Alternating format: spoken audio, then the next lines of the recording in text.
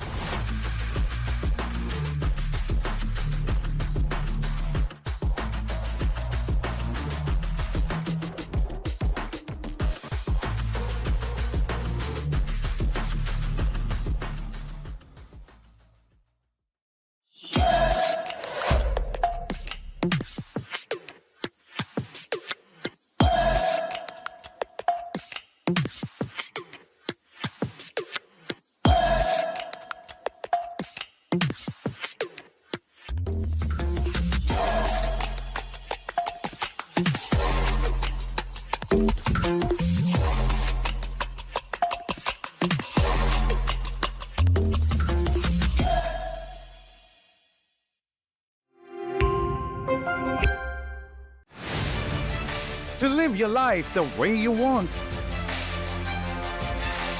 Compete like the toughest challenger. Dance like there's no tomorrow. Celebrate every second you are alive. Life has no rule books, but we can give you a stage. Welcome to OMEN VALORANT Challenger South Asia. अब इस दिन के लिए हम कब से इंतजार कर रहे थे हर एक एंगल में चैलेंज किया जा रहा है And VCSA head up का support, head up with the board.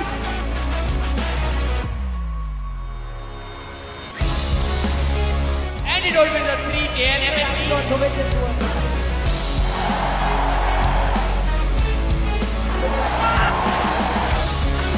shut down करते हुए Revenant और एक और बार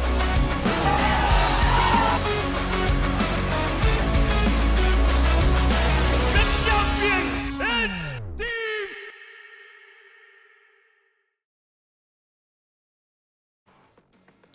Good afternoon, folks. It's Survivor Sunday, and you are watching Omen VCSA Split 2.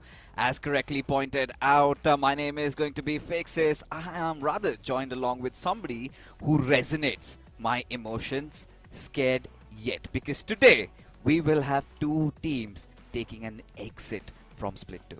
And I'd say, on the contrary, there would be two teams who would still be in the Colosseum to survive through the brutal lower bracket. Because I 100% agree. Four teams that we witnessed in the past 2 days perform, but not up to the mark, I'd say. A couple of them facing the behemoths, couple of them facing two other giants, eventually coming down to the lower bracket.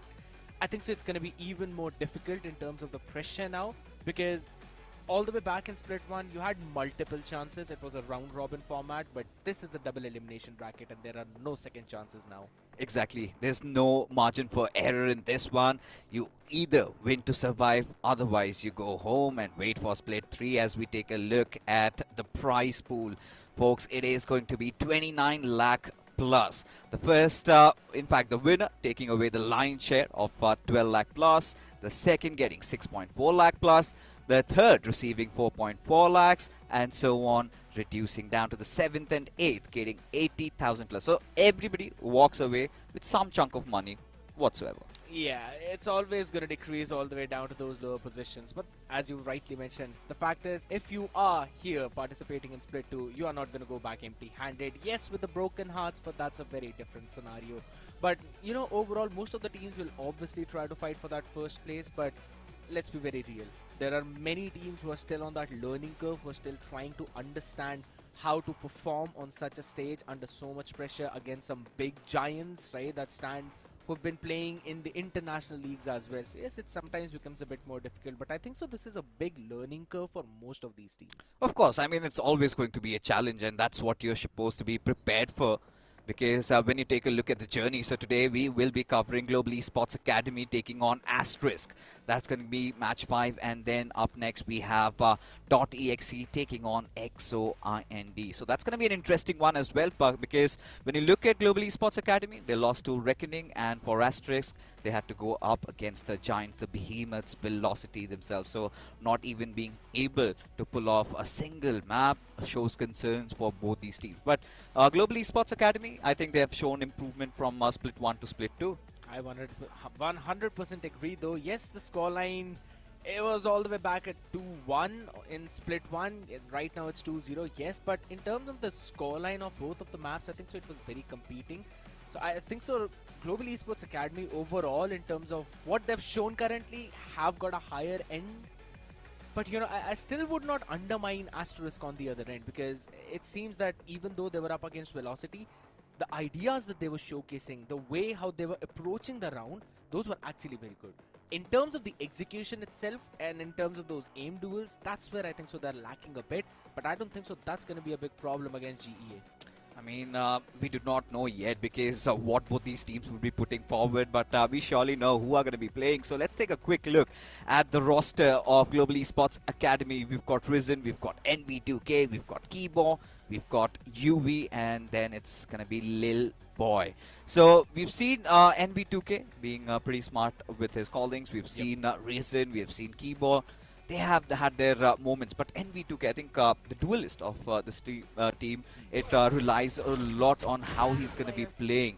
But against Reckoning, we saw they came up with a very, very different agent composition, which almost, you can say, did catch off guard the players of Reckoning, but since they put out 2 Sentinels, they could easily counter them. Yeah, Reckoning had phenomenal ideas on their defensive half as well, and we were discussing that if in case the scoreline was a bit different in terms of the first half of the game, maybe we might have seen some OTs as well in that one, but it's absolutely fine. There were some fun ideas, but there's a fun fact that Smokey was playing yesterday. I don't think so he's going to be playing with the team today. Maybe it's Lil Boy, as in the roster it was shown up, but for Asterisk, I don't think so there's any change here. Yeah, we've seen the likes of Hart on that initiator role being really good, but Ice definitely will also be on Bullet 1 and Yash also. Because there have been moments where Asterisk going up against Velocity, yes, everything was stacked up against them, but they still showed heart, right? They wanted to fight, they got a couple of rounds, but then again, the argument does come in. Was Velocity even try hard? That's a big question, right? I'm actually looking at the stats as well for that previous match that happened on day number 1. The fun fact is, Yash had technically the 3rd highest ACS in that game, combining all the 10 players in that one. So it clearly shows you that he was outfragging a lot of players from TNT. It just came down to that entire team fragging department where the rest of the players, they've got a bit of a catching up to do. Hart was showing up a bit, Prime as well, but they had their own moments. But in terms of consistency, yes, that's where they are lacking. This team has actually shown up all the way from Pro Morello, so I really don't want their journey to end right now. Exactly, you know, for both these teams, especially considering they've got young players, all of them rookies, they're trying to make their strides, and they have been improving. If you look at their previous performances, there's definitely that improvement. But again, this league is so unforgiving that you have to go up against the likes of Velocity. You also have the likes of Revenant XSpark, 2 strongest contenders to win the Split 2 itself. They've had to go up against them. Even Reckoning, they look also deadly, so they do not have a lot of time to really condition themselves to go up against them. It all comes down to how they survive today and which maps they will be battling it out against. It's going to begin on Icebox. Next up, we've got Haven, and to settle it all, Sunset, the first Sunset, I believe, of Split 2. Absolutely, the first one indeed. We have not even seen it in the map veto yet, even in the past 2 days. So I think so it's going to be nice to see what kind of meta evolution would be there on Sunset, because it's probably the first time that we'll see the Breach Teho composition maybe being pulled off on this one. We've seen Breach being pulled off all the way by EG as well from the North America, so it is a high possibility that you might want to put in Teho as well in this one. Plus, it's a pretty small map, to be very honest. So I think so a single duelist might work. But Icebox is an entirely different story. We saw this map last time when Global Esports Academy played. It went to OT against Reckoning. No, interestingly, Asterisk, they've opted for the defensive side, and giving Global Esports Academy, of course, it's their map pick, and deciding and letting them attack first. So it's going to be interesting to see what sort of composition Asterisk do show up, and let's find out. Let's see what are they going on. Are they going on the defaulty compositions, or are we going to see the old meta Harbor and making his way? Do we see some chaos in mix, or it's going to be around? So a lot of questions, and finally the answer, it's going to be pretty standard, I think. I mean, not exactly standard for Asterisk though on the other side with the Reyna and the Jet into the mix. They've put in the Sova as well, because you really need those recons and the owl drones for it's the one of the older compositions, right? Yeah, it's kind of the older composition, but with a new mix of Reyna. So I'm not pretty sure how that's gonna pan out, because T1 runs Reyna on this map, but they also combine the ISO and change a few things like their own tweaks. But we'll have to see how Asterisk are actually gonna perform. Rinsad will need to feel that aim. He need to be in that zone, because that is the idea with Reyna. Can't really depend on those layers, you need to depend on your aim. While for the other side, I think so for Global Esports Academy, again, sticking back to what they have been preparing, what they showed us last time as well. The only difference is that it was Smokey who was playing on the Viper. This time it's going to be Lil Boy. In terms of the fragging department, Lil Boy is a pretty solid player. But in terms of gelling up with the team and how they're going to perform together, let's be honest, they've had quite a good amount of time playing together by this time. I think that the synergy should be there. Hey, given the fact that Smokey did have a decent performance the last time they went up against Reckoning, I think both these teams, especially for Global Esports Academy, the only biggest issue has been them in trying to be decisive in those latter phases of the map where they kind of tend to choke. If they can somehow overcome that, they still put a good fight against Reckoning. Let's not forget that, you know, both the games went quite competitive, but it was a different storyline for Asterisk. And I mean, Asterisk might feel it's quite unfair going up against Velocity, being pushed off to the elimination bracket. So this is where Asterisk have a golden opportunity to show the world what they're made of. It's a fun fact to, actually see as well that Asterisk banned the map of Icebox themselves last time the map vetoed. Yeah. And this time they've allowed it to go through regardless of having the ward for Global Esports Academy's performance. Because this, as I said, it was a map pick of Reckoning when GEA were playing against Reckoning, and they still managed to push it to OT. If I'm not wrong, all the way back on that map, the scoreline was somewhere around 11-11, went on for Reckoning to go on that 12-11 map point, or rather the series point thingy, and then GEA pushed it for the OT. So yeah, they lost after that, but the point is, if we are just making, if you're just looking at the macro ideas for both of these teams, they both have got flawless macro ideas. So I don't quite know if Asterisk would be able to keep up with GEA on this one. I think so GEA might take this in the bag. Let's hope so. And even for Global Esports Academy and all their fans, everybody just have their eyes glued, and a few tech checks going on still. Players already set up, just waiting for this game to begin. But that again, this is where looking at the past statistics of how both these teams have performed against their opponents, I think Global Esports Academy are the ones who've got the chips in their favor. But you never know. Asterisk, they might put up something very interesting, because I'm still yet pondering around the decision to go defensive first on Icebox. It's probably just so they can get the maximum number of rounds on the defense, right? Somewhere around 4 to 5 rounds, maybe. If you're lucky, 6 or 7. 7 is something of, a bit far-fetched, considering how attack-centric this map is. So maybe they're looking, or rather they're eyeing out for those standard 5 rounds on the defense, and then tweak a few things along the way when they're on the attacking side. You want to be in the controlling pace, and whenever you're on the attacking side, that's where you actually have the control, because you can go for some fast hits, or if you want to slow things down, you can slow them as well. You don't have that luxury on the defense. So I think so, just to get that extra bit of control towards the second half of the map, that's probably the reason why Asterisk decided to go for defense first.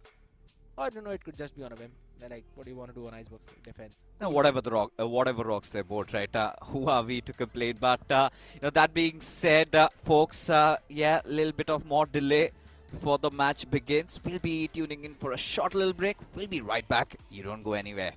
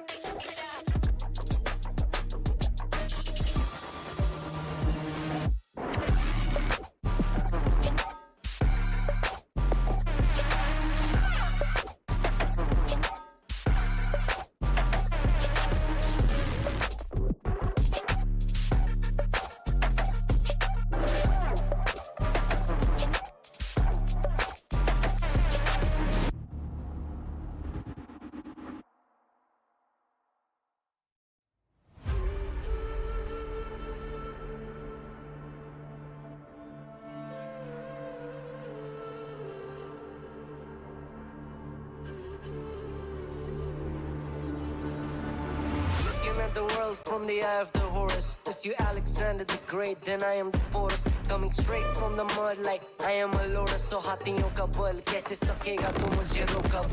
देख तू कैसे मैं लड़ूं, तुम लोगों से ऐसे ना डरूं. करूं मैं जिससे मैं तरुण, पानी पे चलूं मैं जिससे मैं वरुण. चाहे मैं जीऊं या मरूं, जो करना चाहूं मैं वही तो करूं. आधा है तू ना करीब, तू बेटी चीप, जो अभी तक कटे ना तेरी ये jeep.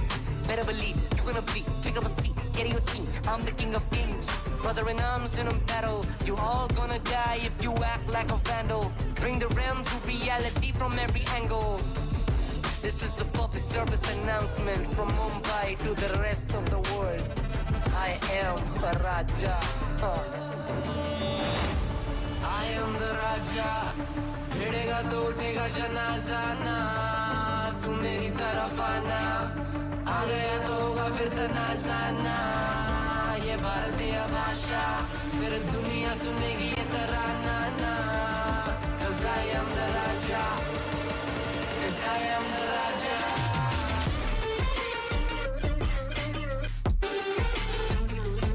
I am the.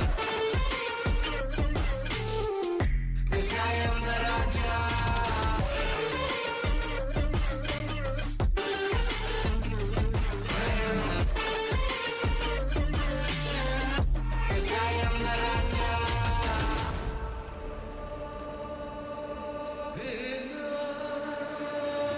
Look in my eyes, what do you see? I'm more than an average man. I'm a maverick, I can grow flowers on a barren land.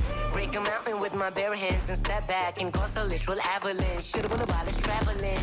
अष्टभुजाएं मेरी जैसे मैं tarantula. ना है कोई तोड़ मेरा जब से पूर्वजों का ज्ञान मिला. मेरे जैसा मिलेगा कोई ना तू और चाहे जो भी था सबकी कबर मैंने खोदी. क्या तुम लगाओगे बोलियां कम पड़े गोलियां चंद्रगुप्त में मौर्य या दिला तू लोरियां. Come to me and you just gonna die. That's really a given.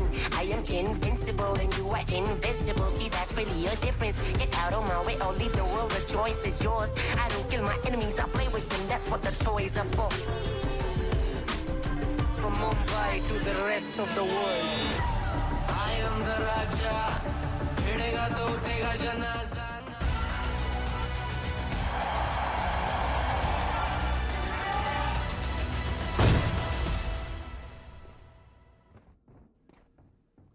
All right, it is game time, folks. Global Esports Academy versus Asterisk.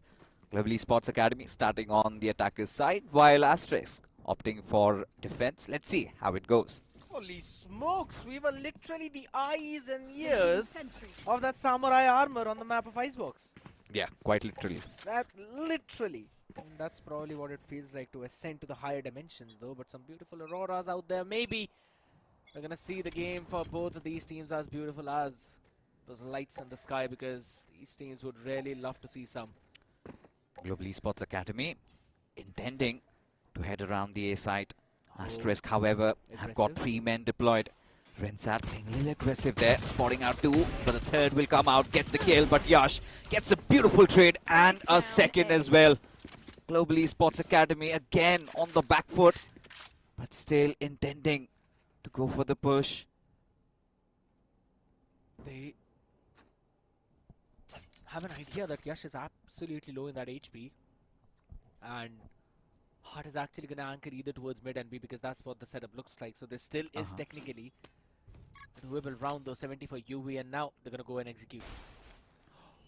Yash not having the best of HPs. He's in. He's got him quite deep.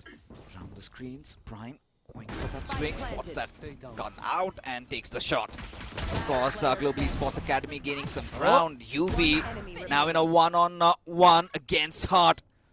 He's shown a lot of courage there. Spike being planted already. Heart coming with full HP. He's got just 3 bullets on that Sheriff. Needs to connect, and he will.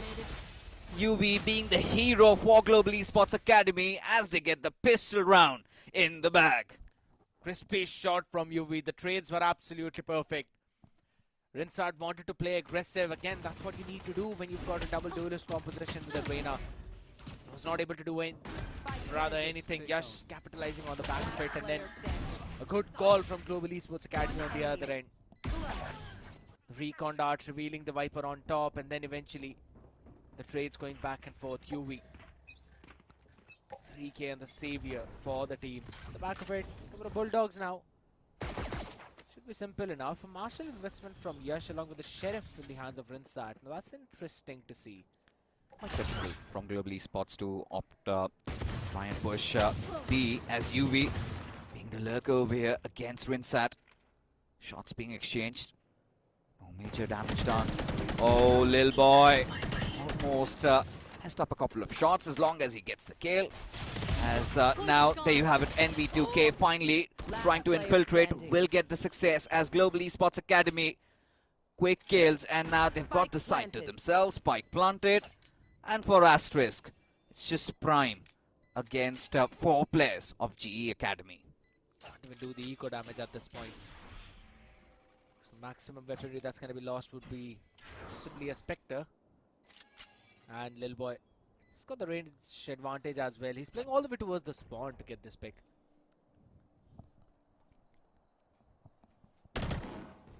Season. Scanning ahead. Prime has decided not to take that fight. That's fun, that's interesting. Kibo. Oh, there you go. I mean, he was just trying to delay the inevitable. Global Esports Academy.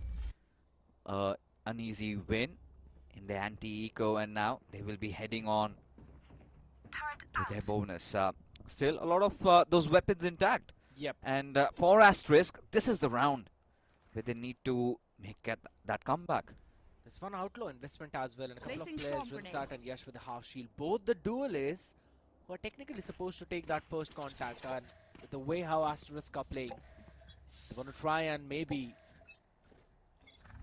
push out mid out there. 3 people from the mid. This might get explosive. Yeah, nobody's... yeah, nobody's actually be watching that. And, they've been read like a book for Asterisk.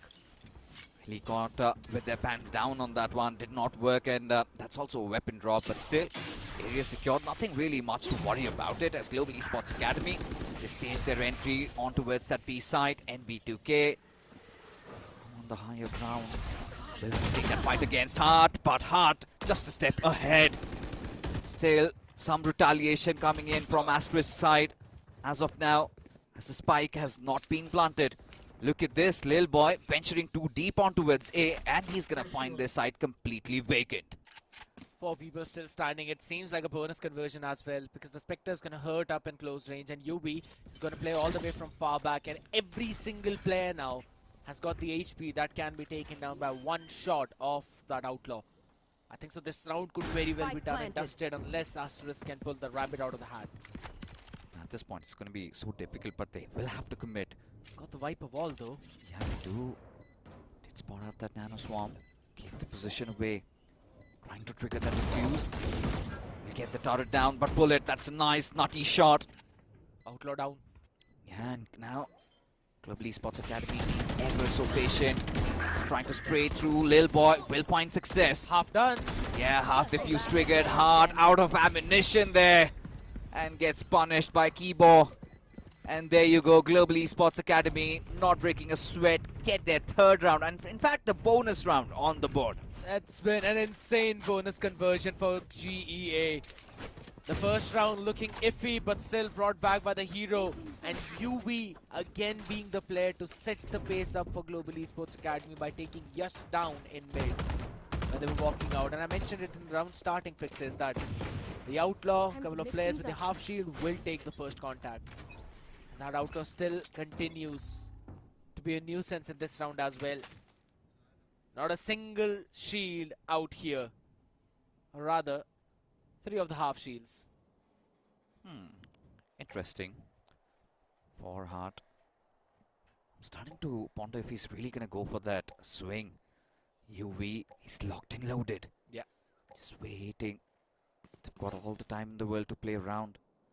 Asterisk have a scarcity of their loadouts. Not have those resources also do them. But for GE Academy, they really slow the pace down. A little bit of that impatience, and Lil Boy punishes Hart. Just playing a bit more aggressive. Yash on an off angle. Oh, gets 2 already. Something that Global Esports Academy weren't really prepared for, but NV2K responds back in due fashion. And just like that, obliterated is the squad of Asterisk.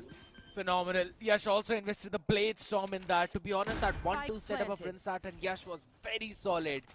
But they could only get 2 on the back of it. And now Bullet all alone with 20 in the magazine as he has Stinger in the hand.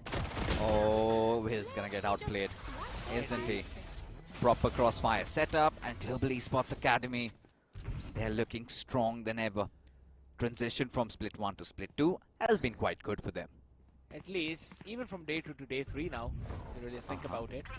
With the domination out here. The early opener. Just an elbow being spotted out of Hart when they were sitting down at you, while Yash providing a good opening to the team with Rinsat. Oh, this one was good. Absolutely. Because again, NV2K said, if your Jet can do that, I can do that too. Maybe better. Asterisk call for a timeout now because they really need this round fixes. If this one goes out of hand, and that would basically mean economy for the next round will not be there either. They're already caught in that economic death cycle. So Global Esports Academy will run away with at least 6 rounds. They've been having a lot of issues with trying and gathering information.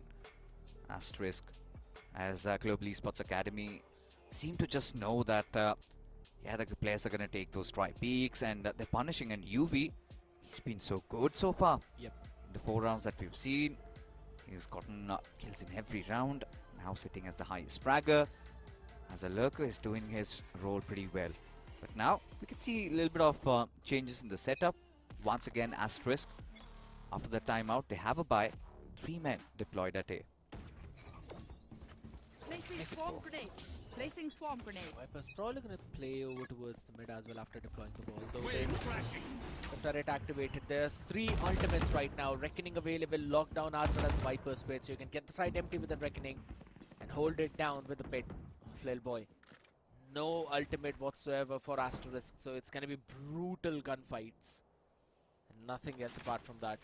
And this is the first time Global Esports Academy have shown their face over towards the B side to deal with the Killjoy setup, though both the Nano Swarm still standing yet. Shock Dart did not catch any utility.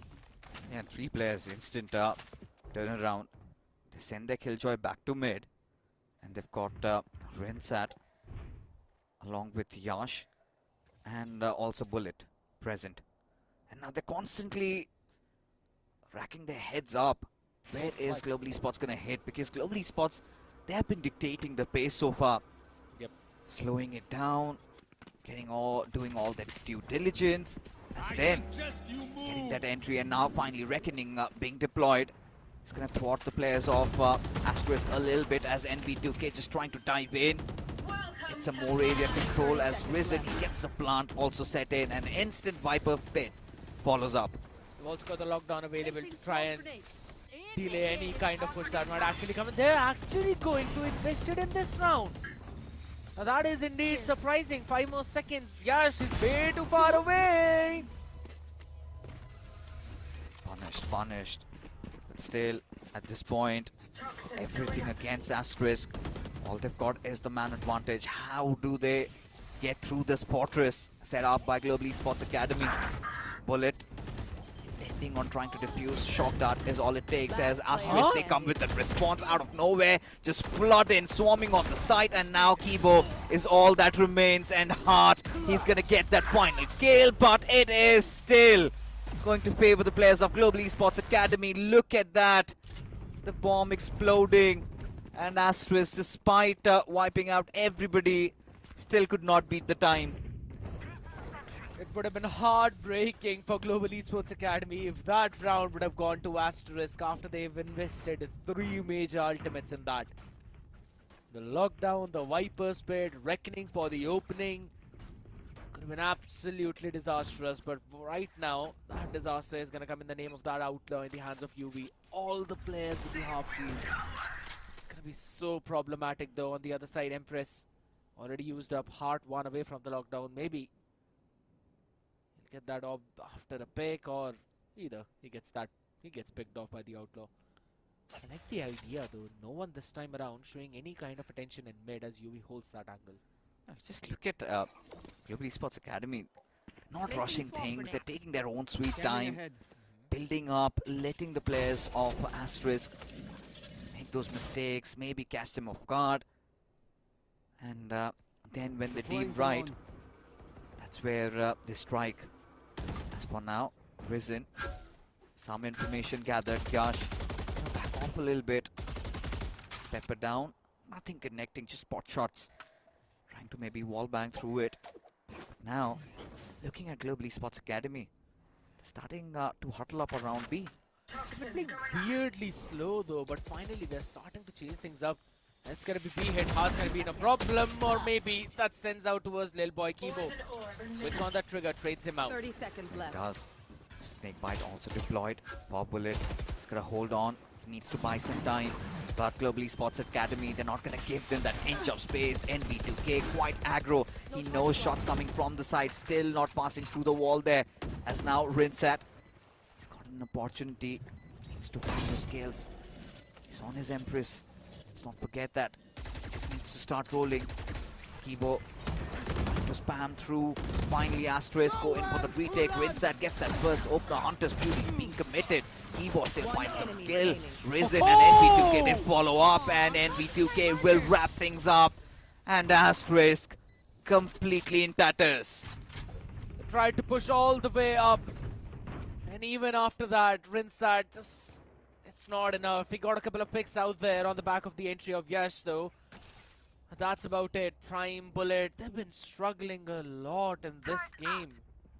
1-6-3, 1-5-0. That's not the kind of start you would want from at least your Smokes player and your Initiator, because their job is to go in for the trades, and they're the ones getting picked off. That wreaks trouble. Yeah, it's not looking good for them at all. And the Outlaw is still continuing even in this round. Yeah. As long as there's no crack, why do you want to even try and change things? That's the mantra for Global Esports Academy so far. It's been working. It's been working. So, no need to fix it. Fun fact. Kibo is again one away from his reckoning. Yeah. And Global Esports Right Academy here. have been weirdly playing this game so very slow. Ooh, And nice. the second I say that. Yeah, I think Asterisk had to do that. Yep. Slowing the pace down, they need to catch them off guard, and given the scarcity of resources, not have the best of weapons, not all of their utils also being bought. Now Global Esports Academy, they've had enough. Trying to venture in onto the A side, will meet against 3 players of Asterisk. So NV2K needs to create that chaos before they go in for the dive. 30 Half wall seconds normally left. leaves a gap out there. Worried about that though, already through the smoke. Just kind of a snake bite to try and stop the players though. Wins that with a 1-1 trade. Oh, look at Bullet though. With that stinger, finds success, and there you have it. The defender KJ lockdown comes in, so Hart got some time, already triggering the defuse as Kibo still fighting till the ends of time, but the plant really not helping from where Kibo was positioned at, and that's how Asterisk, they managed to squeeze in around, and that's a thrifty. Indeed, was a thrifty. I love the idea. They used Kibo's go with self to half stick the defuse, killed off the players who were actually having an angle on that spike, and then eventually the couple of players who were left had absolutely no angle. Just because of how late the execute was, Global Esports Academy were forced to plant safe. And if you're planting safe, you will not have those angles on the back of the lockdown, and a beautiful lockdown by Hart pushed every single player out. But this one seems to be explosive. Rinsat wanted to go for the AWP, but the shock dart snake bite combination delayed it. Oh, but look at this, NV2K battling it out, objective on display as Rinsat. He's gonna get that quick trade as Global Esports Academy still pour in, still will fight that spike planted. Kibo is not gonna delay any Spike further. planted. Now Bullet, that was a nice strike, a snake bite, and there you have it. Players being taken down, but Risen responds with his own, as now Risen taking on Arm, but UV also prepared, stepping up along with him, a 1-on-2 situation for this young lad. Touch it out, the crossfire is in position already. He knows both the players where they are, but they're giving him that due time, and the moment they find some room, there you go, get the kill, and also the 7th on the board. Still trying to go for 1v1, probably wanted to get one pick and then go for the ultimate, but just could not do that. The bombardment of utility with the snake bite as well as the shock dart, absolutely impeccable. And the investment of reckoning as well in this one round, even though Rinsat found a good trade when Yash was picked off, it still just was not enough, and another buy round going in for Global Esports Academy. Just one round dropped till now, and the outlaw still comes out. To be honest, they probably should drop an outlaw in every other round and keep it there with them. It's been working like a charm. I mean, what do we say about that? UV's just feeling himself on that weapon, and as long as he gets those kills, nobody to complain. But this time, Asterisk will change in how their setup is. But there you have it. Entry on towards that A side, NB2K on top, and Prime does not have the best of weapons, eventually falls. And there you go, the plan does come in, and now suddenly Asterisk does not have the best of buys, running low on that, but Yash will respond, but quick trades from Global Esports Academy to instantly shut them down once again. A 2-on-4 situation, down to the last player now, Bullet. Just helpless, a stinger and a dream. And all he can do, the best possible scenario scared, if he can somehow pick a weapon and get the hell out of there. Seems to be impossible right now. Probably want to drop him down dead, and that's exactly what's gonna happen to Lil Boy. Will be the one to get that trade. 8 on the board for Global Esports Academy, and they seem unstoppable. It's just like they are playing so very slow that Asterisk have got absolutely no opportunity, and fixes the second and the last timeout used in the first 9 rounds. That just reeks of trouble. At this point, Asterisk, they've pretty much been their punching bags for Global Esports Academy. They're just enjoying themselves. Yep. Completely in control of this game. There was that one round maybe where you felt like Rinsat, he wanted to do something out of ordinary. He did find that success. But eventually, Global Esports, they do have the contingency measures set up. At this point, Asterisk opting for another timeout. A very bold call at that. And they need it desperately. They need to change things around. Of course, we understand it's attacking side, but Asterisk really need the next 3 rounds. To be honest, their strategy of pushing all the way out towards the A was kind of helping them at least in the early numbers. It's just that mid to late round call, that's where Global Esports Academy are having that advantage, or rather are just out-calling the members of Asterisk. There. They're playing it far too slow, taking their sweet time, and then going towards the sides. And their ultimate cycling is phenomenal, because Lil Boy is just 2 away from his own Viper's pit now. I think so maybe an orb and a plant. As well have a pit to be invested. Yash pushing out pit this time. Lovely spam. He's down to 66 HP. Yeah, the turret aptly set up just for him. Spam following, and now Yash has to think 10 times before maybe going for another peak. That gives enough room the players of Global Esports Academy to venture out on A once again. Will be met by Hart this time though. He's made sure that he's got all his utility set on towards that A site.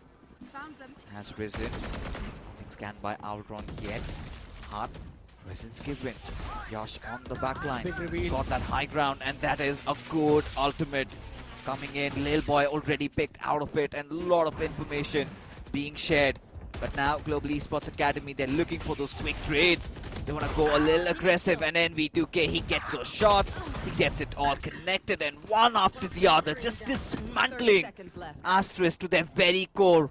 Absolutely shaken they are as the spike plant does come in, and UV is gonna get the cleanup. All rests on Bullet, and he's gonna be doing nothing about this as Global Esports Academy cruise through 9 rounds on the board. Not even a single wall was up at the time when the execute was done. Global Esports Academy are now just out aiming the members of Asterisk. It's not like they're pulling in some kind of magical strategy out of the book. No, they're just simply going in for the execute. NV2K, the spearhead of the team, moves up forward, followed by the rest of the players too. Kibo, Lil Boy, Ryzen. The good thing is that they're moving as a unit. They're not letting just only the spearhead take that entry and then leave him be. They're always trading you 1 for 1. Exactly, even when they have one of their players taken down, they have nothing to worry about. And now it's just a stroll in the park for them. Or maybe Hart has other ideas on mind. As UV, oh no, this is disgusting. This is absolutely mental. What they're doing to Asterisk. They're dirty already, and now it seems like it's just another ranked game where Last round I in feel the like half. the lobby is quite unfair. For some reason, just throw this outlaw away and probably pick 2 or 3 operators that we had. At least for 1 round. Again, a fast-paced hit by Global Esports Academy, and conventional of them looking at the half that they've played. Always slow, always collected, waiting for any kind of push-outs from Asterisk, and then in the last 40 seconds, they were deciding where they want to go. But in the previous round, they decided we only have 40 seconds from the starting of the round, let's just jump him. They did, and steamrolled on them. Look at this, the last round, they've got 3 ultimates to play on. Global Esports Academy, just so good, can invest into the lockdown, and they will. And Hart, They should run. yeah, he's got some idea there. No. He's just waiting maybe to find one big maybe. Try to spoil the flow, but look at this, Envy already deals a massive amount of damage. Hart just 1 bullet away from getting dealt with as even the Viper's Pit comes out. And this is gone from difficult to nigh impossible for Asterisk. Barely surviving in that, just on 1 HP as NP2K just floating around the map as Risen and Lil Boy get their kills individually, and Lil Boy just follows up with one more Player standing. as no answers being posed, and Prime completely helpless. They're trying to find him with a Bucky on the face. This is madness. Switching sides. NV2K, the player who's basically been picking them apart one after the other alongside with UV, decides he needs to throw away the Vandal or a Phantom, whichever he was carrying, picks up the Bucky, which was an investment of Asterisk, only to just destroy them.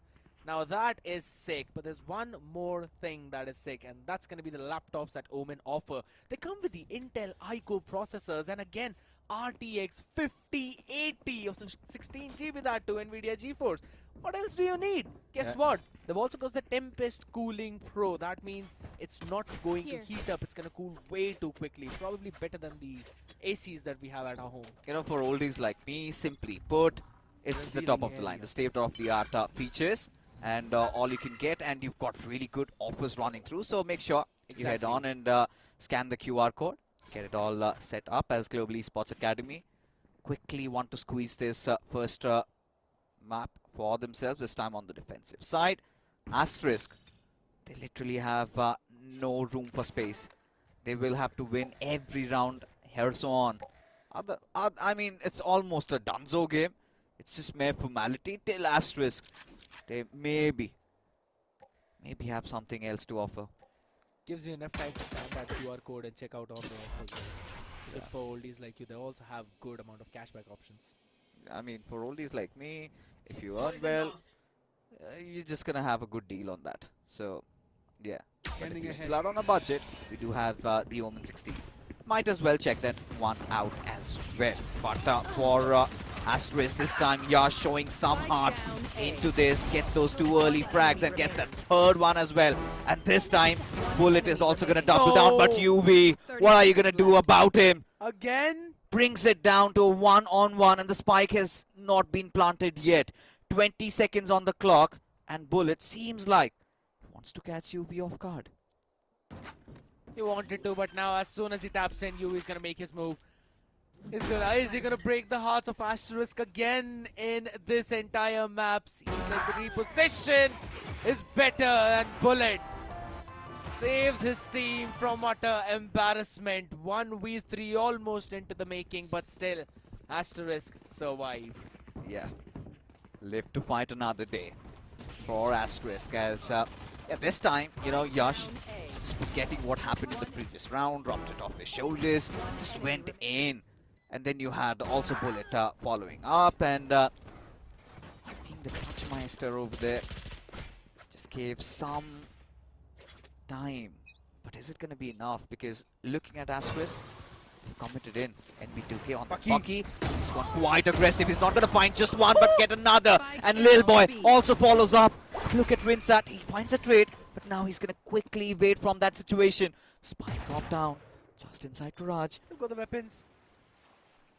Oh, Rinsat. This time, that little crouch peek does help him out. And the numbers really not favoring Asterisk, but they have Rinsat on that Guardian. Has to be the difference maker. Will he be is the big question. Bullet so he's got the Vandal in his own hand. It's all gonna fall down to how much delay can Kibo bring in on the table. Risen, UV, both on flanks.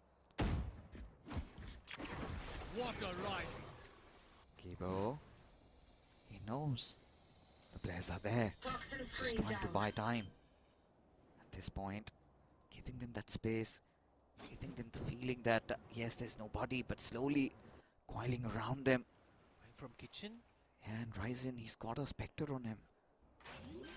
Oh, I love what Kibo is doing. He's making sure and giving the info to the team that they're not rotating over towards A from spawn. I think so that's big.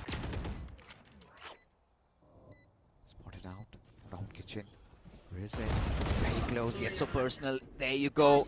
Little mistake being made. Could have been a double pick, could have gotten a trade, could have used those numbers, but now it's all out in the open. But there you have it. UV is gonna take a dig. Rinsat prepared for that. This time Kibo, that classic gets a trade and almost ending him. Had it been any other weapon, maybe a little chunk of damage, this could have also favored Global Esports, but Asterisk barely surviving by the skin of their teeth in that round. The right click magic almost doing its thing. But I have to point it out, UV, as soon as the wall dropped, he just went behind the container, leaving Ryzen all out there in front of that one member that was bullet. He's like, I'm out of here, man. You deal with it. I'm not dealing with it. You know what? I'm here for the clutches. And it's fine. A pretty silly round out. Eventually a very solid play by NV2K, but it's absolutely fine now. It's an aggressive start from Yash this time around over to you. Doing something out of the ordinary, but so will NV2K. Global Esports Academy have been constantly proactive on their defensive rounds. Going very aggressive the previous one. Finding the start, finding 2 kills, getting that follow-up from Lil Boy, but now look at them. Asterisk got no space to maneuver around, and that head thing through the wall. Otherwise, it was a kill, but NV2K, he seems to have soaked up a lot of damage himself, but still so relentless, finally gets punished. To be honest, he had so many opportunities to actually go back. A bit of an overheat out there and a good punish from Asterisk. Prime, though, himself is pretty low in that HP, only 28, but as long as he stands, those out drones and the recons and the information will be there. He's only one, though, but what a shock dart from Ryzen. The lineup is nasty. Go out in the open. Princet is going to be unforgiving for that one. UV Risen trying to get those trades, trying to keep the numbers intact. Now it's a 1-on-2. Princet already on the Empress. Needs to make work of this, but UV's not going to give them that inch of space. And there you go. Just like that, Global Esports Academy converting their buy into their round. And now they're sitting on the map point. That was a full investment from Asterisk as well, so they're not going to have enough for this round. Big problem out there. First hard being picked off. Sad though, pick on those trades, catching not just one but rather 3 in that round overall. But I love the way how Bullet played. He waited for UV to get that contact on the Reyna, and only then he would peek, not giving that individual 1v1. Lovely discipline from the rest of the pack. And I'm pretty sure it's going to be easy for the MVP. Oh my god, this time it's Judge, this time it's even crazier weapon, but Bullet punishes. Yeah, this time they were conditioned for the very same intervention being posed at them. Asterisk NV2K already out of the picture. Start dreaming more around. Now Josh around yellow. Lil Boys ever so adept at that response back, but Risen with that Hunter's Fury. That is disgusting. UV's gonna follow up and no room given. And Asterisk, they have been clobbered down, bullied, battered, beaten in the first map itself. As Global Esports Academy, these young rising stars, they might have taken their time, they might have struggled against Reckoning, but now they have shown the world what they're made of. Beautiful Valorant on display. Absolute titanium, I'd have to say. Just felt like this is a different Global Esports Academy that we were watching today versus what we saw from them yesterday. Yeah. Couple of moments where they overheated, yes, over eager, it's absolutely fine. Sometimes those are also necessary just to set your team up for, you know, not making any major blunders out there. But a very solid play, to be honest. It just seemed like they had full control of the entire map, and I think so the fear that I had in the starting of today's day, it actually came true. Icebox, it better would stay in that ban section for Asterisk. Yeah, that could have been done, but at the same time, I'm still trying to wrap my heads around the fact that Asterisk did opt for a defense, because I mean, had they started off on the attacking side, maybe they could have squeezed in more rounds, maybe things could have been different, but trying to do something out of the box, it really fell flat. I 100% agree. They just had nothing to work around in their attacking rounds though on the other side. I think so that's a very big problem, to be very honest. And there were quite a few rounds fixes where it was Asterisk who found the first opener, but then Global Esports Academy ended up converting them. I love the layerings they had in their executes, right? Even on the attacking side for esports. The timings, look at them, you know, they were very slow timings there, they were very slow entries, they were just waiting for maybe somebody from Asterisk to get impatient, go for a dry peek, and UV was just punishing them. And eventually you had NV2K, he was feeling himself, he was connecting all the shots, And it was just not him, right? Even UV, Lil Boy, they were all doing their job. They were getting the site secure. There was just that one round where they made a panic plan, which kind of went against them. But barring that, I think Global Esports Academy looked quite sublime. And it's going to be the envy for the team as the MVP. Out of the 17 kills he has, he's got 6 first kills. That shows you what a solid spearhead he was. 19.4% headshot percentage. It's absolutely fine because his damage per round was 195 with an ACS of 303. The team was setting him up for success really well, and I think so it clearly shows you how much trust they have put in this man, and he's delivering it. And it's just not a one-man show, right, when you talk about Global Esports Academy, because when you look at the stats, look at how 11 out of 12 post-plan successful. And for Asterisk, I mean, they did not even have that much time, or they could not even push or prolong this game to further venture out, maybe have a few things here and there working out for them. And G Academy, they were just better. This was their pick. This was their turf. They have been playing in this map. They've worked on their mistakes, and it's clearly visible the amount of improvement they have shown over the course of time. Fun fact is that there are 12 rounds in the attacking side. Yeah. They planted the spike in every single one of them. And that clearly shows you the strength of how comfortable this team is on the attacking side. There's one player with over 300 ACS, the second player who's almost touching the 300 ACS, that's UV. He was singing his praises all around, and again, he's got the maximum number of finishes, or rather the kills in this entire server. Ryzen as well falling up pretty well. On the other side though, both the duelists on the double digits, and then not even a single player hitting that 10 kill mark, and that is concerning. And that is, to be honest, a big sign of concern, because now I don't quite know what's going to happen on the next map, because this kind of domination, it's not just winning you a map, it's also winning you that confidence, and it's also breaking the backbones of your opponents. Yeah, I mean, for Global Esports Academy, like, I loved UV because of what he was really doing right from the very start of the game, where he was just clutching it out with his Sheriff till those mid rounds, and his love for Outlaw. We might have to ask him about that, but we'll do all of that after this short little break, because the next map is on its way.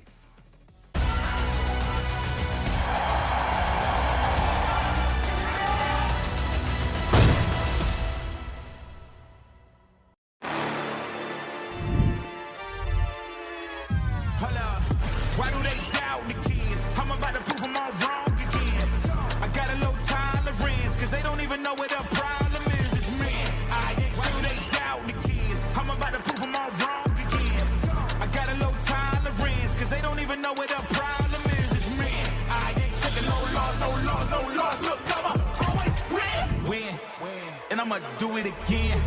Watch me win. Then watch me do it again. I'ma always win.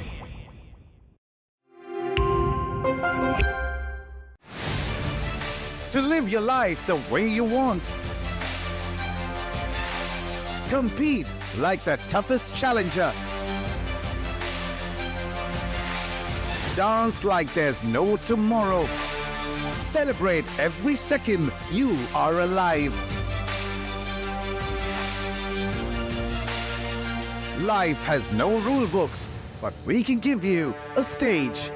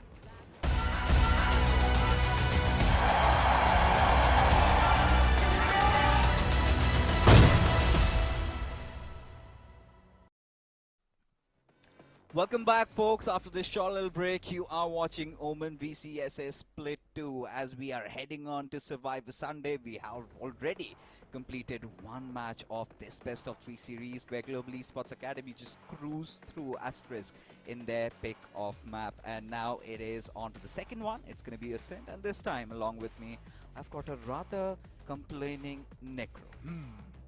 Look, after looking at that previous game, I'm pretty sure everyone's going to be complaining on what exactly was Asterisk planning to do. They went for a double duelist composition, but it still felt like the aggression in some rounds was clearly missing. And then they started things off on defense. That's one of the main reasons why I'm so disappointed.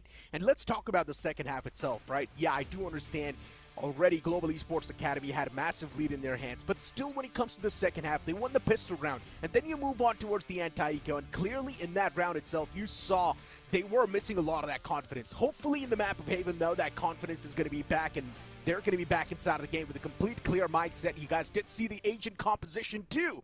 And just like that, we're going to head in towards the map of Haven. Asterisk starting things off on attack as Global Esports Academy will kick things off in defense. Indeed, and looking at the setup, you already have the Devo and the Breed set up around A. It is going to be a flood. And I think Asterisk, they're going to take their own sweet time. Off the rip, a bit of that presence was shown towards A. But after that, we're not really seeing anything. Still the players slowly and steadily maneuvering towards the A site. Asterisk, they've got a clear plan. They just want to move in towards A, breach in, find some sort of control. Global Esports Academy, it's going to be a tough wall to crack. Asterisk still, somehow, they have managed to squeeze quite deep, specifically on the back of that Yoru, but they have got no clue. There's man in the left side, and he might just be someone that can do a lot of potential damage, but still Asterisk, they're winning majority of these duels. Trades did happen back and forth, but in the favor of Asterisk, and now they've got 3 players standing, while Global Esports Academy just with 1 man left alive. NB2K, this man does have a lot of that clutch potential, but he's taken down way too low. 10 HP in hand, not a lot of bullets in the magazine either, and NB2K will be shut down in the end. Asterisk finally understanding that overthinking is not going to do them any good. In turn, they respond back with just flooding onto the site, overwhelming Global Esports Academy with numbers, and getting the round secured. Now heading on ahead, you could see GE Academy, they have been limited with their buys, so of course a stack around that A side, completely leaving C vacant, and that is where Asterisk seem to be headed at. Without a doubt, Asterisk, before moving inside of the split 2, they went through a complete revamped roster, getting 4 new players on the board, but that's also costing them the team synergy and team communication. And you can clearly see it being an issue at this moment. Let's not forget, this is the elimination bracket at the end of the day. Whoever loses this matchup gets eliminated from the split 2. You cannot afford to lose it. Asterisk, they need to give it everything they've got. And they're definitely trying to their best. A back and forth trade, 1 for 1. 4 players left alive on each side, and Asterisk, they've already found the presence and the entry towards the C site. It's also going to get the spike planted. Beautiful shot from Yash, shutting the man down in the back lines. You'll be taken care of, but this Bucky can be deadly. Yash chipped off low. This Neon has been a constant problem maker, but eventually Yash is the man to put a full stop. And Global Esports Academy getting absolutely dismantled. But since it was an eco round, we can give them the benefit of the doubt. Yeah, I mean, for sure. And even for Global Esports Academy, little interesting opting for defense. Pretty sure they have got some ideas in their head. This time around, 3-man setup at A by G Academy. C left to Lil Boy. Just playing around the garage alongside UV. So B right now completely open. Having just Vice there. All the little setup over there. It's a little bit of a bot line. Trying to gather some information. Nothing secured so far. As of now, look at that quick rotate from Asterisk. They're headed at C. And in my opinion, this defensive start makes a lot of sense too. They like to play defensive, and you clearly saw the example of that in the previous game itself, but hold on to that thought. C site undertaken. Wow. But Asterisk, they're getting absolutely shut down. And it's all thanks to this one man, Lil Boy, just dominating the entire site, getting a nice 4K in the end due to close things off. Lil Boy just popped off in that one, and he's the only reason why Seaside is not in the hands of Asterisk. But once again, back towards the conversation that I was trying to have, right? You saw a clear glimmer, you saw a clear picture that Global Esports Academy likes to play defensive, and that's why they started things off with defense on this map itself. And now that they've also won the buy round, it's going to give them such a massive advantage on the board. Really, just dealing with aggression, with patience. All the utility, especially that paranoia coming out, was so instrumental, just setting Lil Boy. And Asterisk wanted to again try and overwhelm, did not work out. And look at the change in pace. NV2K decides to just aggress through mains. And Bullet, the big question is, does he know this is going to happen?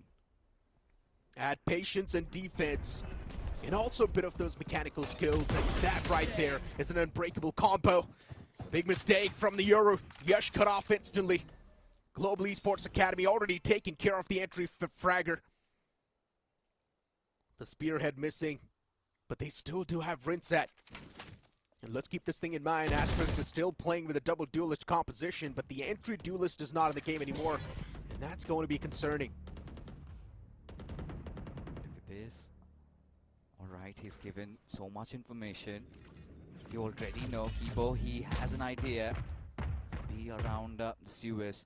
But look at this, no. Asterisk, they headed towards B. Crossfire already set up. Risen is present, Lil Boy is there.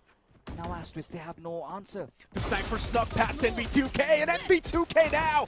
He's got a massive advantage. The relay bolt as well. It's gonna do its job, and NV2K gets the 3K! That flank was insane, but even Bullet can have the striking chance, but maybe not. He was expected. NV2K snuck past that Cypher, and even he snuck past NV2K. But Global Esports Academy's game presence just better.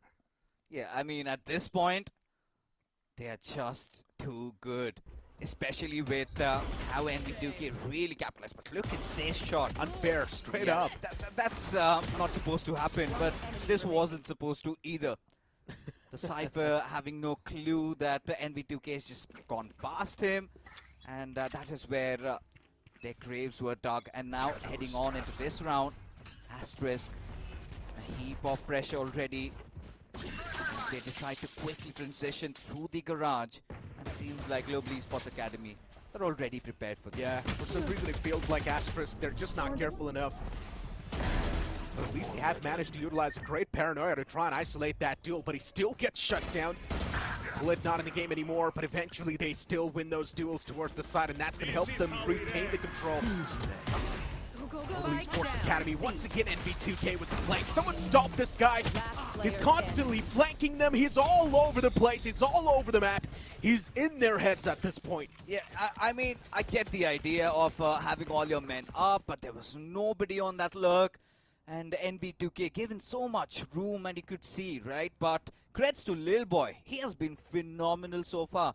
Be it with the spokes, be it with the paranoias. He's been doing everything right. Alongside that, even UV, the sheer coming out, just isolating the players. I think Global Esports Academy, they are playing everything down to the T. The decision was made in a flash. The moment Cypher was picked off, and luckily enough, the Cypher was picked off the rip as well. That's when the flank really started to come into fruition. Finally. But this time, NV2K and his shenanigans, they've been shut down off the rip. Finally, they expect the aggression, and the man has been taken out. And it's not just any takedown. Even the operator inside of the game is not there anymore. So NV2K definitely does let go of a lot of value. But Lil Boy, even he had those intrusive thoughts. He really wanted to give in, but he did not. Instead decided to play it a little bit more safe and try and play defensive for now. Read the opponents, know exactly what's going on in their heads, take your sweet little time, and then come up with a strategy. But look at this push towards sewers. 3 players pushing in tandem. This can be extremely deadly, but maybe it's deadly for the opponents. Global Esports Academy messing up big time. And Asterisk winning every single duel they took. Just tapping on the skulls. This time, once again, Bullet gets snuffed out. The man's just getting mechanically diffed. QV's the only man towards the C site. He needs to hold it like an impenetrable wall. But is his position expected? That's my question. Probably will be as well. There is recon dart available, and that is used. Position known. Last man standing, it's Lil Boy, and he can't really do a lot. Yeah, I mean, he did connect that shot, but unfortunately, the shields were up for Rinsat. And I think kudos to Asterisk this time. They were good with their preemptive fires. They knew that Global Esports Academy is going to be seeking a lot of information. They're going to make those aggressive maneuvers, and they had their players positioned at the right place at the right time. Especially that push through sewers, and Hart did a pretty good job at that. Just trying to limit them off, and now heading on. We can see that few ults are up, especially from Asterisk side. They've got 4 ults. Cage trigger should be around where we see a lot of chaos happening. But look at Lil Boy again, getting restless, starting to maybe take that peek through the door. But Risen, he's gotten ahead as well. Yeah, but the man's already snuck past, and they've got no clue. There's someone deep. And just keep this thing in mind, Ryzen can strike down multiple players with his presence towards this side. And there we go, both the duelists, the Enfried fraggers, not in the game anymore. Yes, there was a quick trade, but look, Lil Boy, when he was there to get the return trade instantly towards double doors. Everything just falls apart for Asterisk, but these combination plays that are coming through from Global Esports Academy, they're creating a lot of difference in the scoreline. Final 2 players standing for Asterisk, and even they're being expected. Global Esports Academy knows exactly what might just happen now. Bullet is not able to have a lot of impact on this map of Haven. Now it's going to be his time to shine. Beautiful stun. Going to delay him a little bit more, and then gets caught through the spam. Bullet, he's got to be the unluckiest man in this entire game. At this point, you're going to feel sorry. Now also spotted out, flashed, and massive. Hart knows. Ooh, did not have an idea that he's ventured in so deep. So all they're going to get is a plant and a paranoia to follow up. As there you go, QB, no problem whatsoever. But you can clearly see, right, how well prepared Global Esports Academy are. Absolutely. Coming into this game. They have been showing so many different strats, so many different executes on the defensive side. It suddenly gets me excited to see what they are going to be offering whilst they will be attacking. They've got an answer for everything, and the timings have also worked out so well for them, especially in this situation. Ideally, it should have been a paranoia follow-up and then Risen getting out, but Risen, if he just finds somebody off guard like that, and then gives so much room for Lil Boy to act accordingly. And now they get the 4th, and it's the rounds coming on the defensive side. 4 rounds, looking so good for G Academy. It's just that split second making the difference every single time. This time it was Ryzen, previously it was NV2K. It was able to squeeze through that Cypher. And Asterisk, in my opinion, they're just not careful enough straight up. They just don't really have a proper surrounding awareness. And the util usage, even when you saw the breach, just giving an aftershock, knowing that the Cypher is going to come out, the presence there, just spraying through the smoke, and they make it look so easy. And that is where Asterisks are getting diffed badly. Yep. In terms of their abilities, we haven't seen a sound cohesive usage of that, while G Academy are just so better. At this point, it feels like taking down a team like Global Esports Academy, when it comes to tactics, it's going to be tough. So in my opinion, just go full-on aggressive. Just have a free hand inside of the game. Just go extremely aggressive. Push all the way through the site. And then in the post-plant, it's up to you how you want to play it. But just make sure you're not letting go off the flank as well. You need to keep your eyes on the lurk every single time. The backstabs have been extremely deadly, and it's been working out in the favor of Global Esports Academy every single time. Operator in play towards C, and a raw peak comes into play. Just gets shut down. And NV2K, this man is going to be unstoppable. Instantly swaps over to that Vandal. Global Esports Academy knows they've got a lot of funds. They can invest those as well. And now is the right time. Look at this man. He's created the off angle, does a decent amount of damage, instantly backs away. He's already softened up the player. Hart can't really do a lot with that amount of HP. Prime is the only man who's healthy enough, but a 2v5 seems impossible. This is rather baffling at this point. Asterisk, they had 4 ultimates available, and just NV2K completely shutting them down. No avenue given, switches his weapon, and will again resecure that operator once the round is over. As for Prime and Hart, having really no option but just waiting for players of G Academy to maybe again initiate another push, and that's where 30 seconds left. look to strike. 20 seconds remaining on the clock, and seems like it's just slipping out of Asterisk's hand at this point. Just trying to save weapons.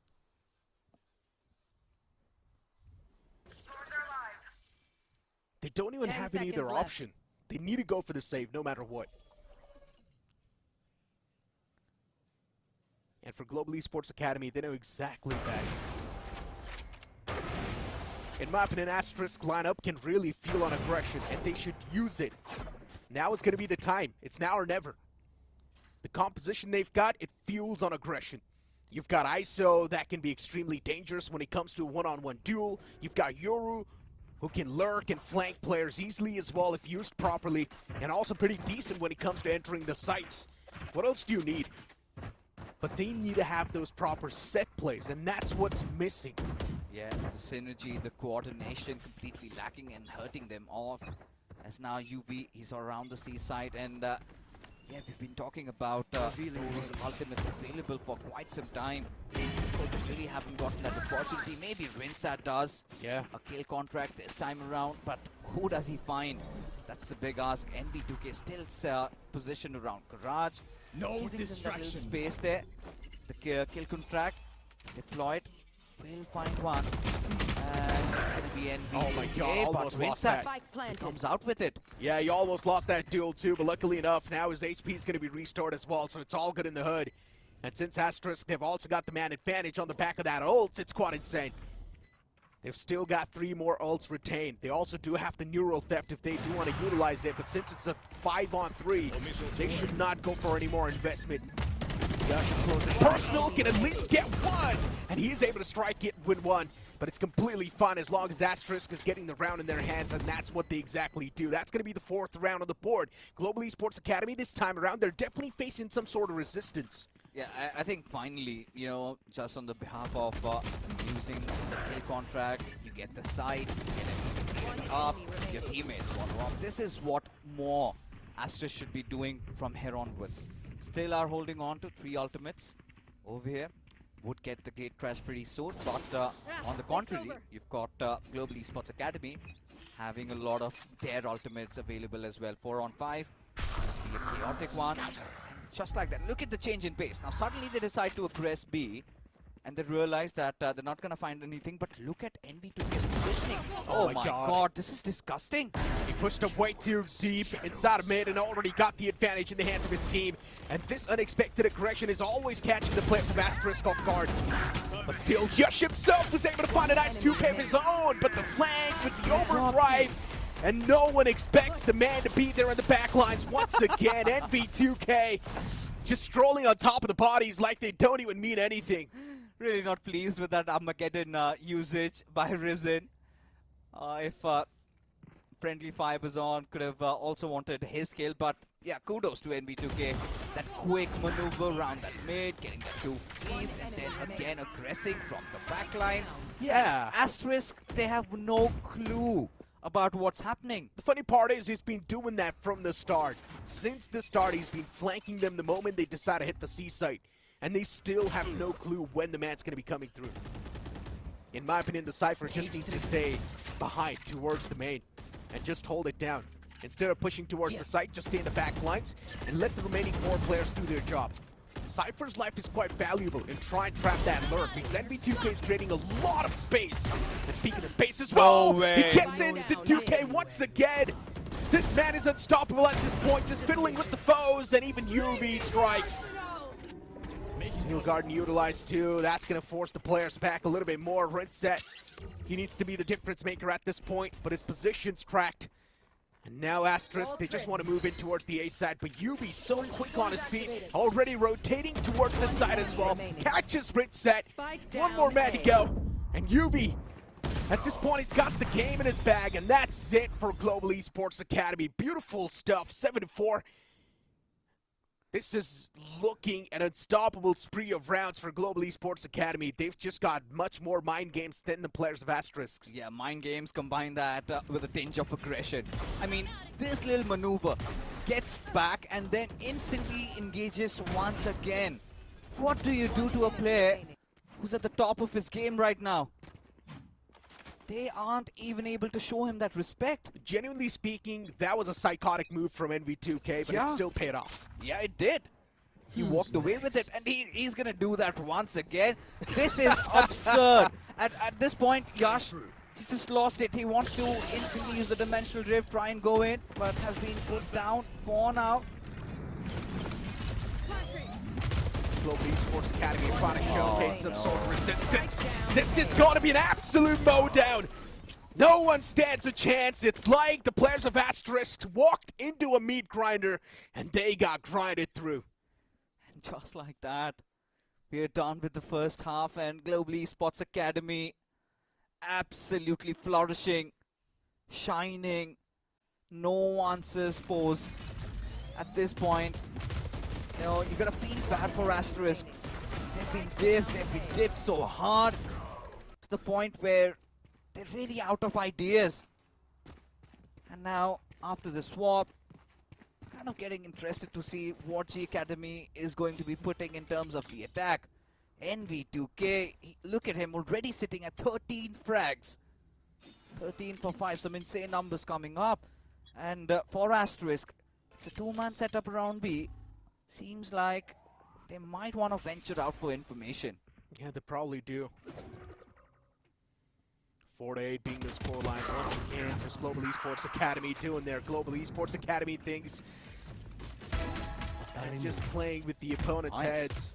Yeah, Bullet was able to find one, but at the cost of what? They've pretty much just lost the entire map control, but they have the most important thing currently in their hand, and that's going to be the spike itself. Kibo wanted to create some space towards the A side, wanted to hand out the control too, but the man's a little too late. Since the spike dropped in towards the B side, look at Prime as well. I love this man's position. He's converting so many calls, but look at NV2K. He's once again going to be playing with their minds as he fights the knock, he fights the kill, but unfortunately gets knocked out of the game himself. And now the man's left in a 1-on-2. Kibo still is able to tap away against the first man. The dart's going to be scanning through. He does have a decent amount of utils too, but that's not going to make any difference. It's Prime 1 to take the game. Yeah, I mean, all came off of Asterisk. Just barely clinging on, holding there, getting those early picks. NV2K making it look oh so deadly. And this time finally connecting their shots. Live to fight maybe for the next couple of rounds. As Global Esports Academy, we've seen this in the past. They tend to lose on to the pistol round, and then they eventually bounce back during their buys. And from there on, never look behind. And this round, of course, the spike not being planted, do not have a lot of weapons. That's nothing, just a Bucky on NV2K, and Yash is gonna make good use of that outlaw. That's great. But let's keep this thing in mind. In the previous map as well, when Asterisk won that second half pistol round, they lost a lot of guns right after. Look at him. Judge up close and personals, of course, can have the most advantage, and the Neon is looking to burst through, but this time will meet the wall. That's going to be impenetrable. Bullet, quick two-piece on the board with the back of that Judge. All the advantage now in the hands of Asterisk. Of course, they also have the weaponry advantage, so that's going to count on top. Now looking to burst on the B site, but how can you? You don't know what's in the other side of the smoke. And that's constantly haunting you. One enemy remaining. Too much time outside of B at this point, but still Yuki at least was able to get one. It does not really matter though. Asterisk, they're going to continue to move on in the upcoming round with a bonus. Yeah, the good thing is that if they decide or rather win this one, it might be an interesting game of Valorant. Really trying to even out numbers, the bonus round, paramount for Asterisk. Could then move on and even try and equalize. But this is where Global Esports Academy bounce back really strong. And look at NV2K. He's going to be such a menace.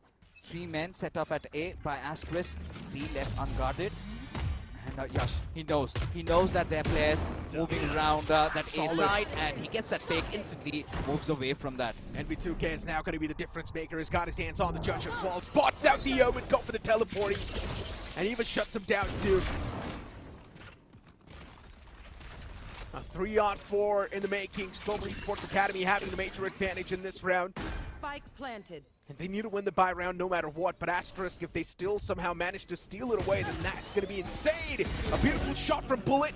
That's going to cut off another player. Asterisk is now starting to do some serious damage. A 1v2 in the end. Yush has got his hands on the Outlaw.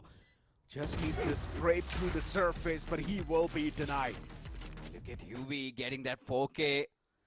And Global Esports Academy have their players stepping up once again. A good round converted, but at the cost of a lot of weapons, so there will be the deficit in terms of the armors invested. But in this round, I mean, Yash did whatever he possibly could. But nice noticing coming out from NV2K, knew that the Omen was teleporting, and they instantly just hammered down that spot and cleared the side, planted it, and then it was UV's magic just doing that. And now he's got his own ultimate available. And looking at how things have changed, Global Esports Academy still poised at it. Yeah. And also, the Cypher's got the neural theft available, so Bullet, he needs to stay alive. This information is going to be key for the success. UV was able to find the return trade, and UV is now starting to get some real deal done. And just like that, the entire site's going to fall in the hands of Global Esports Academy, while Asterisk, they're just left shaken and surprised. Spike planted. Bullet, the only man left alive. No back above his teammate, no cavalry available, and still the man's going to try to give it all he's got, but unfortunately, that's not going to be enough. Such a good baited switch strat coming out from Global Esports. You've got NV2K causing all that chaos, all that drama, while those stuns do come in. And UV has been capitalizing on it. And you could see, right, how coordinated their attack was. Players also pushing from sewers, trying to draw all that attention. They clear the main, and suddenly take on the two players. They open up the site, and Global Esports Academy seems like they're back into their flow state. And suddenly Asterisk once again being pushed back. Not have a lot of nice weapons, but Yash is trying to pull off what NV2K did, and it will pay off. Gets two quick kills, but UV will find a trade. Yash has always been the impact fragger for this team. Nice. Asterisk have already done a decent amount of damage this time around. UV just has got 1 HP available, so even he can't really do a lot of return. Oh boy, the only man left alive, and yeah, not anymore. A Thrifty converted, and this was desperately needed too from Asterisk. Finally, we're seeing a good composition. Finally, we're seeing some nice team plays and set plays from the side of Asterisk. Yeah, this was much needed, especially Yash. He had to gamble, and it did pay off. He's just also walked scot-free there. Got those 2 quick kills, and now relying on his aim. Definitely Global Esports Academy weren't prepared for this onslaught. And now, Asterisk, they've got their economy back in place. As G Academy, they venture in. New page from their strat book. This time, it's going to be a hit onto Red Sea. Yosh has got his hands on the Dimensional Drift, so that can be utilized for extra bit of intel. And let's not forget, even the Rolling Thunder in the hands of Kibo can be a difference maker. NV2K's Overdrive, I'm not exactly sure that he's going to decide to use it. But all those ultimates can definitely help the players of Global Esports Academy get that site control in their hands. And once again, a slow and steady approach. Asterisk, they're starting to push them deep. Off your feet! The flank might just be incoming, but the Rolling Thunder is going to catch a few players off guard. Asterisk completely messed up big time in this scenario, and the judge is going to start to click and do a lot of damage. Pulls out the classic, gets the kill. NV2K once again getting that 2-piece. A 3-on-5 in return. Asterisk in a big man disadvantage, and Hard's position might just be anticipated. There is a man, or actually 2 players looking in that same direction, but beautifully done. Manages to isolate that tool, and I'm not exactly sure what Yulu is doing in that scenario. But Asterisk still showcasing some tough resistance. 1 man left standing. Hard is the only player who can do anything at this moment, but even he gets shut down. For a moment, Global Esports Academy fumbled They're definitely choking a few times. The ace denied also for NV2K there, but still does not matter as long as the round gets secured. But you could see, right, the moment that Recon came out from Sova, he went in to gather some information. That is exactly when he was hit by the Rolling Thunder. Paranoia to follow up, and NV2K being so fast, utilizing that, and they just opened the site up. Of course, Brilliance by Heart did get those 2K, but then everything. Global Esports Academy, they had those numbers to overwhelm, rather wounded Asterisk in that situation, just forcing them for a time out there. And what do? Their economy is still fine, but if they lose this round, Necro, then things are going to be very, very dire. G Academy, they're going to hit their 12th, and Asterisk, suddenly, the economy would be in tatters. Indeed. And Global Esports just got the 11th on the board. At this point, the ship is way too far away. And also, let's not forget that if they lose those next 2 rounds, they're out of this tournament. They're out of the split. They'll have to wait for the next couple of months. Yeah. So, a lot really going on in their heads at this point. And in my opinion, Asterisk, if they keep on playing like this, we might just not see them in the Ascension qualifiers. Straight up. Because we know the point system really comes into play, and you need to be extremely consistent. And Asterisk, they need to pretty much not win or at least be in the top 3 to at least stand a chance to be there on the 4th spot towards the Ascension qualifiers. But right now, they're just way too far away from making that happen. NB2K, once again, with the shenanigans, wanted to push up close and personal, get real aggressive, but this time it gets shut down. And that shutdown was necessary. 4 on 5. Now Global Esports Academy looking to show their presence towards the A site. Yeah, I mean, look at this. Players huddled up. 2 around the sewers, 2 around the mains. And seems like Prime, he's prepared for that. He needs to buy some time. He's giving them that room. Plant, but on the post plant, Hunters ready deployed. As Asterisk, they're also manning up. Nice scale. This kind of sets up Asterisk for a retake. But this Steel Garden's gonna do a lot. Great set, utilizing its ult, and also winning that duel. This was desperately needed for the boys as well. Global Esports Academy now with just a 2-man squad. This clutch seems next to impossible, but still these 2 players, they're doing too much. Oh my god, also finds the 3rd one, Yui. This man has been the clutch meister, but no. Gets denied this time around. It got way too close to comfort. Yeah, I mean, I had my heart out of my mouth for a moment. And I'm pretty sure Asterisk even did after having such quick early kills, after having so much of that control. Everything almost came crashing down for them. But for Global Esports Academy, they also need to be a little vigilant. They're slipping up those rounds. They're playing around with their economy.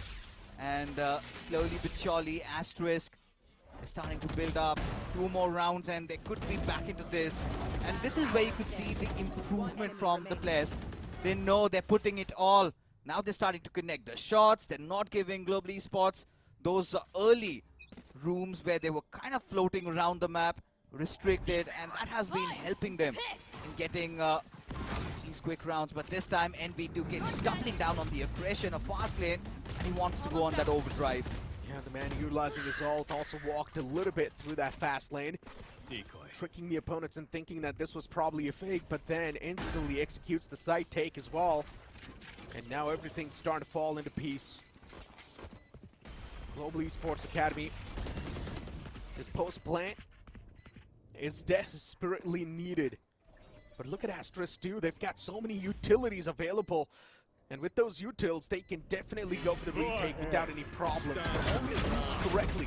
Armageddon's also utilized, so at this point in time, the players are also forced outside of their comfort zone. Yushin Bullet did start to strike hard, but it's still taken down with 1v2 in the end, and Lil Boy's going to put a full stop to the fairy tale. As Asterisk, they lose another round, and Global Esports, they had another round to the tally. Again, a different kind of an A strategy execute where they went in guns blazing. Instantly just bombarded the site, went on, captured A, and ensured that they will be prepared for their post plant, and that's what they did. Of course, they lost out on numbers. You've got the other players from Asterisk. They have been stepping up. They have been hitting those shots, but always one step ahead. Other players of G Academy, and just like that, down to the series point. Battle for survival and Asterisk. No room for error anymore. that added pressure definitely is surmountable as NV2K this time is lurking around B. I'm pretty sure Global Esports Academy, they themselves do not know where they want to go properly. NV2K, the man's catching too much hurt upon himself, needs to back up, and that's what he does. I must wait a moment. Bullet. Oh, he's really getting eager. The only concern for Asterisk is that they just don't really have the proper suitable weaponry to go for this duel. And that's why you can see the hesitancy coming through. This was a mistake from Bullet. Should not have went for the raw peak like that. And since the opponents have got better weaponry, they come out on top in that duel. Princet, now the man needs to be the one to stop this entire force towards C. Little boy from the shadows utilized A sight once again in hands, but look at this cracking shot. Hard shuts down NV2K towards mid. The man who was lurking and constantly showcasing the presence, not in the game anymore, but Ryzen is there to get the quick trade. A 3-on-4 on the board. At this point, it feels like the chances for Asterisk to try and stay in this tournament, they're starting to fade away with every single man that's currently dropping.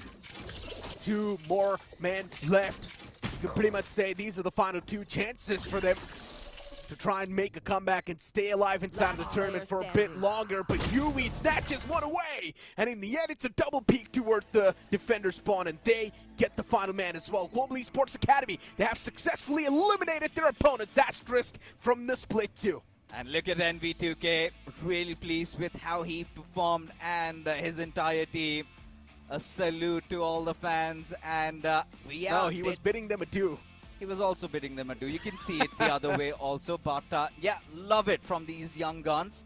But for Global Esports Academy, I think they knew in the final round what needs to be done. Asterisk, they got a little desperate, and it had to be, right? Yeah. Because we have seen, even in the past couple of rounds, they have managed to secure a few 50s.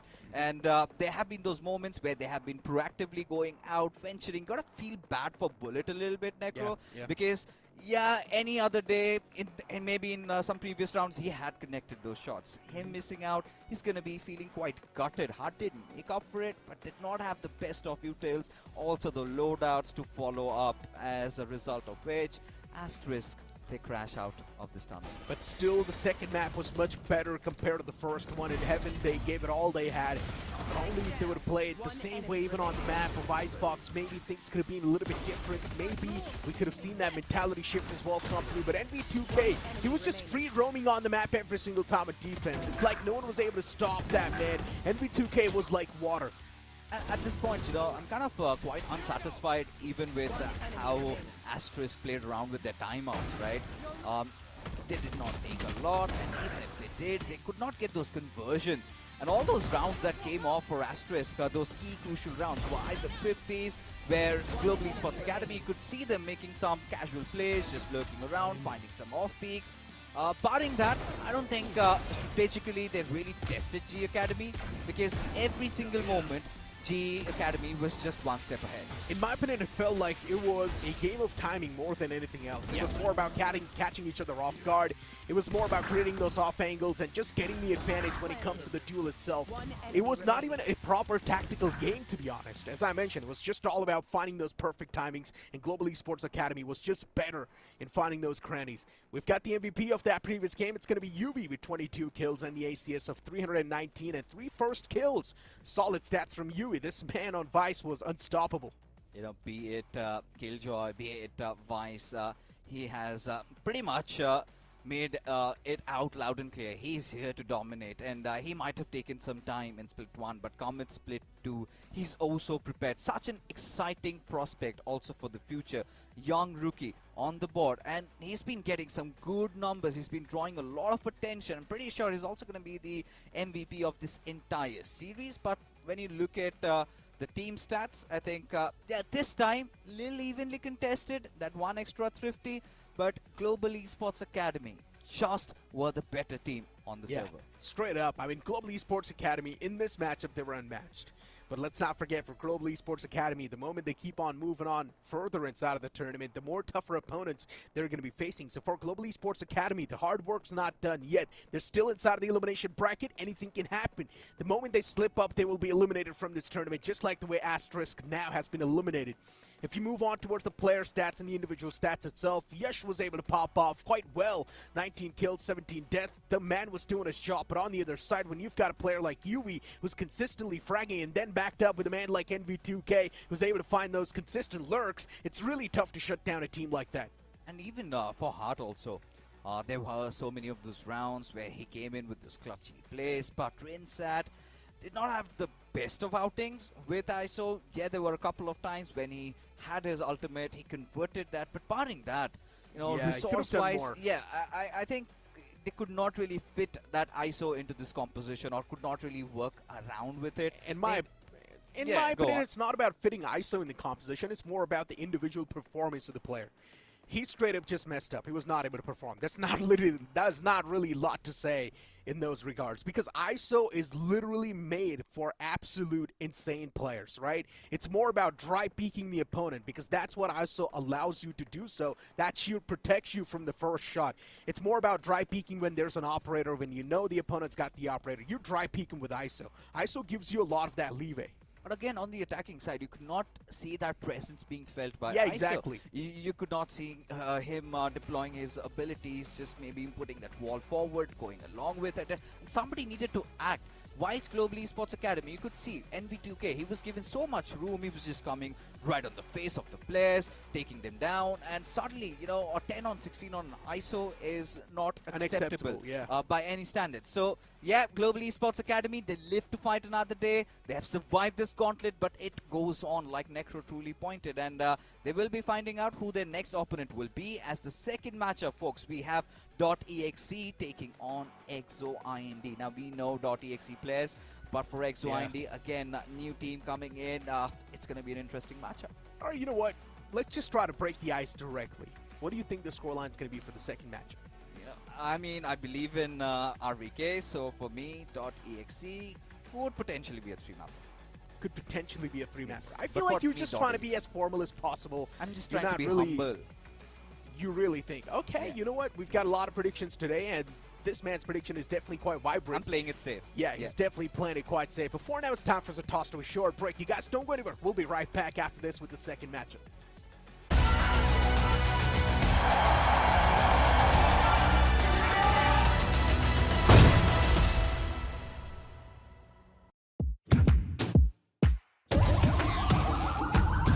This is the moment we waited for. Everything you want is right here. We gon' give them what they got. We know we running it now. Watch the game change. Watch the game change. Watch the game change. Watch the game change. Yeah. Watch the game change. Watch the game change.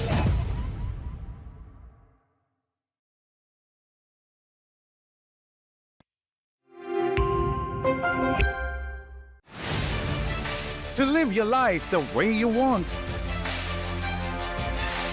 Compete like the toughest challenger. Dance like there's no tomorrow. Celebrate every second you are alive. Life has no rule books, but we can give you a stage.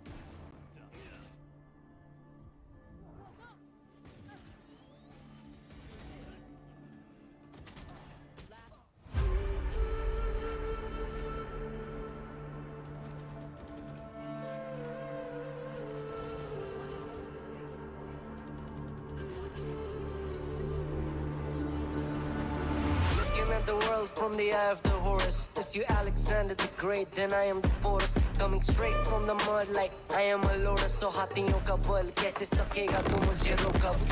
देख तू कैसे मैं लड़ूं, तुम लोगों से ऐसे ना डरूं. करूं मैं जिससे मैं तरुण, पानी पे चलूं मैं जिससे मैं वरुण. चाहे मैं यूं या मरूं, जो करना चाहूं मैं वही तो करूं. आता है तू ना करीब, तू बेटे चीप, जब तक कटे ना तेरी ये jeep. Better believe you're gonna bleed. Pick up a seat, get your team. I'm the king of kings, brother in arms in a battle. You all gonna die if you act like a vandal. Bring the realm to reality from every angle. This is the public service announcement from Mumbai to the rest of the world.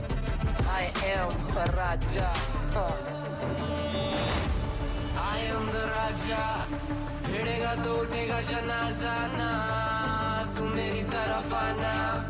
आ गया तो होगा फिर तनाजाना.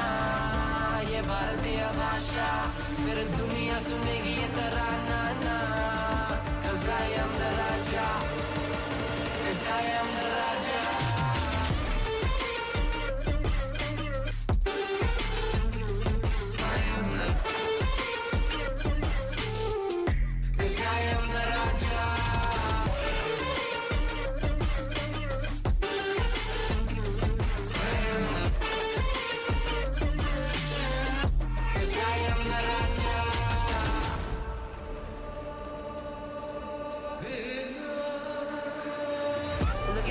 What do you see? I'm more than average, man. I'm a maverick. I can grow flowers on a barren land. Break a mountain with my bare hands and step back and cause a literal avalanche. Should've been about traveling. अष्टभुजाएं मेरी जैसे मैं tarantula. ना है कोई तोड़ मेरा जब से पूर्वजों का ज्ञान मिला. मेरे जैसा मिलेगा कोई ना तू और चाहे जो भी था सबकी कबर मैंने खोदी. क्या तुम लगाओगे बोलियां कम पड़े गोलियां. चंद्रगुप्त में मौर्य या दिला तू लोरियां. Come to me and you just gonna die. That's really a given. I am invincible and you are invisible. See, that's really a difference. Get out of my way or leave the world. The choice is yours. I don't kill my enemies, I play with them. That's what the toys are for. From Mumbai to the rest of the world, I am the Raja. भिड़ेगा तो उठेगा जनाजा ना. तू मेरी तरफ आना. आ गया तो होगा फिर तनाजाना. ये भारतीय भाषा फिर दुनिया सुनेगी ये तराना ना. 'Cause I am the Raja. 'Cause I am the Raja.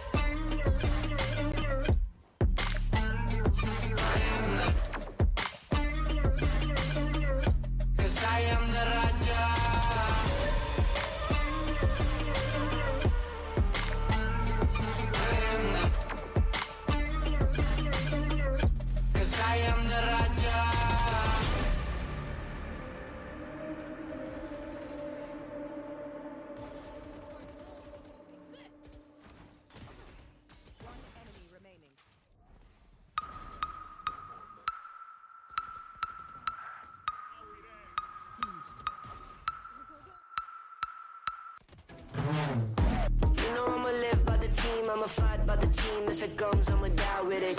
Casualties, casually to any adversaries. If it's necessary, I'ma go and come and ride with it. Let me welcome you to my legion. If you mess with us, we gon' put you on a t-shirt. Never take a day off, what's a leisure? Squad's always up, this teamwork, stream work. Chalo fir aa jao sare, ek mare fir ek baar ek gare. Sare mere bantar bhave, registan mein bhi hum nadiyan baha de. Chalo sale de man bahane wala tana mat jab hum aa jaye samne. Aur kare tere baare, mere meri team mere piche kya karega tu chab. I said I got your back, back, back, back, back, back, back. I said I got your back, back, back, back, back, back. I said I got your back. In my team we adapt. We a family from around the world. We a pack. You can never take us down, and that's a fact. All we do is improvise and adapt. I said I got your back. I said I got your back. I got your back. I got your back. And I said I got your back. I got your back. I got your back. I got your back. And I said I got your back. I got your back. I got your back. And I said I got your back.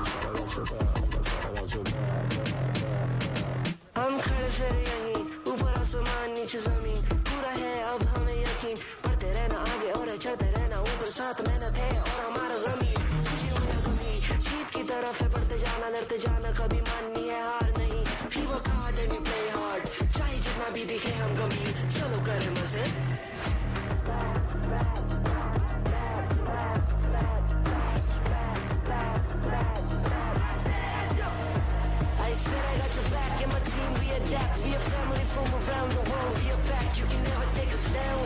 And that's a fact. All we do is improvise and adapt.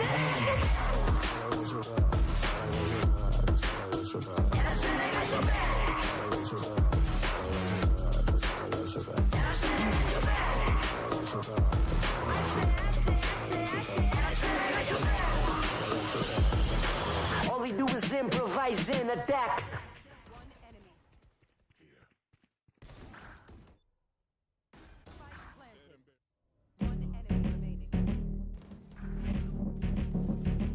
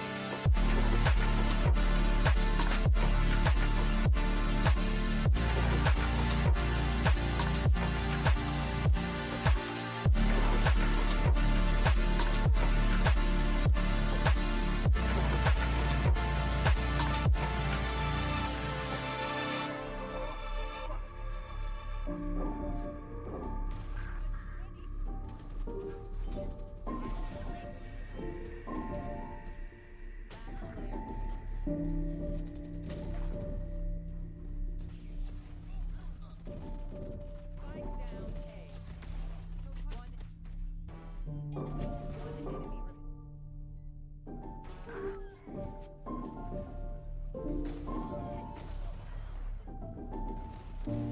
enemy One enemy remaining.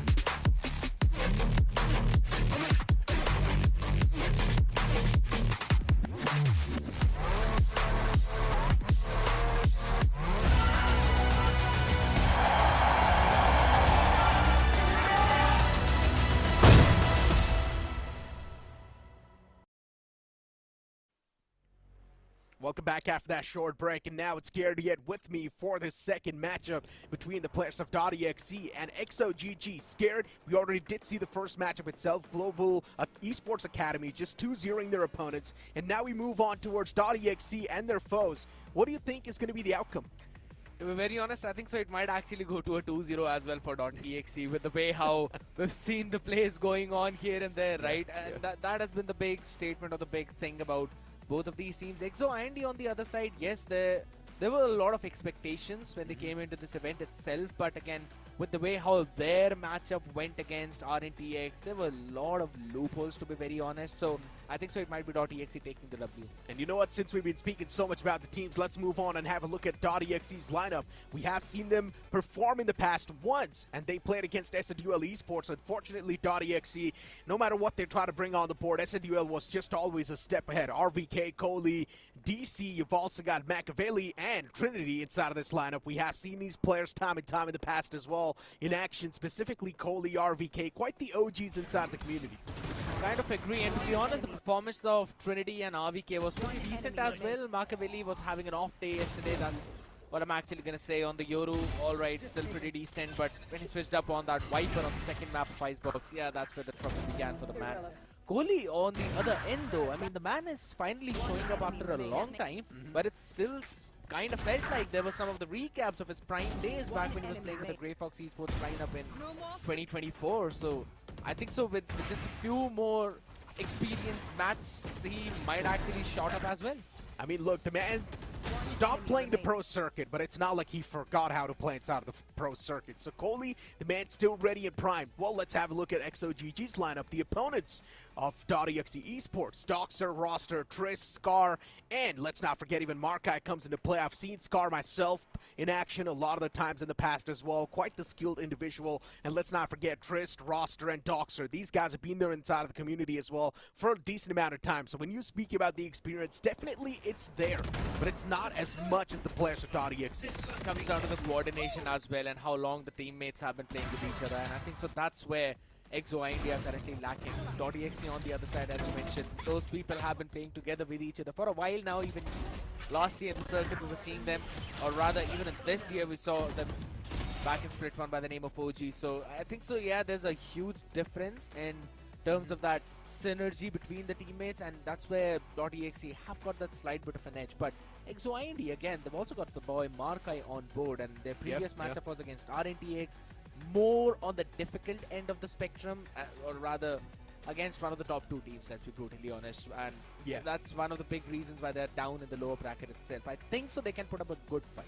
Generally speaking, though, the first matchup itself is more about getting rid of those jitters, understanding what sort of competition you're going to be facing inside of the split 2. Unfortunately for the teams that faced off against the stronger bunch, it is quite unfortunate for them, but it is what it is. And now they're over here inside of the lower brackets to try and make a mark and prove themselves. Unfortunately for Asterisk, they have been eliminated from this entire lowers bracket. That means they're not going to be seen in the split 2 anymore. But for EXE and XOGG, there's still a chance. We've got the map video on the screen. Haven's going to be the first map to kick things off with. It's going to be surprising that even Lotus was let through in this map veto, but XOGG, they're doing their homework. They know .exe are actually struggling on their attacking side on that map, and it's going to be a pretty solid one because XOGG will basically defend on that map too. So I think so we might actually see this entirely through all the way towards split.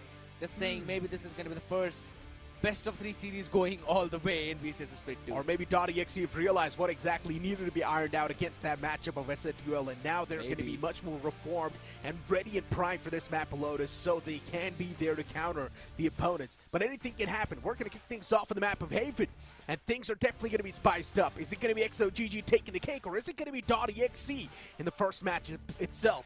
Whoever wins this first map gets a big mental boost and also massive advantage inside of the scoreline. It's going to help them in the long run. XOGG's composition is on the screen, and the same goes for .exe as well. And we're going to see ISO being pulled out once again. .exe going for a bit more of that aggressive approach. To be honest, this is an exact T1 composition that they normally run on this map as well on Haven. ISO with the Yoru. So they're kind of picking a few things off from the Pacific teams. I like that idea. Yeah, and this is what even Asterisk ran in their previous matchup on the map of Haven, but it did not really work out. We did not see that impact from ISO. There were some of the lacking ideas out there, man. Let's be brutally honest. You've got to set a lot of things up, combining both the flashes as well along with the lineups of Yoru 2 with Trinity out there on the ISO pulling as a second into that. Maybe .exe are here to teach the players of Asterisk, saying watch and learn. Pretty brutal out there though, but maybe I never know, that might actually be the case. XOGG on the other side with the Neon along with the Breach Teho composition, already know that there's going to be a lot of util, but seems like B main is where we might actually see the fight. Trinity, man's trying to push all the way deep, and he's also found a lot of control too, but the main problem is Doxer's got no clue and is straight up going to walk into his crosshairs. Machiavelli is not going to spare the man at all, instantly cuts him down. Doxer out of the game. Teho not inside of the play anymore, and even Trinity is able to shut down Scar. Slowly and steadily the play is starting to get dismantled, but Trinity's not going to stop right there. Instead he gets the third frag as well. XOGG down to 2 players. And for .exe, they've still got 4 pillars, strong and standing. Roster is getting surrounded from all the different angles. He knows there's the Omen available. Machiavelli just too quick on the trigger as he shuts down the last man as well. Or the second last man. The last man is alive. Well, not anymore. Totally heard you, and he was like, alright, gonna deliver that final blow this time around. Machiavelli though. He's pulled his hair all the way back up this time around. Normally it used to spread out on the left and right. Yeah, I think so, buff. I mean, hair back buff, maybe, you know, when you tie up your hair in that anime moment where you're now ready.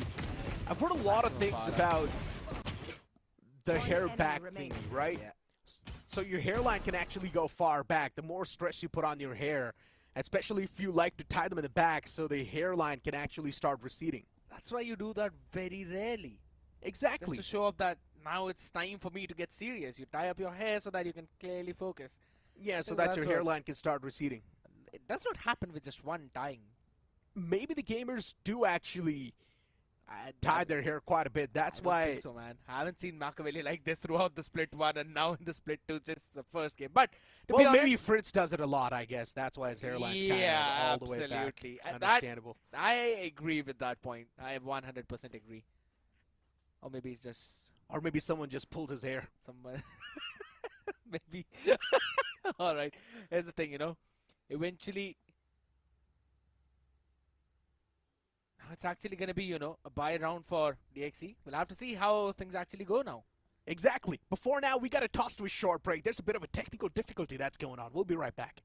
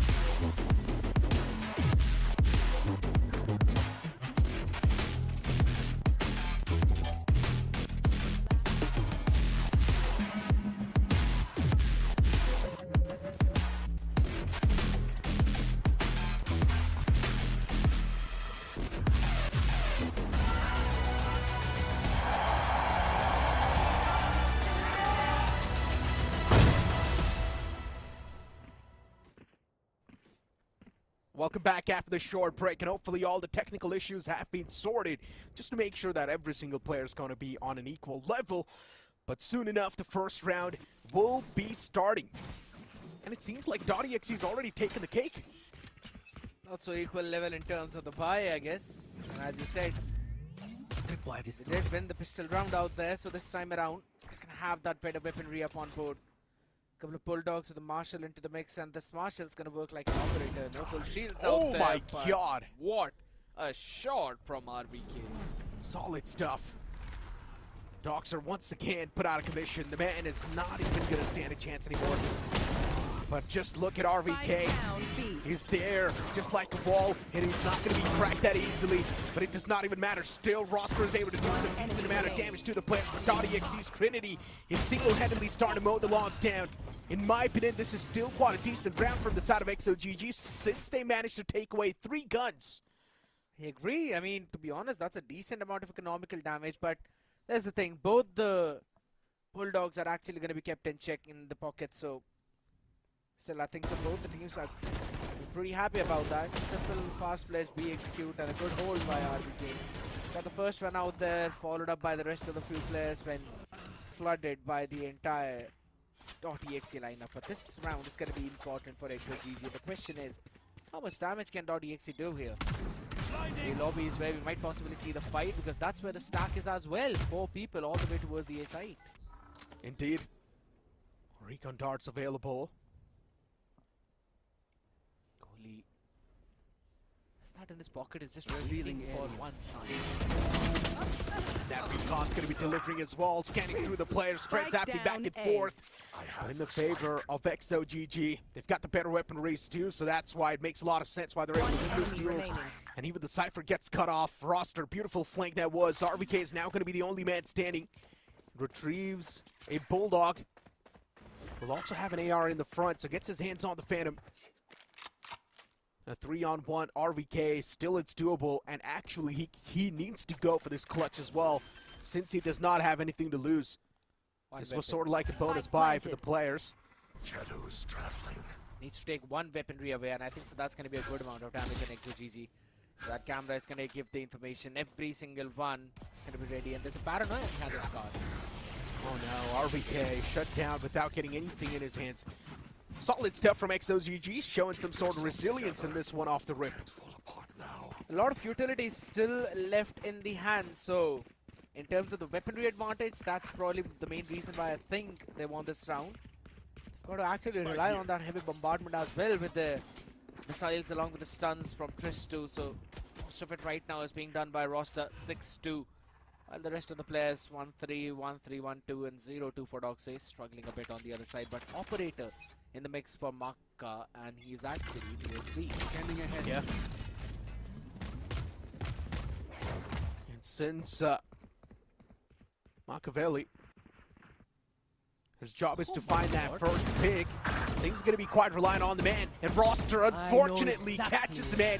Operator down off the rip. It's not a great news for the players of .exe because they were heavily relying on the back of it. But still, the Cypher on towards the side, he can be the main difference maker as he catches 2 important picks. RVK is still available on towards the site. Now he needs to deliver on all the expectations that are there. A 3v3 in the end left over.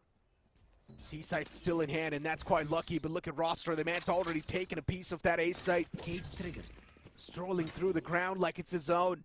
Yeah, but it's all the way down on 9 HP, so that's going to be a bit more difficult. There's no other utility, to be very honest, apart from just a special delivery and the guided salvos for Doxer to help him out. Hold on to try and clear out the close angles. A couple of shock darts available. Trinity with the contingency and the undercut might actually help them out a bit. And that's the 9 HP guy, the lower guy, all the way playing in hell. Positions are unknown for Scar and Doxer. Yeah, indeed. God, it's always going to be stunning the players off for a bit. Roster's taking down real low, but still Doxer, he's doing quite a bit, and even Scar in the back is going to provide him the cover. Incredible stuff from XOIND. And the whole point is that first opener pick that Roster actually found on Machiavelli. Now, I'll have to say Machiavelli was not watching that angle. He was watching it towards the garage outside. And the big problem is it was RVK's duty to actually save him. He could not get that pick on Roster. Roster Yep. found the trade, and on the back of it, the round just steamrolled out of control. In my favor opinion- of EXE. In my opinion, they should have done it the opposite way around. Probably. Machiavelli should have stayed inside of B, looking at the window. Instead, RBK should have pushed up, But here's the looking thing. at grass. But here's the thing, you know. Machiavelli had an, say, front back option, but for now. Oh no. This is quite unfortunate. Huh? Trinity, Comms? he's got a lot to do, and this time around, Trinity is definitely punishing even harder. He actually gets a 4K on the verge of getting the ace as well, but Machiavelli, the second duelist, gets jealous and cuts off the ace. He just ended up stealing it away, but what a round from Trinity indeed. Just serving it for EXE on a silver platter. Just moves out of the smoke, gets the first pick, trades off the second one. I don't know what Scar was doing there. He was supposed to actually look on the other side, but eventually gets caught, picks up the rifle, gets the third as well, spans through the smoke to get the fourth. My guy just won the round for EXE on his individual brilliance. And those type of rounds can really give a massive mental edge. And probably the momentum shift is now going to be there in the hands of .exe. Look at the smoke difference this time around from EXE, or rather .exe. They've smoked off the lobby to maintain that control and to show that they might be aggressing out there. But they're just holding their position. Normally it was EXE who was putting a deep smoke in the A-long to just gain control. And I think so they have an idea that it's actually going to be a B rush down. Pretty classic B take. And they've also found a lot of ground too on the back of it. Spike planted. RBK still hesitant. Look at the camera placement. Trinity breaking that trip, giving a false sense that there's going to be a flank coming through. Just to gather some sort of attention upon himself. Even the Hunter's Fury utilized, even the Dimensional Drift was in play. But unfortunately, Machiavelli was not able to get a lot done in that return. But still, .exe starting to win these duels, and that's giving them the major advantage. Doxer, he's got the flank! And he unfortunately whipped on the first man. He needs to win the second duel, and he does as well. But the defuse is coming through. Someone needs to try and stop it. Armageddon utilized. And the man needs to get out of rage, and that's what he exactly does. At least for now, he's bought a decent amount of time for himself. Got it, Solo's out. 33 HP in hand. Can Doxer really clutch it out? And yes, might just be the answer. And he does it in style. Doxer, incredible stuff. The God at Solo is doing everything for him in the end. And EXE could not have done anything apart from just trying to stick it through. It was perfectly played by Doxer. Gets the perfect timing. Yes, misses out on a shot on Trinity, but still was able to convert that 2K, and then the Armageddon. This is such a well-placed Armageddon as well. Clears out a bit of front so that no one can push up to him, while also reaching at the spike on perfect time, and then the salvos to wrap things up. That should have been Beautiful denied. play. That second pick from the Tejo should have been denied. The moment the Omen got taken down, that's when they lost that round. But Trinity, once again, the man started to activate himself. The moment they decide to move on towards the A side, Trinity all by himself is starting to do some insane damage. And once again towards the site, almost could have found the second man as well, but this time, he gets shut down. All thanks to Markai. One weapon still left. Even the plan's gonna go down soon. .exe starting to get dismantled. Doxer, this man, he's doing a lot for his team at this point. XOGG, they're proving a lot in this momentum. Oh, but an incredible shot from DC, but RBK follows up with the same. Situation now taken down with 2v2, but unfortunately, because of that relay bolt, the advantage now back in the hands of EXO. DC, though, still left in the 1-on-2 situation. Wins the first duel, gets taken down to 32 HP. He's got 3 bullets inside of the magazine. No time to reload. He needs to go for the stick as well. He could have actually went for the full, but unfortunately, the breach is now starting to play the mind games, and now the second stick is also going to come through. Is the breach going to be there in time? No will be the answer. A big mess up from XOGG, and .exe taking the exact advantage. Trace just messing up with the timing, did not anticipate the half stick first, and then lost on the back of it. I'll have to say that was such a phenomenal paranoia by RBK, because it gave them enough time to survive, and on the back of it, DC as well was able to quickly increase his pace on that look, taking care of Roster, who's constantly playing for the anti-flank. It's crazy how close these rounds are going too. I love it. It seems like both of these teams actually have an idea of what they want to do. You love it, but I'm pretty sure .exe does not love it too much. But this time around, the operator is definitely going to start a strike. Talks are out of commission off the rip, and that's exactly what Machiavelli needed to do as well. Beautiful tripwire, that's going to catch the first med. But it's completely fine though. Even though there was a trade, it's not going to be too detrimental for the players. RVK One enemy remaining. still towards garage, catches the down, spike. C. Yeah, second man's right underneath, and RVK's got a rough idea of what's going on. And now with the classic to the face, but he does not even need to activate himself. Kohli would do the job. Lovely timing for the man to push out all the way. And then catch the third one. It was, again, a great opener. This time, Machiavelli's operator paying the dues. Catching the first opener, TPing out of the harm's way. And then the garage control maintained by DC was the main key. Even though he was blinded again because of the tripwire, catching Scar out there and with the support of RBK, they were just able to maintain this control and deny the C split. I think so. First of all, again, EXE will need to play it slow. Will need to deal away with the tripwires of the Cypher first, then take these kinds of plays into account. To be honest, Doxer is the really important man. The moment Doxer gets taken down, there's a big chance .exe has no resistance.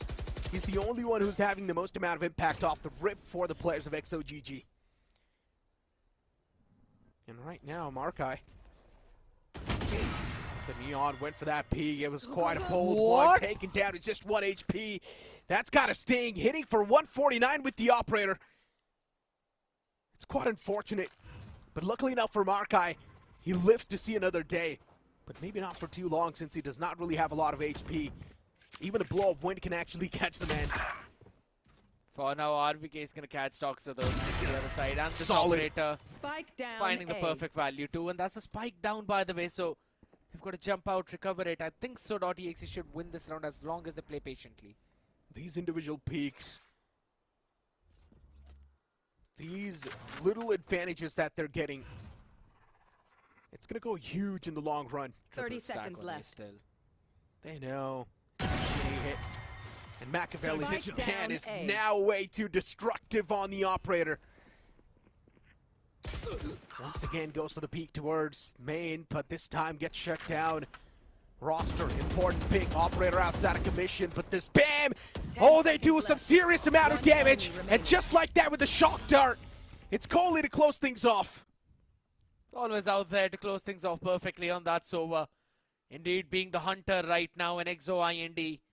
Losing the ideas. Losing the grip in this game, at least on the attacking rounds. They are anticipating those operator plays, but they have a lot of utilities. One enemy. Or rather those flashes to try and push Machiavelli away. And he's playing pretty solid on that timing. Now, in order to counter the Euro, you first need to play the game slow, right? You want to make sure that the first great crash expires. But here's the thing.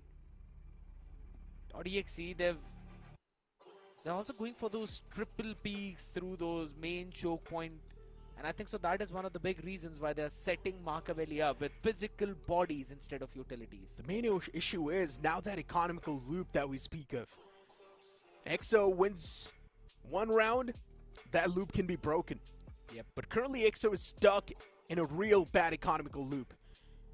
If they lose the round, they will have enough money to buy the guns, but if they lose that round once again, then they will once again have no money. They need to play with a complete eco. And on the back of that, .exe is now starting to stack up these rounds. They have won back-to-back 3 rounds, by the way. And we're not seeing any sort of resistance from EXE. That's why they probably took this time out as well to break that momentum. They're going to be relying heavily on Scar and Markai. Specifically that Bucky. They need to hope that it's able to find some sort of an impact in this round. Aggressive 8. Scanning ahead. That's the only option they've got left over, right? Taking the space to Sivas, but look at the idea from .exe. Left entire A side. Heavy stack towards B, and I love it. But hold on a second. This just scanned out DC, so all of his tripwires are deactivated for a few seconds. Oh, player spotted! You are not supposed to challenge a man with the operator just like that, Trist. I'm not even sure what you were thinking there. You do have the utilities available as well. He had the flash. The whole point behind that is because of the undercut of Trinity, they were just taken by surprise. And now DC is just going to rule over them. Both the players caught in garage. Last player Blows, got a sting. .exe just running through like a hot knife through butter. Another round in the tally, 3-7 being the scoreline. .exe, easy stuff. The idea was just to overwhelm Makai with the number of players out there and then take him by surprise, or rather Machiavelli out here.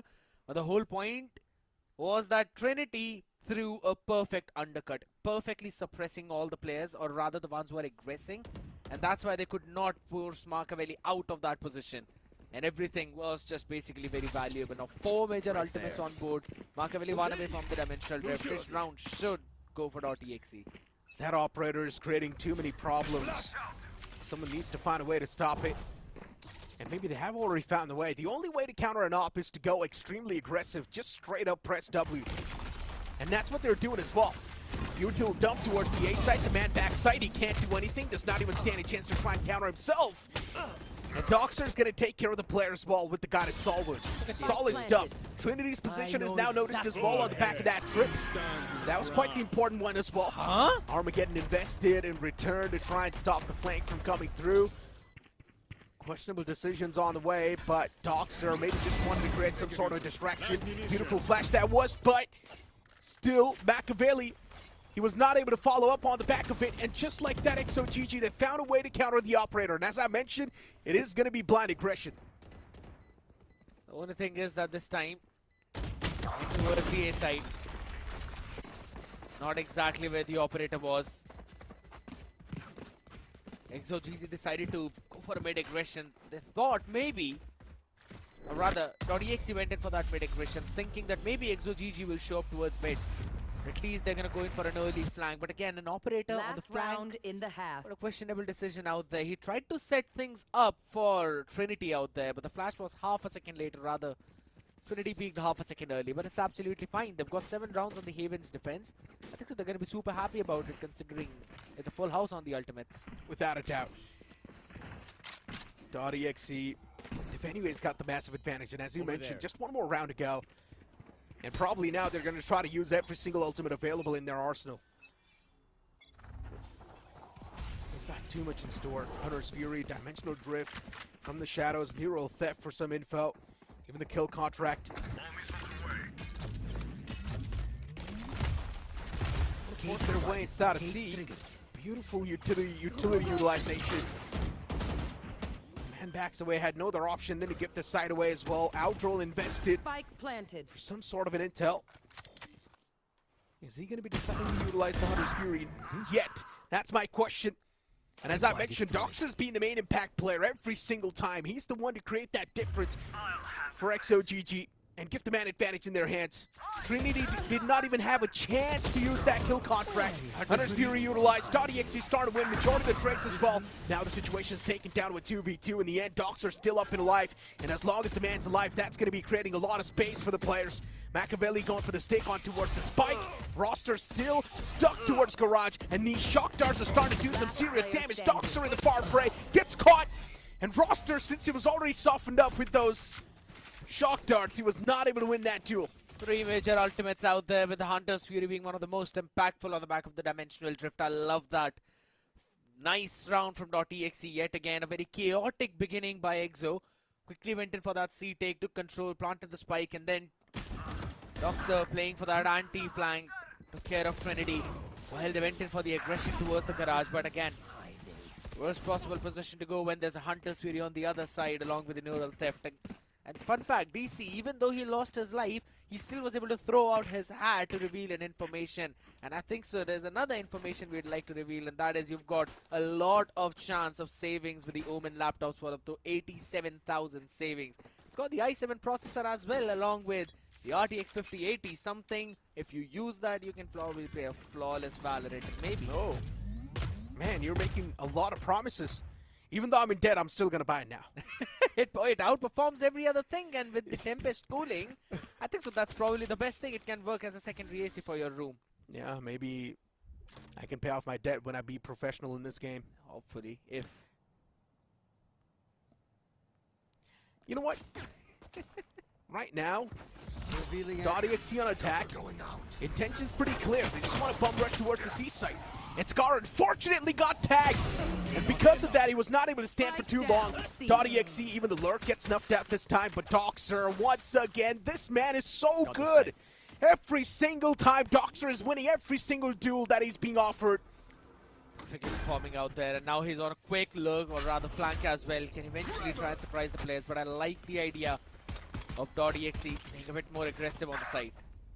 RVK catching Doxer. The main man's now down. The final two players going to be moving in from the defender spawn itself, but even they get struck down.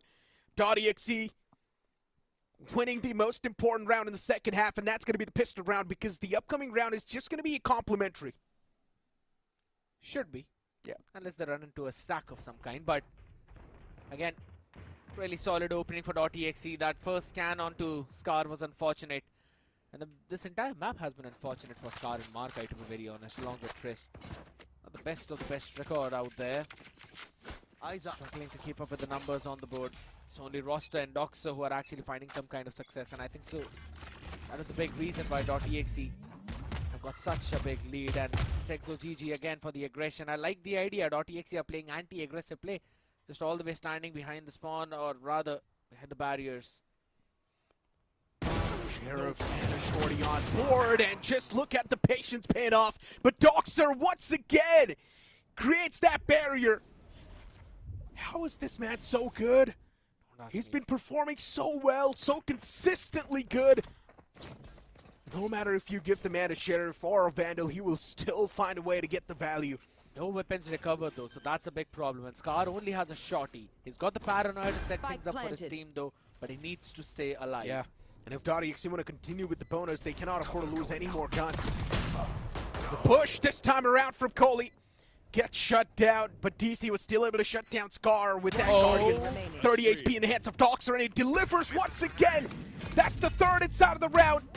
4 guns taken away, and this is now going to start to sting the players of .exe. But a Guardian in the hands of RVK, that can be the major difference maker right there. Beautiful peek. Just a pixel more than enough for the man to try and get the job done. RVK now spots the second man as well. What a shot that was. There's no way. He was almost on the verge of being taken down. He was way too close to comfort. .exe, they almost stayed himself in that round. Doxer is getting snappy. I'm just telling you at this point, he is owning everyone in the lobby. The way he's playing, it feels like he's just owning .exe. But the main issue is that he's the only one owning. One enemy remaining.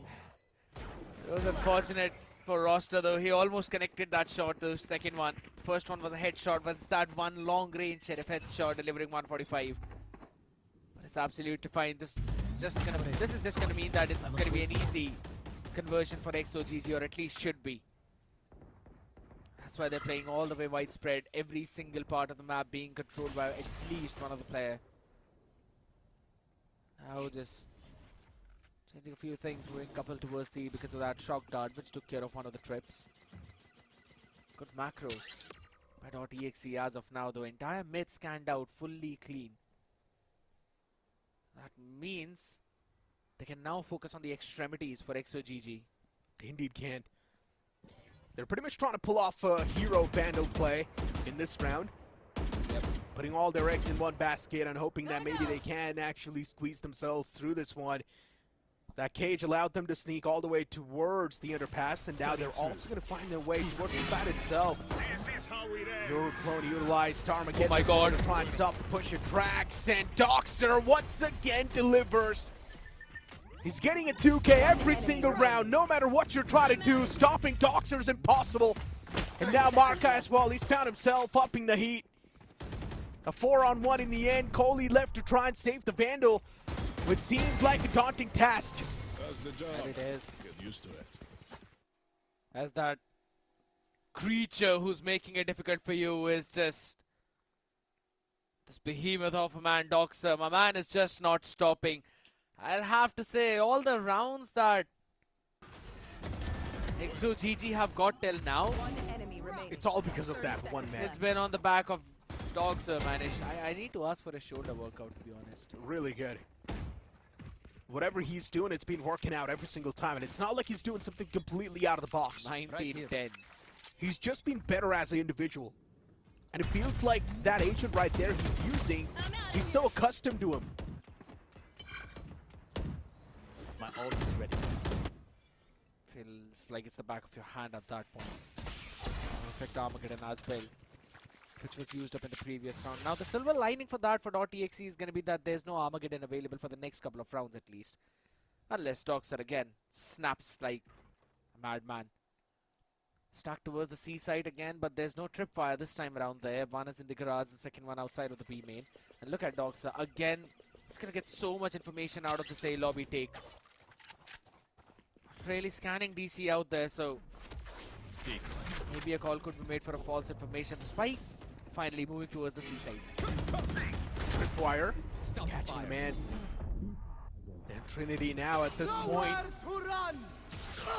It's you revealed. Hunter's Fury is also going to catch a lot of damage. Wow! And he's able to take down 2 players. Coley, that Hunter's Fury right there was a game winner. And even the kill contract now finding the major advantage. Trinity, he has done his job. 2 major ultimates utilized. And those 2 major ultimates, they created some insane difference. A 3-on-2 left in the end. Trist, the man softened up way too low. And just catching strays like that through the smoke, that's gotta blow. Unfortunate indeed. He's gonna get some chip damage onto one of the player, maybe not so. Oh no, both of them moving from the back. Trinity's all by himself, gets caught. Doxer's still alive. The clutch is still possible as long as Doxer's up. You can still count on the player. Last player standing. Shock Dart used, RVK shutting down Trist, but Doxer is still alive. Enemy And this remaining. man is an absolute monster. Almost got the second one too. The moment when I saw both the players standing in the lobby, I kind of knew that Doxer would be able to isolate the duels, and he did so perfectly. He got a 3K in that previous round too. In every single round, he's getting more than 2 kills. It's insane. Well, I'm telling you, he's owning .exe right now. He owns them. I 100% agree. But again, to be honest, if you look at the ideas that .exe are bringing on the table, combining the undercut along with the recon dart into the Hunter's Fury, that was such a great set play coming in from them. And it actually gave them the opening 2 kills as well. Kohli, both of them with the Hunter's Fury. The first one with the first tag just because you get softened up, rather vulnerable because of that undercut too. It's a very solid utilization of that utility, and the back of it, imagine you get first 2 picks and then you're up in a 4v2 and even after that it goes down to a 1v1. That's the power of Doxer, and to be honest, in one of the replay cams we actually saw him being a little bit disappointed out there because he's been getting every single thing done, but Exactly. no one apart from him. He's got all the rights to be disappointed because he's the only one who's putting up such a massive impact while the other players are just not able to reply back. Even Markai, the duelist himself, the Neon main, he's sitting all the way at the bottom with just 5 kills. Look at Scar, he's only got 3. Trist has got 5. Roster's got 13, and then you've got the man himself, Doxer, sitting on 22. Over there. That's a massive difference. Cover going out. The B hit this time, only a fast one as well. Bit of the time being bought on the back of the guided salvos, but that was enough to actually stop the pace of .exe. They decided not to actually aggress on the back of it and hold it down. Yeah, they're trying to collect the ultimate orbs too, and let's keep this thing in mind. They've got From the Shadows available. Now it's up to them how they want to utilize it. But they got to make sure the moment they use the From the Shadow, it's got to be for a side take. They cannot waste it. That's the only big ultimate they've got. Now, the smoke that they've actually put out right there in the lobby, it's actually for the crossing. So you can actually move towards the Sever and maybe create a bit of a question mark out there in the minds of EXE. They want to do the same execute that they did. Removing from 30 the seconds sewers. left. And then surprise the opponents. But that flash definitely surprised us. Made me chuckle up a bit. EXE, What a they've got a lot of problems coming through, and yes, on the back of that paranoia, even that push Down. happened, but Scar! What an impactful hold that 10 was! seconds left. He's going Just because towards of that E. one single man, it just came through, and yes, from the shadows utilized by RVK. Now the plant's gonna come through as well. But does DC have the advantage spot in his hands? And yes, he does. He's holding the link. Guardian. He needs to go massive. DC at least needs to find a 2K in order for them to stand a chance to win the round. But RVK as well, he coupled up with the man. A 1v2 in the end. This is still doable, but Doxer is alive. That demon of a player still standing in the game. And if Doxer gets one more kill, he will also have his hands on the Armageddon. Well, that's going to be for the upcoming round, so it does not matter for now, but RVK. Salvos were used up as well to clear, but there's still a fault line for Trist. I don't think RVK can actually make a lot of difference, but still the time is clicking, and now the man cannot really afford for any more taps. And just like that, Doxer once again stopping the players of .exe. He's the only man who's holding .exe from losing this game. It reminds me of a scene in the Marvel Universe where Captain America is holding the chopper all by himself. Yeah, where he actually hurt his bicep, you know. Oh. Yeah, I mean, it wasn't improv. It actually happened at that time. I've heard the story about it, but yes, I agree. Doxer has really been that man. But still, what can one man do against a lineup where all the 5 players are performing? Just imagine, Scar getting a 3K in the previous round was enough for them to actually win the round with a couple of players standing. This time around again, .exe on the pistols, moving in garage. Oh, player spotted. What? But the shots whiffed.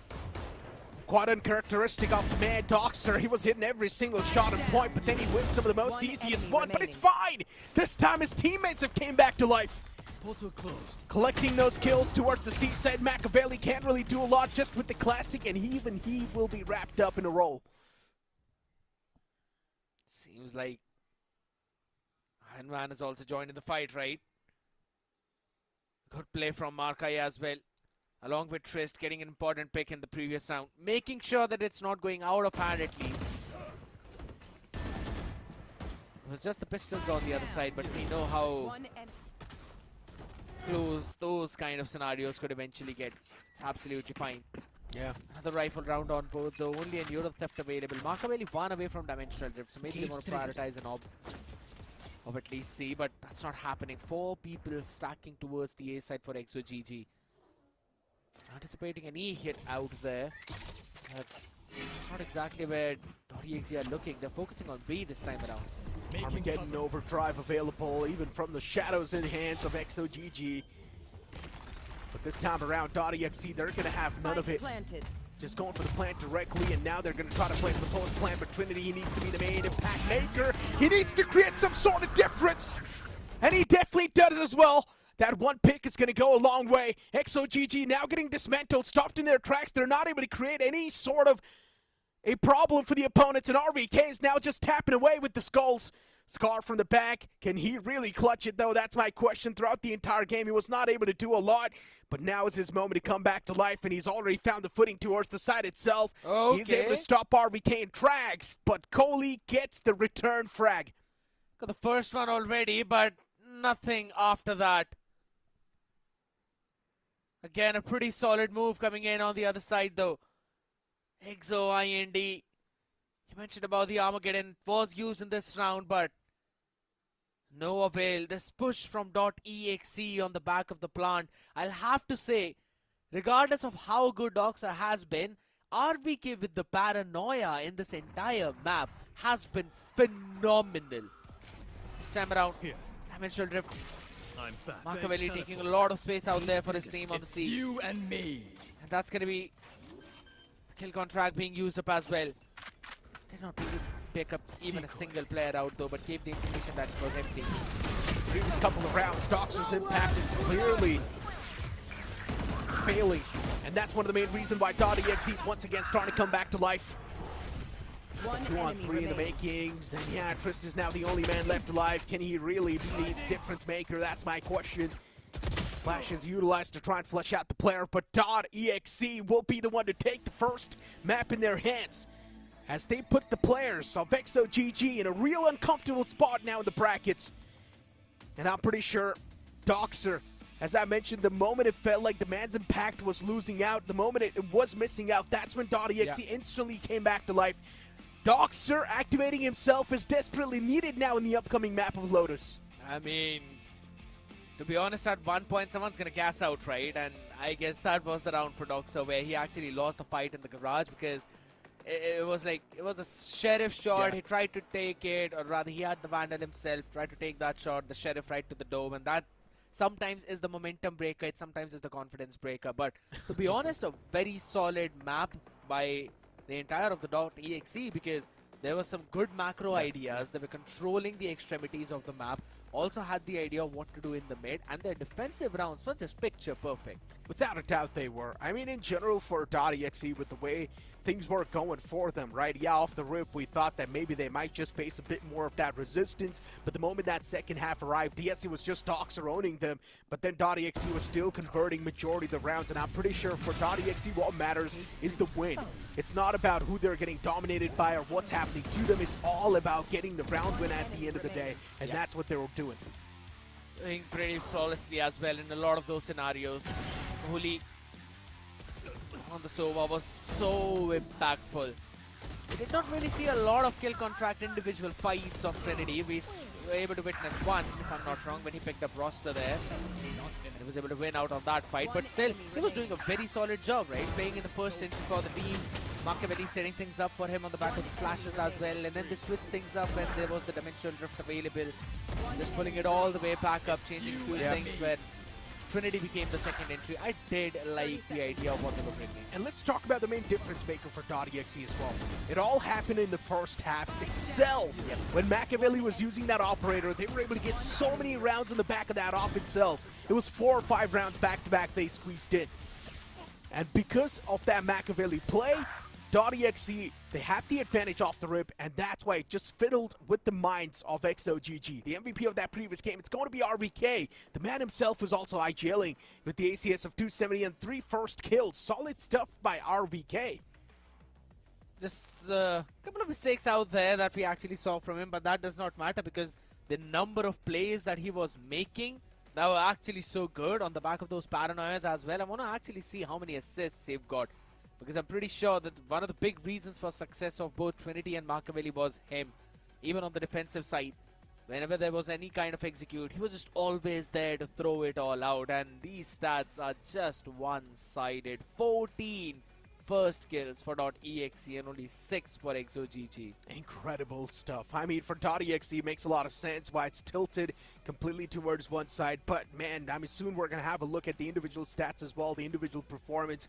And that's when you can see Doxer just straight up carrying his team on the back. Specifically in the second half, we saw some insane impacts from that player. He was constantly getting 2Ks, 3Ks, and that's why .exe was struggling so much. But then later on, Doxer was just not able to perform the way that he did.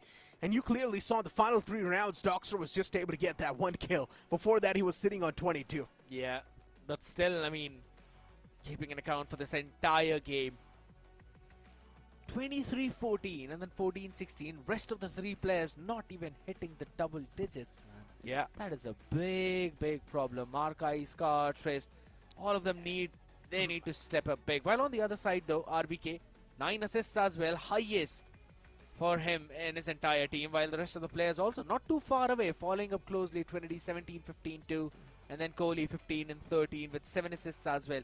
Everyone was doing a pretty solid job. Yeah, everyone was doing pretty good. It was a well split out board from the side of .exe, while on the opposite side it was just Doxer all by himself, and there was the Cypher available underneath him.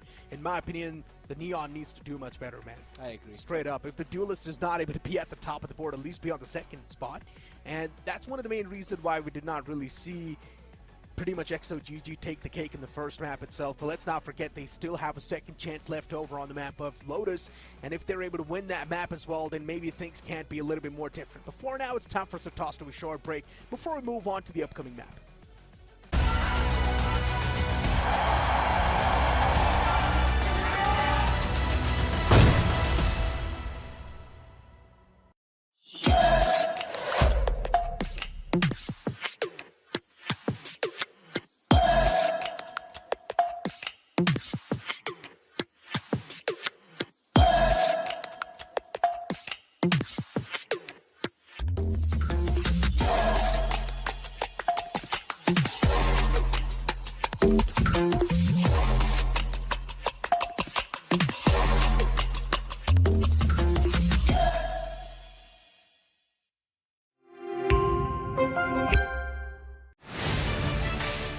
your life the way you want.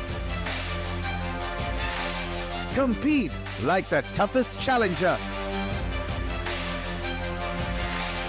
Dance like there's no tomorrow. Celebrate every second you are alive. Life has no rule books, but we can give you a stage. Matter in the cold night, run until I barely feel my feet. Wanna see it through my own eyes. There's no going back, and I'm not afraid anymore. Cause I know I'm gonna be the last one standing. Yeah, I'm not afraid anymore.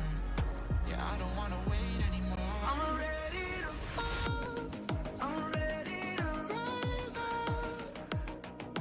I will do what it takes. I'll run blind straight into the flames. Watch me burn, alone in the shadows. I'll carry you home on my back. If it's you or me, then I'll take the shot. Still they say I'm the villain. I'll scream and nobody listens. Still they say I'm the villain. Too bad you can't take me down.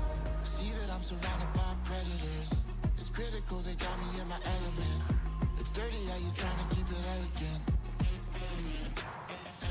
Keep my eyes open wide when everyone around me is an enemy. See my life cross my eyes. I'm ready to fall. I'm ready to rise up. I will do what it takes. If it's you or me, then I'll take the shot. Still they say I'm the villain. I'll scream and nobody listens. Still they say I'm the villain. Too bad you can't take me down.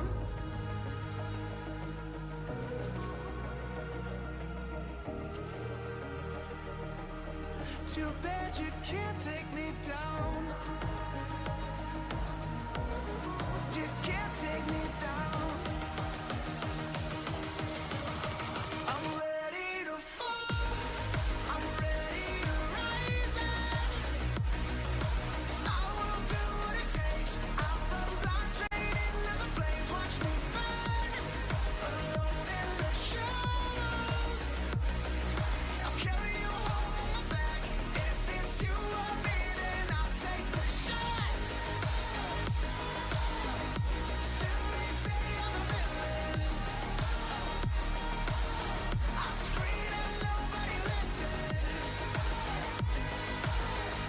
Still they say I'm the villain.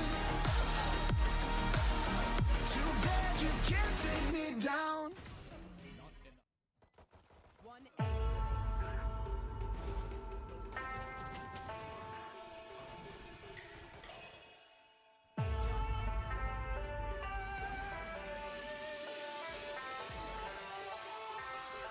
我的精神也很顽强，你掌握不了我是宣扬，天空变化莫测，境况让人深思，快失败了你也都没办法，你的安排像个灾祸，在我看来你帮就无奈，你们胜利也不受崇拜。I'm a great, I go way up and paving my way through the smoke and the flame and the cold and the rain. If you wanna be me, but I stand out. You on flat earth, looking at my cloud. Standing tall through the test. Standing tall through the test. 我的精神也很顽强，你掌握不了我是宣扬，天空变化莫测。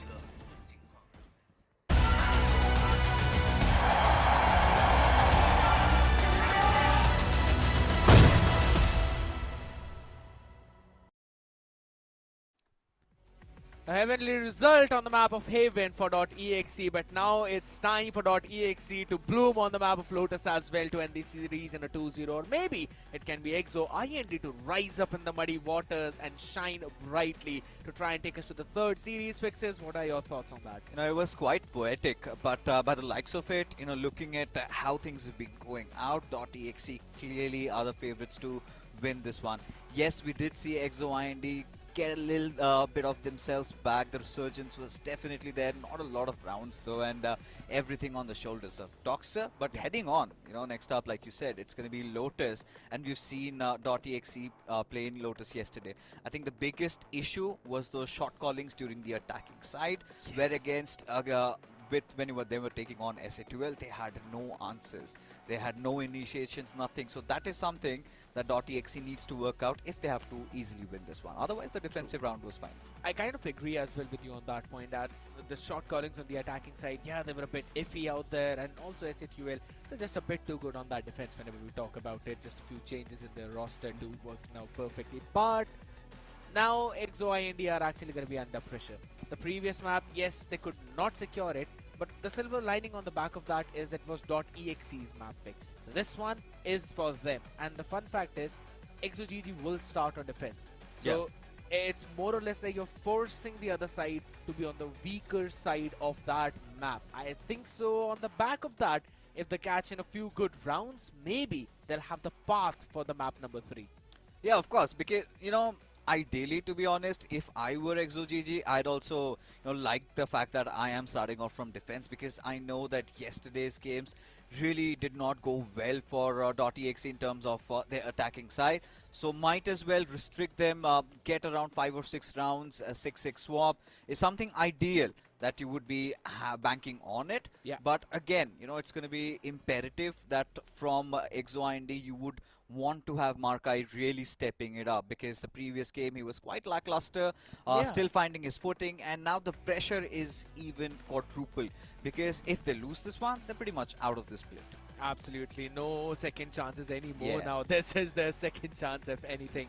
And EXE Indy is again a team that did not just get a slot into split 2 like that, right? They had to fight tooth and nail for that through the promo relo as well, duking it out against teams like Aura, and then winning against them, who already had big experience of split 1. So I think so it's still a very solid journey, which you would want to see go a little bit longer.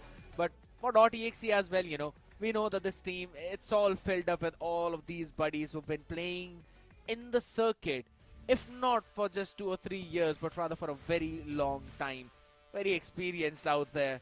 And to be very honest, experience sometimes always overperforms or overwhelms the new young talent.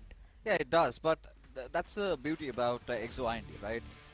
You do not know what version of EXE Indy is going to be at display. Who knows? They might get White Feral in this particular game when they know everything's on the line and just go all out. Something that, Asterisk were also trying to do.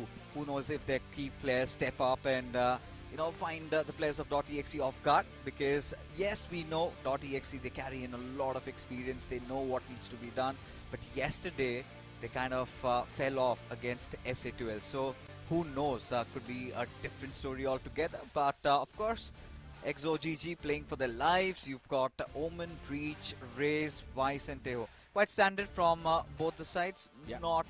Nothing really that catches me off guard. I really like the composition of EXE. Again, this is the first time that they'll be playing on this map, while for .exe already have shown their face on this one. Not winning a lot of rounds on attack at all. If anything, they played 7 rounds, they've lost all of them in total, and their defense win rate is also just 50%.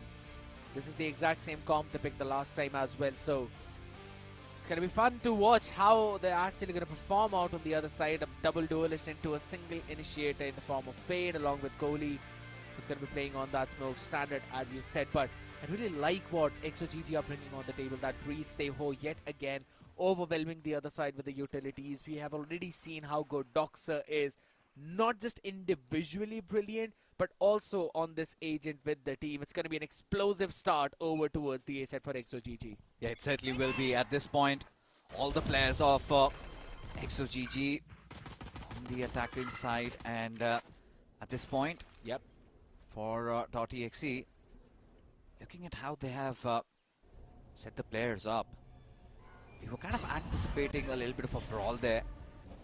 It seems like the air has slowed down. Tensions definitely so high. But there you have it, EXE trying to make some contact. But the smokes have been deployed. And .exe giving them that due respect. the only reason why we did not see that explosive start was because .exe had 3 people stacked towards the C side, and it was the exact same trap setup that they were trying to use in their previous match of Lotus against SATUL as well on their defense. So Yeah. that's the whole part about it right now. Getting Spike down A. Good shots. RBK cleaning things up. Some Stanley for .exe, but Markai. This is much needed. This is exactly what you need. 30 seconds Find left. such frags, get that confidence back up, and now coming in, Find you. pour through the trees, and there you have it. Roster spotted out. RVK, that's a nice kill. Secured as Markai deciding to venture out, waiting for the smoke to dissipate, and even for Scar. Oh, that's quite an aggro position that he's holding on to. Just waiting for the players. Oh, one of them, especially DC, he's got a nice angle. He's got no clue, but what a swing that was! Especially after taking one player down, and that flick. Absurd. nasty one indeed from .exe, especially from DC. Earns around almost 90 to quickly take that guy down. And to be very honest, a very diligent way to re-clear all of those spaces as well after losing a member or two out there. And eventually sending out a couple of players all the way to re-clear rubble.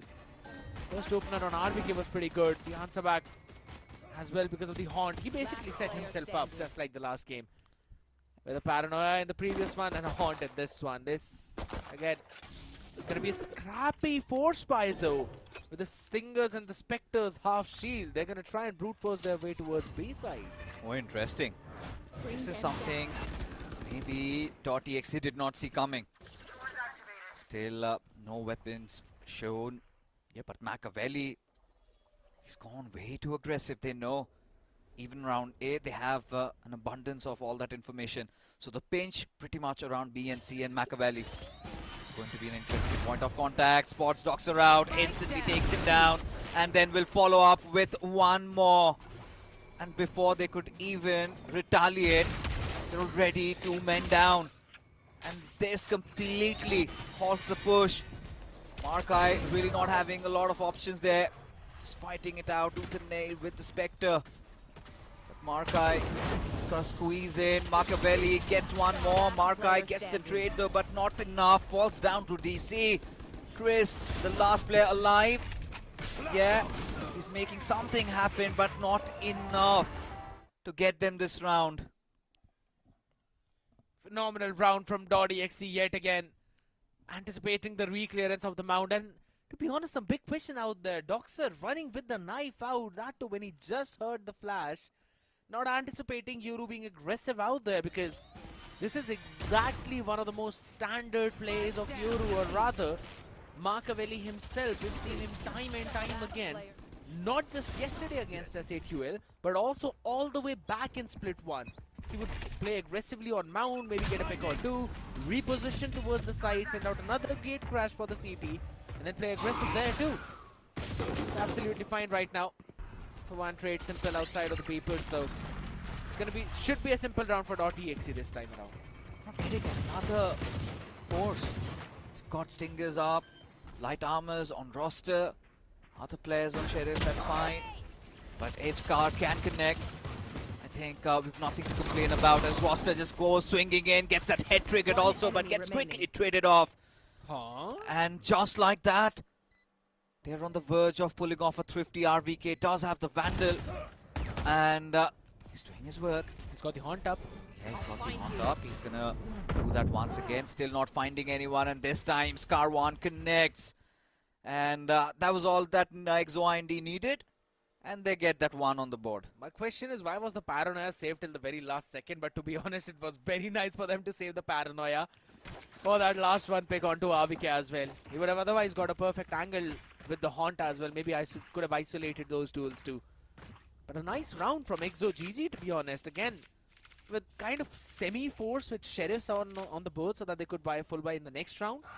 They were able to quickly do a good amount of damage. And again, on the back of the boom bot, Trinity as well as Kohli thought that maybe it's enough, but that wasn't the case. This time aggressive rubble. Ooh, this time .exe weren't really prepared for that aggression coming up, and Roster is starting to feel himself. Seems like he's taken it, soaking that pressure. Oh, good contact. RBK does not miss. Despite being dazed, still managed to connect ahead. Machiavelli, he redeems himself and his team as quick kills coming out of .exe, and EXE reduced to their final play. DC compromise, but still he will connect his shot, and Scar1 left stranded as .exe put one more on the board. It was all set by RBK with the first pick on the race and then following it up as well with another headshot.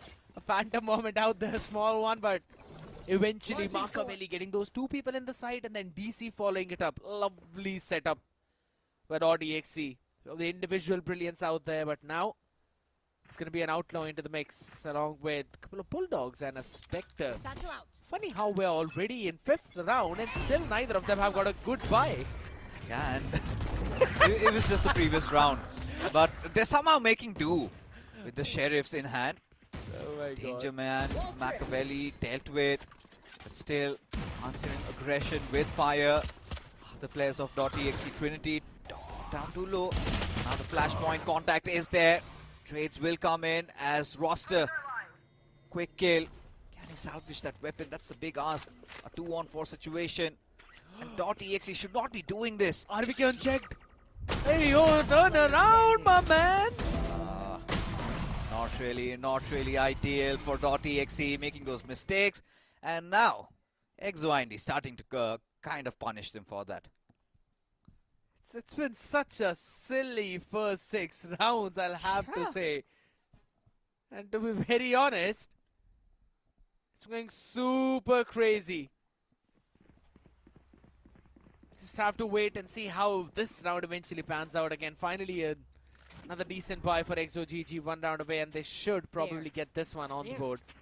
RBK has been having his ultimate as well, along with the Steel Garden for DC, and extra drift for Machiavelli. Roster pushing it all the way outbound. This is again a trap set of 4 people this time. Oh, and Roster is cooking. Roster is hunting. Everybody being taken down. Doxer will get that final kill, and EXE, they somehow have managed to even the tits. At this point, I'm kind of baffled at the fact that, you know, in a span of what, 8 minutes, we're already down to our 7th round. More than a competitive matchup, feels like a team deathmatch at this point. It is very brawly. Can't deny that. It is very brawly indeed. And you know what? They're not deciding to slow down whatsoever, because look at the ultimates on board. 8 out of the 10 right here. And again, Triss just 2 away from his own Rolling Thunder. Fast one yet again, but Machiavelli this time finds an opener, takes the head of Scar. Ego contest on at this point. DC, yeah, he manages to escape from that precarious spot though. Finds himself alive. But just take a look at Kohli's position. He's pushed in way too deep into A. And this is where EXE have not an inch of clue about that. Yeah, that trouble take is a standard position for almost all the omens out there. But here we go, Steel Garden. Having being deployed, Markai still finds DC. That's an important pick. And Roster, he does have that showstopper. Gonna hold it off, but Machiavelli could be his prey, and so he is. Timing really not working out for .exe. Oh, Triss take some hitting there. Still alive though, still singing the songs as RBK. He's gonna be a little bit more patient. Trinity being dealt with. Roster is really starting to feel himself. Kohli needed to amp that aggression down. And suddenly, EXE, they do not care about anything in the world. Like I told you, they have gone quite feral, and that is visible. They threw everything in that round except of the kitchen sink, I'd have to say. Not just from EXE, but even .exe. Nightfall invested in that one as well. Steel Gardens from both sides. Showstopper, Armageddon for EXE. What a great performance from their side. On the back of it, finally we're going to see the .exe timeout, the first one in 2 different maps. So definitely they're feeling that pressure. Yeah. Losing not just onto the duels, but rather in terms of the retakes itself, right? They were... I think so, if the spike is down, that's where EXE are winning. But .exe are just trying not to allow them that amount of time to set up in the post plant. You know, more than all the minds put in, it's all about the hearts put out. You could see Roster, he's on fire. He's like a man on a mission, and at this point, anything that he touches, he's getting kills out of it. Those crucial entry frags that he's giving, he's stepping up big time, and that somehow is enabling his entire team to double down, control the site, and .exe are having tough time dealing with that amount of aggression coming out from EXE all of a sudden. So that little bit of a breather was much needed from their side, much appreciated, and now you can see the scarcity of creds as a result of which now on Sheriffs. Necro has so badly jinxed Doxa in this one. I kind of feel sorry there, but the explosive start on Rubble yet again. At this point, Trinity has got his showstopper up. Too much investments, gets nothing out of it. You know, a little bit more calm. And EXE now they're starting to control the tempo of this game. First huddle survived. It's going to be interesting how they piece this one out.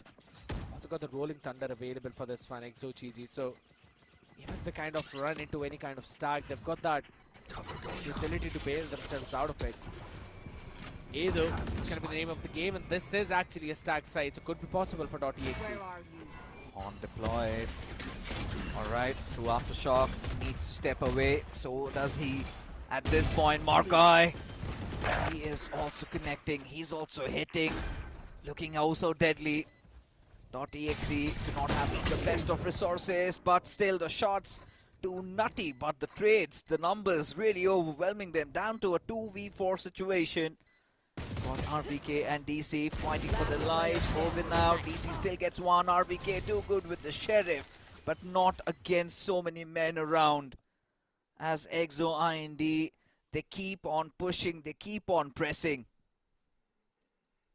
Perfect play from their side, to be honest. Taking away a few of the rifles on the other end, but here's the thing. EXE are going to be very happy about it. On the stack side indeed, but they broke it apart perfectly in unison.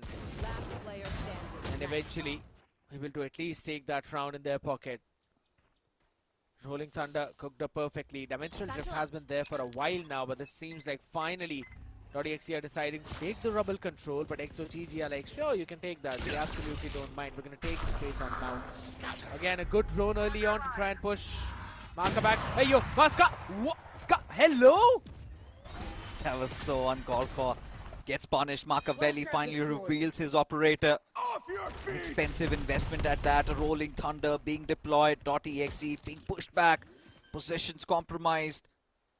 Roster. Oh, Roster. It's going to be so bad. RPK caught with his pants down there. As Trinity wants to get into few shenanigans of himself. Trades from both the sides. Doxa still on the ruling side with Trinity, not shying away, but Trist holding the game alive. Kohli now in a one-on-one situation against Markai. 5 bullets. Has 5 to work with. Should be enough now. Down to his final one. 1 bullet. Does he get a reload? No, he wants to go for it. Playing on confidence. Will not pay off. As EXE quickly convert this into theirs. 6th on the board. Smart play by Markai at the last second. Activates the stones on the left side to peek from the right one because he knew that's the only place Kohli can actually show up from, outsmarting .exe. And to be very honest, Scar almost threw the round away. I'm not even kidding. He's the smoker of the team, and understanding you, they heard the Yoru TP. They saw Machiavelli TP out, and that is the standard place where Yoru keeps his TP up. And again, from the shadows play which he tried to make all the way towards CT, that normally is done once you throw a smoke out there. Right now towards B, yeah, it's going to be a meat finder. Markai is going to farm up for his steel guard and run away from it. Not looking good. Not looking good at all for .exe.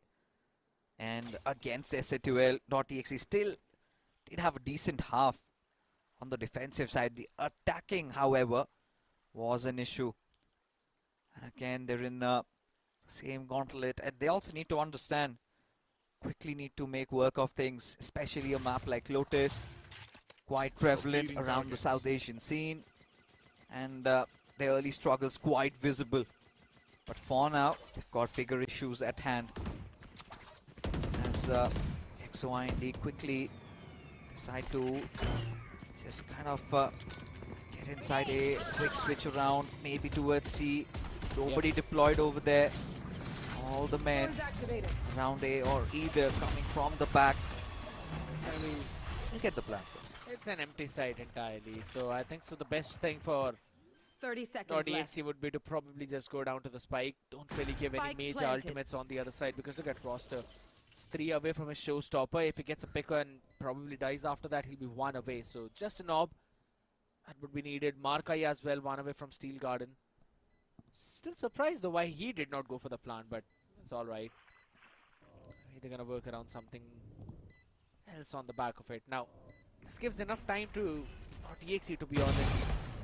Maybe think about what they need to do in the next few rounds. I mean, at this point, I urge another timeout to be taken because they're struggling.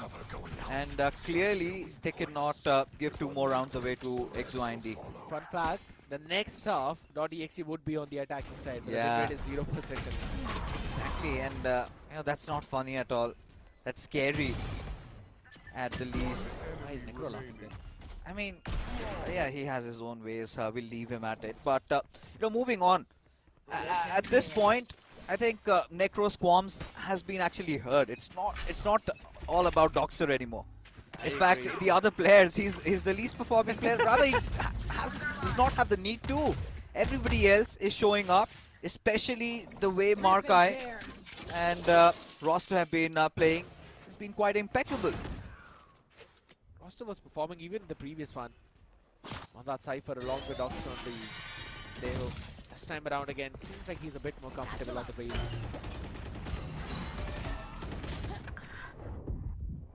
Beautiful haunt by RBK again. Just right through that one small opening in the connector and the B. Threw it out and picked off Roster just as I was done singing his own praises. Again, this late lurk by RBK and the stoppage of Doxer could be the main key of this entire fight. But look at the rest of the players too. Markai going all the way around from the spawn towards the connector. Oh, this is going to be interesting. With the waterfall, he finds one. Trades are good. As Kohli gets one more, and Doxer, he's gonna get knifed. Oh, he had the chance, but RVK is not gonna do that.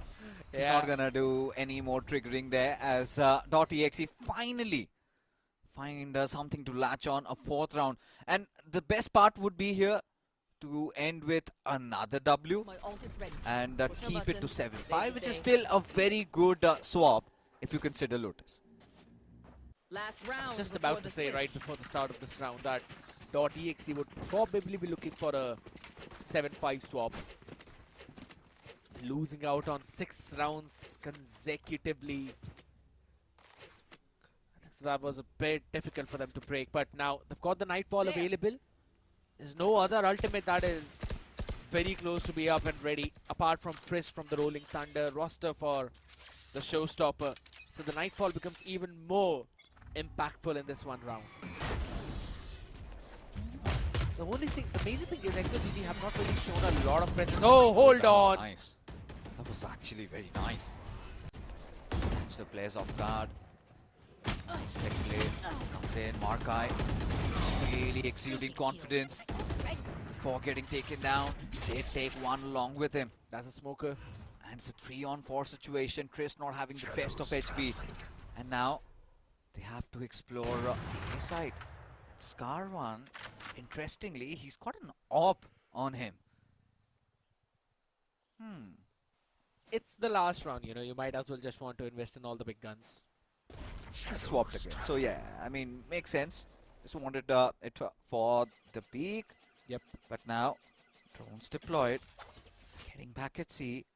It's just to get the information of Mound and probably create a bit of question mark in the minds. Though This position from Scar is going to be impeccable. If he wins it, this might turn the round. Let's see if he can. Oh, 30 Trinity. seconds left. Timing was absolutely right. He's going to reposition himself. He's got the showstopper to also play, and this time he's not going to miss. Chris getting dealt with. Scar 1 still alive. Sees both players. Yeah, 2 on 3 at this point. Paranoia to follow up. RVK 10 takes seconds. some damage. 10 seconds on the 10 clock. seconds left. Time is running One out, enemy and remaining. Machiavelli present. He's gonna unleash hell, and .exe somehow redeemed themselves. A 7-5 swap. The trap play towards the seaside working yet again. And on the back of it, .exe saving themselves from this half that was running out of their hands. And EXE on the other side though, still keeping that lead up. 7-5 on the half. A few of shots here and there, if he, yes. But at the end of the day, it came down to those duels over towards the end where, and the showstopper, and eventually Trinity was able to farm up for. It was 2 away actually. Now this is where I always talk about the ult economy and why it becomes even more crucial. We'll come back to this discussion in a while, as right now, again probably towards trouble where Machiavelli fully blinded. Just have to concede the space, and B is where we might possibly see the next fight. Just look at Scar 1. 2 ahead right now, and Roster, so is he. Quick trades from both the sides. A 3-on-3 situation. That's .exe. B side. Oh, this is the carry. Spike down But this A. DC does make it count somehow. Sure, finally going out, and now .exe quickly plant for a, It's 2v1 on the side. yeah, Doxer. Oh, reposition. timing. It's brilliant, and it's got the salvos up too. Yeah, and it's gonna be. One enemy Kohli remaining. had no clue, and the spike has Spike fallen down. A. Now I have the spike. DC around that smoke. Of course, get the Lovely. plant, but I'm pretty sure a lot of utils might follow up. DC Blinding crack. going to be very interesting. He needs to isolate one. Cannot fight against 2 at the same Retrieving time flash. at this given point. And One just barely enemy 40% HP. Oh, now it's down to the wire. Ring around the rosy. Yeah. But what's gonna happen? DC has got no clue of when the peak is gonna come, and Markai, just too good on his aim, will secure the pistol for EXE. Human instinct to go back to the safety is what probably kicked into DC.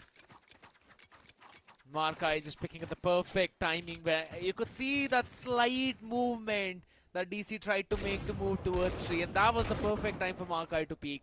It did so. But again, it came down to this back and forth fight all the way it started towards B main.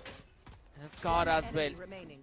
You know, this is the strength of an Omen, that many a times you can just move so far forward without triggering the sheer wall because of the shrouded step. Find that rhythm. That sometimes becomes useless, but so could be the case with the trap fires of Flash placed. Cypher, but it's absolutely fine right now.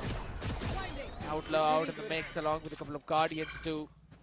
And the struggle of .exe on the attacking round continues, Fixes. Yeah, and 8 rounds now, to be honest.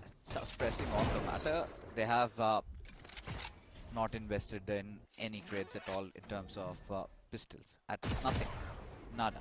So ideally we're looking at a 9-5 unless and until .exe pull off something miraculous. And at this point, quickly be hoping for a plant. They'll get that. And now, time is going to be crucial. 5 classics are becoming 5 demon classics in close range. Let's see. Let's hope for the best. Var.exe at this point, Doxer gonna make the first move. Twist is gonna get that kill, and now suddenly Roster and Twist follow it up, and nothing remains. Just bodies down and out as EXE quickly get the retake. Feeding the orb into Doxer as well. They want the Armageddon to be up as quickly as possible. Pretty solid round again. Good amount of util usage, and then eventually all the players moving together in unison, taking down the rest of the members of .exe. 10 rounds on attack. Yeah. Not a single converted yet. Now I know a lot of people are going to get confused how 10 rounds, 7 of the rounds, or rather 8 of those rounds were back when they played against S8UL. 7 actually, and 2 here. So that's 9 rounds in total on the attack that they haven't yet converted. Maybe this one round where they've got the weaponry advantage. Only just running away from that aggressive double take though, but Markai with the opener.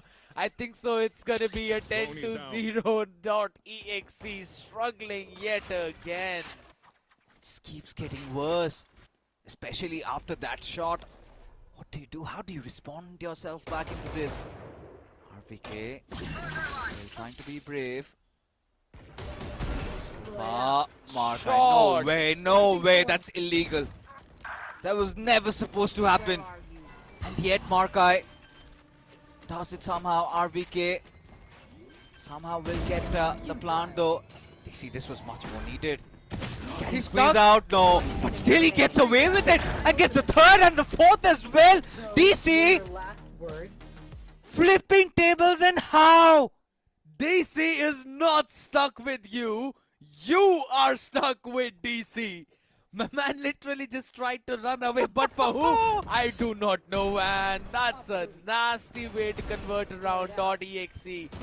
And that too when they were down a couple of It's their members. first now. One enemy remaining. Jesus, first indeed, I'll have to say, but on the back of DC, that is fantastic.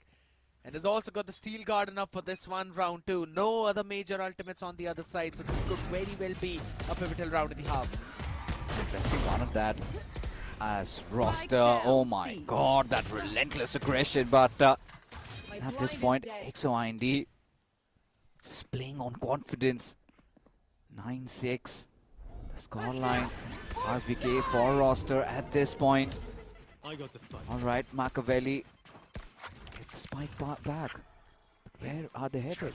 They also used up the Steel Garden as well. They anticipated EXE to play up close to Spike, maybe guard them. It's not really the case. We've only seen one till now though, and that's only DC, who normally plays as the lurker of the team, and that's why there's no rotation being called on C side. Oh, that's an interesting take.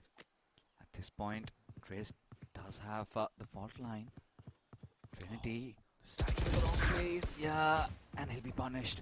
Chris gets picked off, and suddenly the control relinquished. At this point, .exe will have no trouble getting the plant in. And a 3-on-4 situation for EXE. Need a hero at this point. Who's it gonna be? It's gonna be Markai or Doxer. Oscar. All three of them have been playing really well, but Markai, he squeezes in, gets 2, and suddenly evens the numbers. Doxer, position compromise. Knows goalie where he's come from, but now look at this. Quick one-on-one trades, and now 15 HP. yeah, DC does not have a lot going on.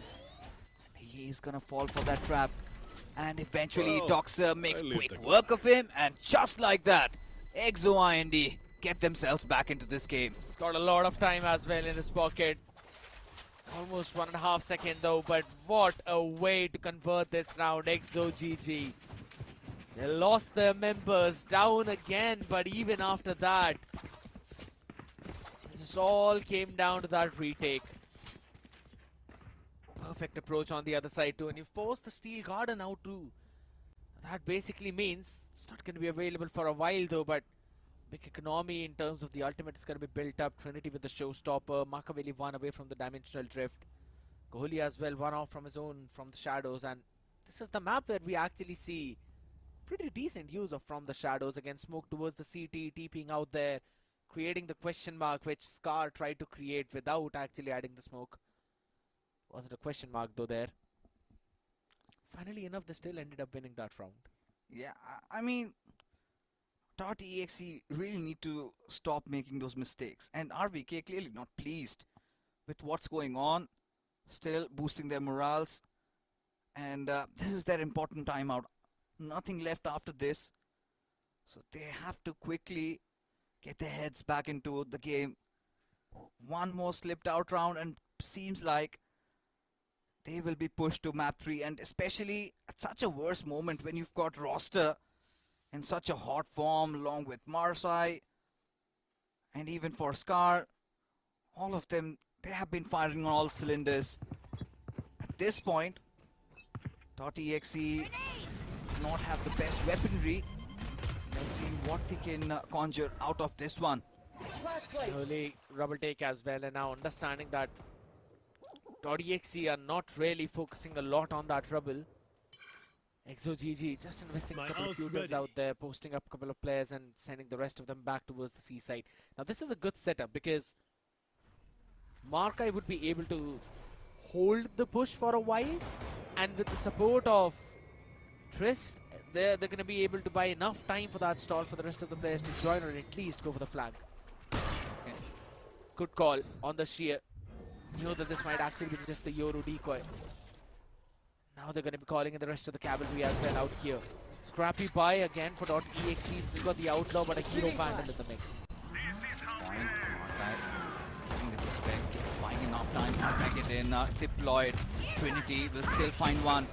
And Machiavelli bought down too low, but Trinity with that showstopper is now starting to flip the tables. Markai still alive though. 1-5 situation, and Markai instantly evens up the numbers. At this point, it's just back and forth brawl going on. DC, the last man alive, now in a 1-on-2.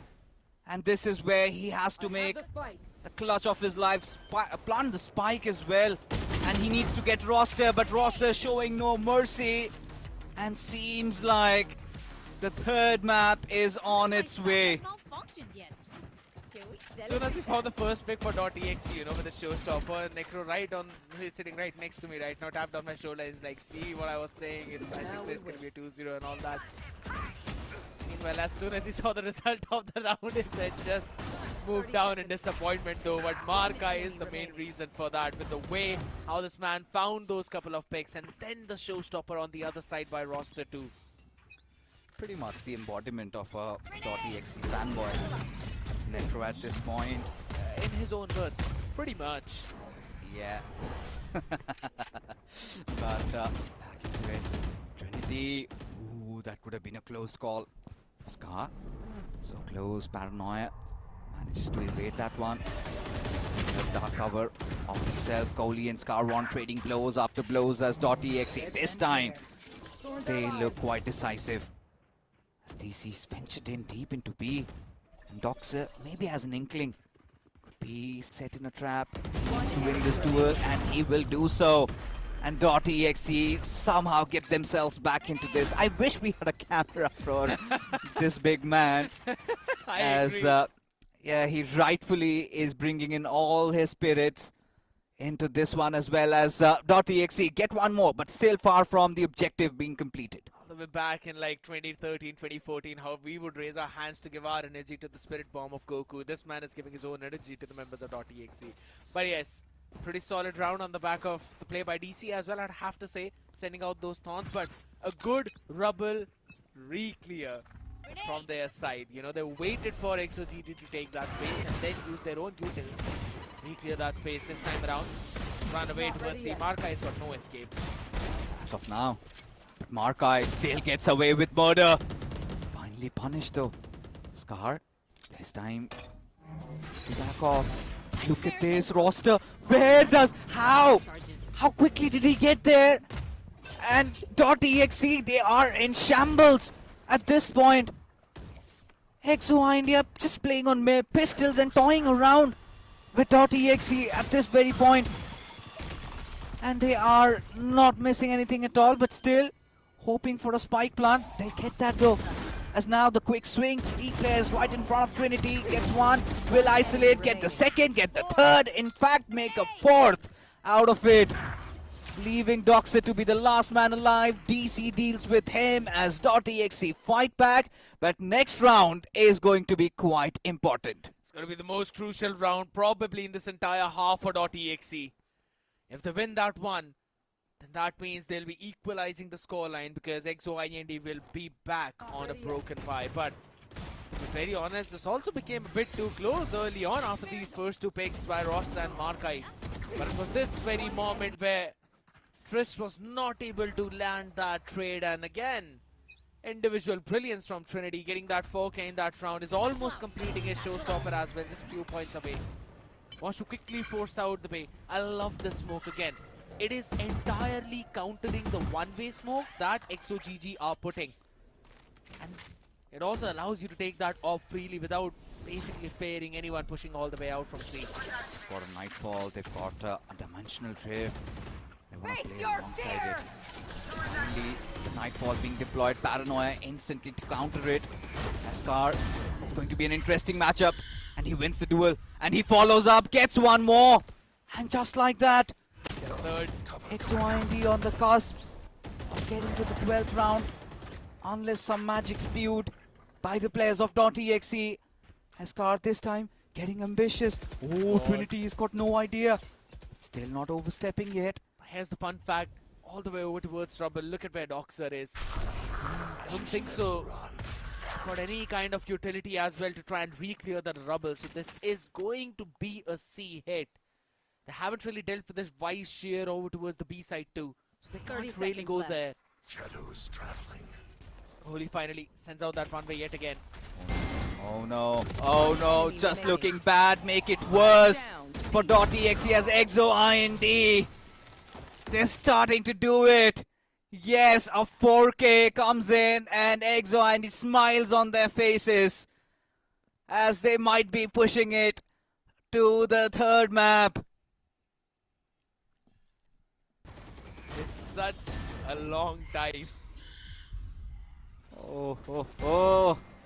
Interesting stuff. Loving it. I wish we could have shown Necro's face right now, man. This man is literally making me laugh. But to be very honest, it's going to be an important round for both of these teams. An operator, that too in the attack, now into the mix with DC. Oh my goodness. Who's next? That's as worse as it could go. As Machiavelli. EXE. Alright, Machiavelli being a little ambitious. Put it out, Markai. Needs to pay respect. Big problem is that DC has got the operator, but there's not a single player that's coming on the flank. So he will need to make sure that no one pushes out of the stairs. But there's the showstopper. And Roster connects. Third Trinity, one for himself. He's also gonna get that, but still gets picked off in the process. And now it is a 2-on-4, and Kohli goes unchecked, not anymore. Doxer dealing with him, and DC and Op, but nothing to latch onto. Just waiting for the inevitable as Markai gets the final frag, and EXE, they live to tell the tale as they push for a third map. What sheer resilience being displayed by this young man against such veterans, pulling this map and in a dominating fashion, and how impeccable stuff.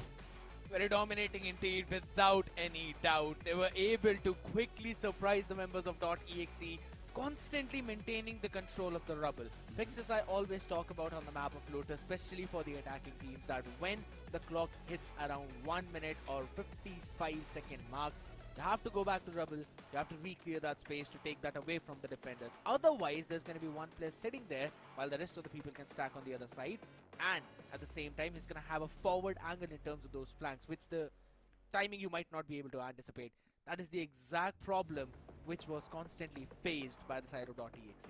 And this is one of the big reasons why we are now going to the third map. But very well played on the map of Lotus by EXE. It was their map pick, to be honest. But yeah, I think so we're on for a very solid series now. You know, it's a well-stated fact that .exe, they've got more experience under the belt. But if you can't outsmart them, then you can certainly out-aim them. And that is what EXE just did, right? You know, the sheer cojones on going for those aggressive plays. And .exe seem to have no answer. Losing their fights, overthinking, everything just crashing down. And, you know, at one point, you had Markai holding an angle, and then suddenly a roster out of nowhere just comes from behind, gets the wrap in, gets multiple frags. This was an absolute cinema for EXE. They were enjoying themselves, and what is now scary is that they're now riding on that momentum train, hot and heavy, whilst .exe, they're starting to question themselves. My big question is that how are they going to come out of this one loss, right? Because they were trying their level best to eventually pull themselves back up. There were multiple 4Ks in this entire series. I think so. This is the series that had the maximum number of 4Ks that we have probably seen in all the 3 to 4 games combined in the previous few days too. I think so. It's been a pretty back and forth, absolute roller coaster of a match, but MVP surely is going to be roster. 314 ACS, 24 kills, with 4 of those being first kills. Look at the damage per round. My man has 203 damage per round. A lot of players don't even have that kind of ACS. I mean, at this point, take a bow. Like, the way he played roster was just so good. Every single part of it. And this was a complete brawl fest. How do you describe this match? This was bizarre by all means. You know, fights happening left, right, and center. And suddenly, EXE IND back into this, you know, lovely underdog story coming into fruition.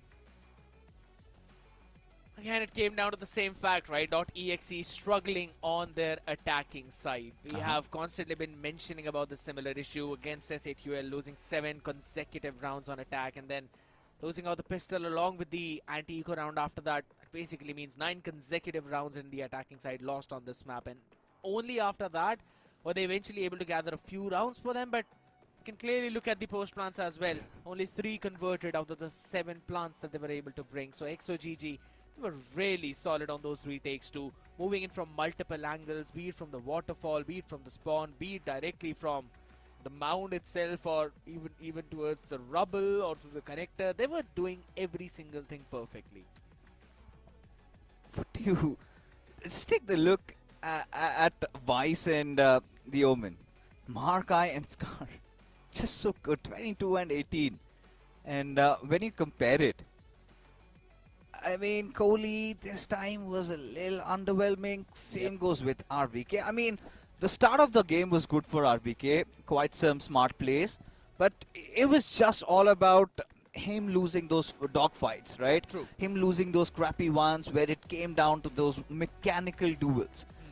Yes, he was trying to outsmart his opponents. He was getting successful, and that is where, you know, that flip switch hit for EXE. They're like, enough. We're trying to play their game. Let's play ours. Let's dictate the tempo. True. And that's where you could see them just hammering in, caring nothing about this world, getting kills everywhere on the floor, and those clutches, of course. Yes, and I'd have to say, you know, whenever they were actually trying to brawl it against the members of EXE were trying to brawl against the players of .exe, that was the time when .exe were actually winning it out, but not the other way around. So maybe that's also a cue for them to prepare for the next map.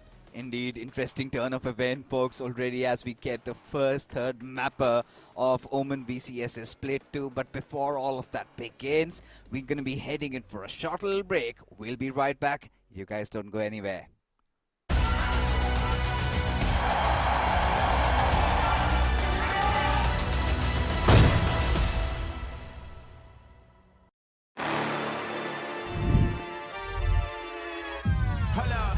Why do they doubt the kid? I'm about to prove them all wrong again. I got a low tolerance, cause they don't even know what the problem is. It's me. Why do they doubt the kid? I'm about to prove them all wrong again. I got a low tolerance, cause they don't even know what the problem is. It's me. I ain't taking no loss, no loss, no loss. Look, I'ma always win. And I'ma do it again. Watch me win. Then watch me do it again. I'ma always win.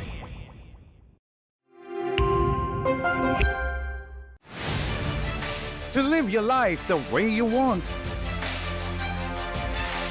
Compete like the toughest challenger. Dance like there's no tomorrow. Celebrate every second you are alive. Life has no rule books, but we can give you a stage. Down with it. Casualties, casually to any adversaries. If it's necessary, I'ma go and come and ride with it. Let me welcome you to my legion. If you mess with us, we gon' put you on a t-shirt. Never take a day off, what's a leisure? Squad's always up, this teamwork, stream work. Total field, I don't study.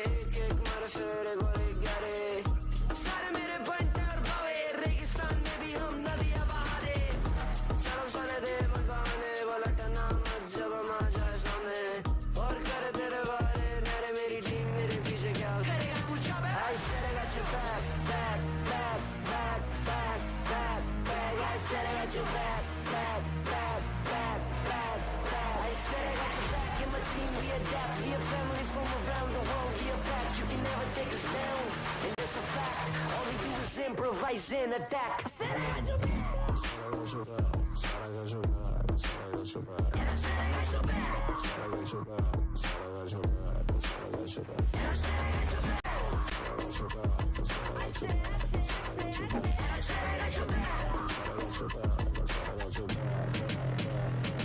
हम खड़े से यहीं ऊपर आसमान नीचे जमीन पूरा है अब हमें यकीन बढ़ते रहना आगे और चढ़ते रहना ऊपर साथ मेहनत है और हमारा जमीन खुशी हो या कमी जीत की तरफ है बढ़ते जाना लड़ते जाना कभी माननी है हार नहीं we work hard and we play hard चाहे जितना भी दिखे हम गंभीर चलो करें मजे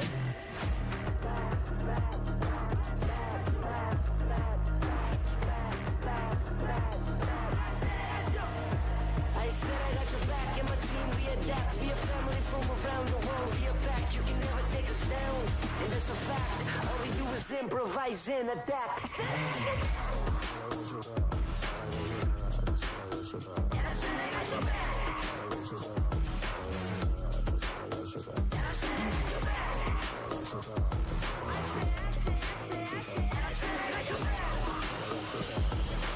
All we do is improvise and adapt.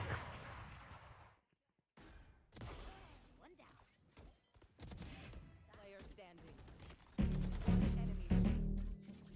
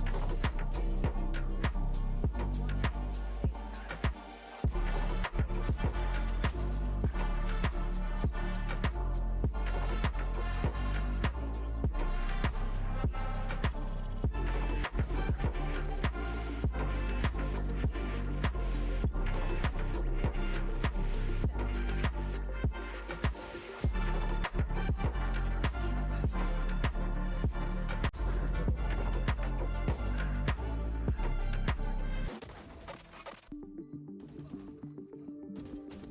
enemy remaining.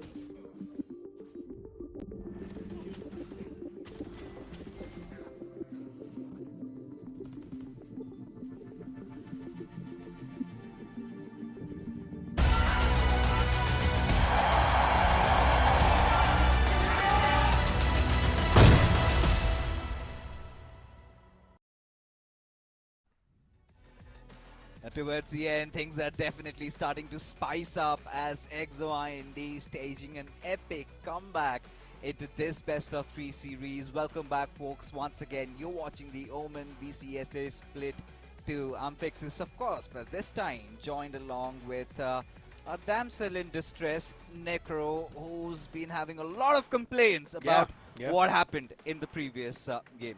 Generally speaking, things could have been in the favor of .exe, without a doubt. But just the way they played, just throwing so many rounds, and it just felt like the opponents getting multi-kills over and over again. And for some reason, .exe were just doubting themselves over and over again. They were not taking those fights, even though they had the confidence from the previous game transferring on forward. In my opinion, .exe, if they keep on playing the same way, if they keep on showcasing the passive nature for no reason, they will be punished just the way they did in the previous game.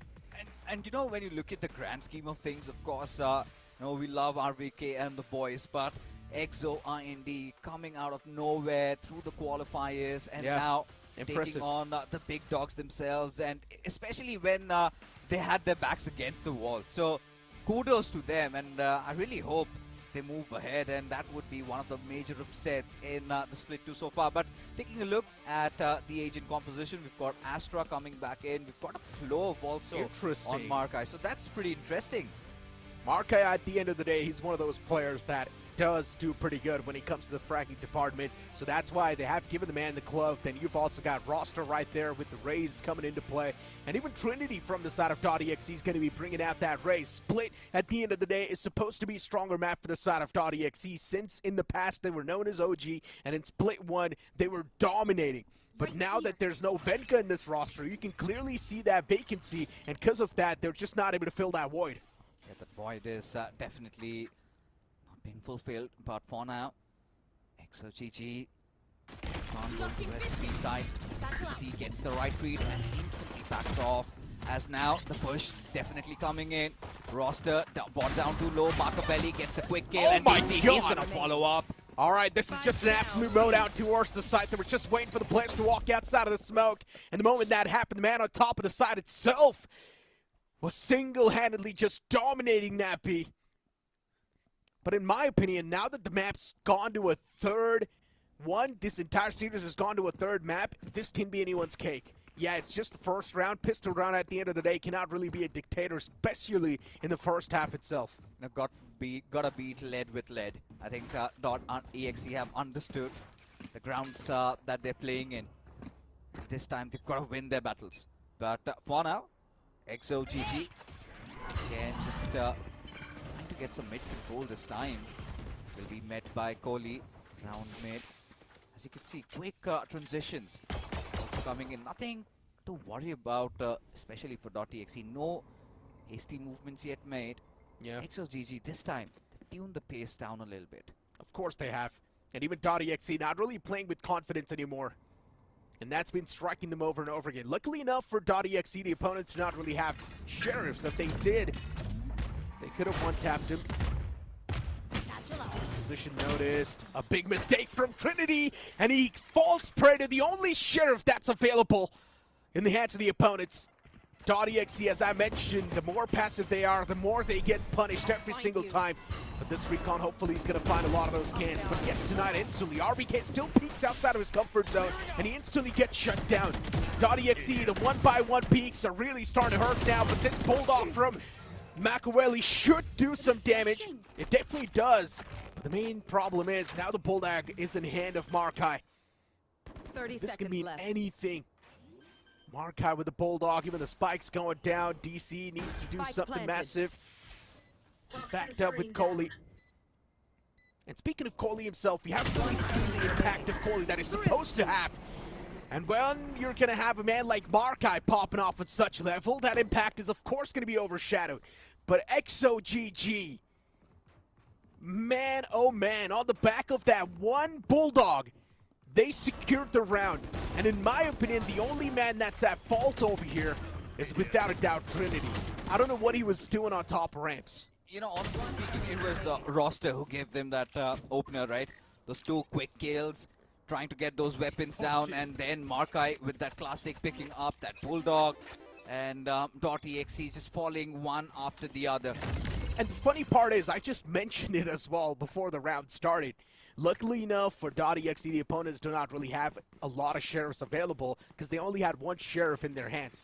And then instantly Trinity falls prey to the only sheriff that was available in the hands of XOGG.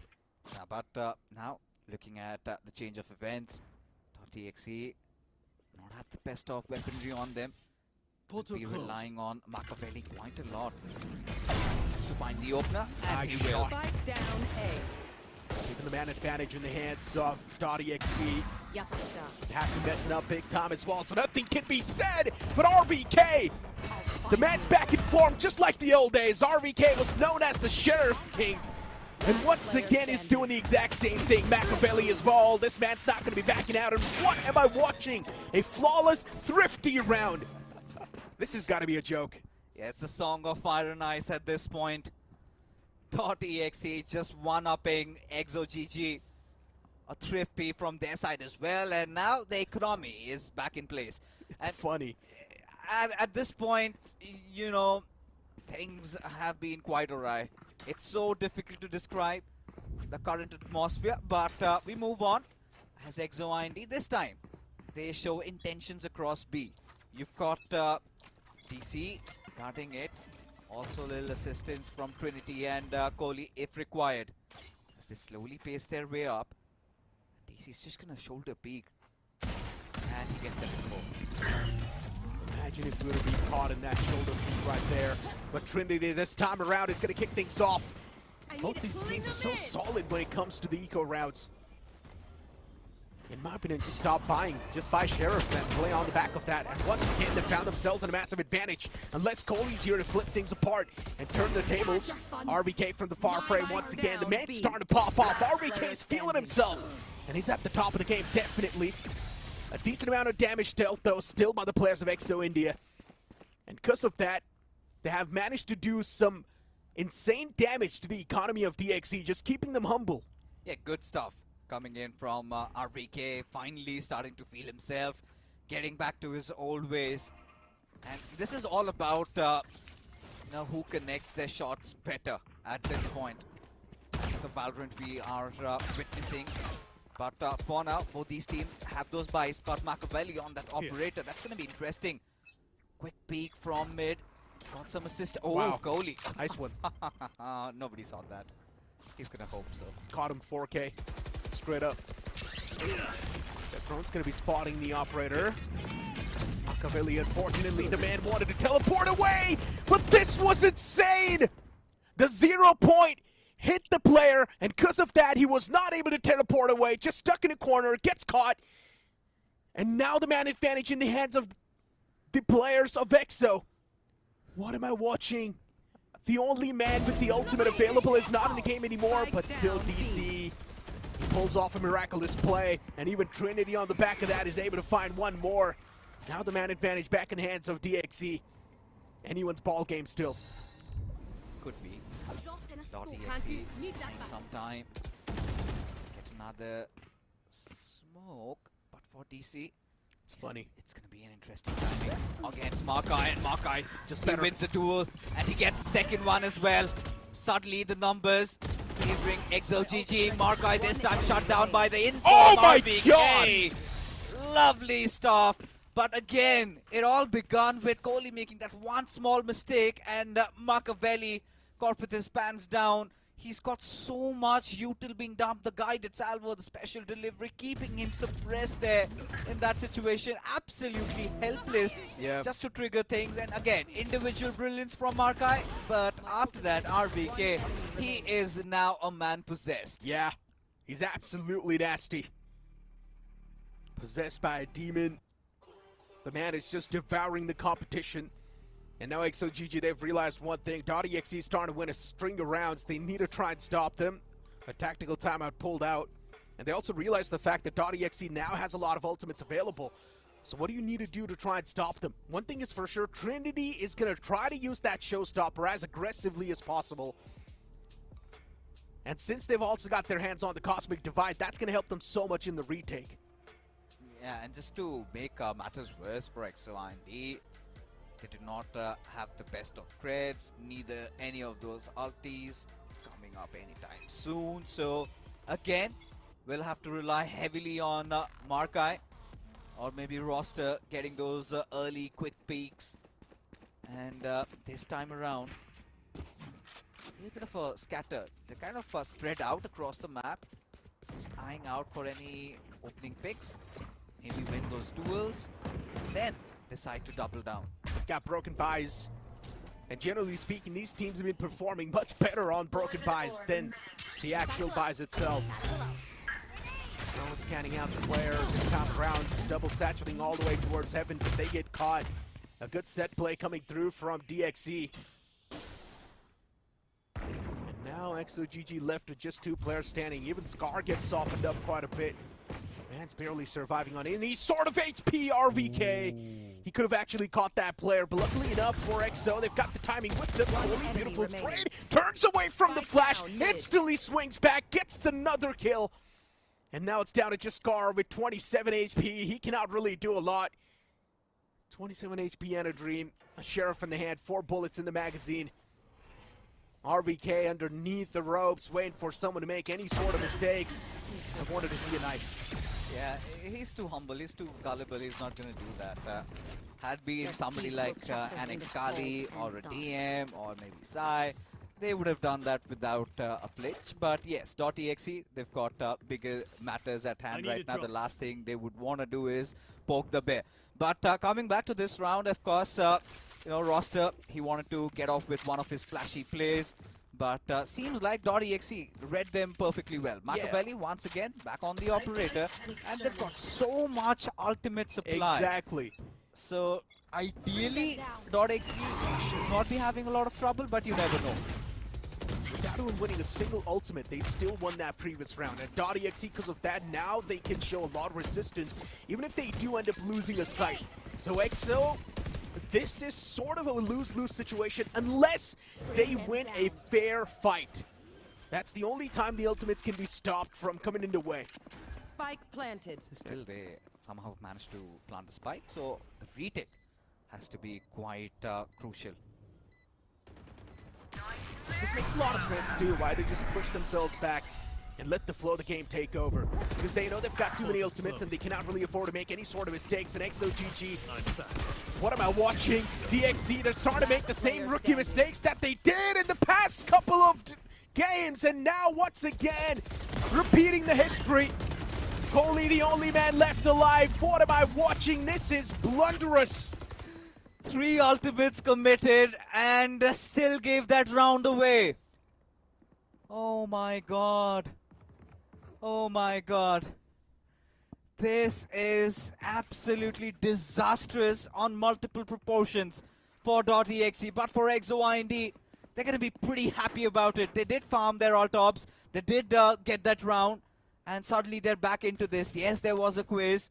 You can answer that at your free will. But for now, getting back into this game, they also have managed to recover their economy, Necro. And .exe once again, very gutting setback. I'm pretty sure, as a .exe fan, if there is someone watching in the chat, this has to be extremely irritating. The way some of these rounds are being lost, even though .exe has every single advantage in the world. Hold on to that thought. The fact that Marcel still decided to pop that entire ult is insane.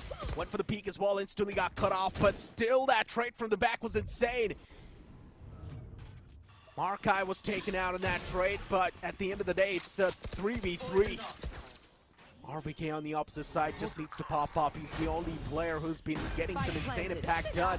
And look at Trinity left unchecked, and that's why he got that kill onto Doxer. But let's not forget, even Roster is able to make a lot happen. A 2-on-1 in the end. RVK is all by himself. He's pulled off multi-kills in the past. but he needs to perform when the swords are out on top of his neck. A Viper on the left side towards default, and RVK forgets to check his angles.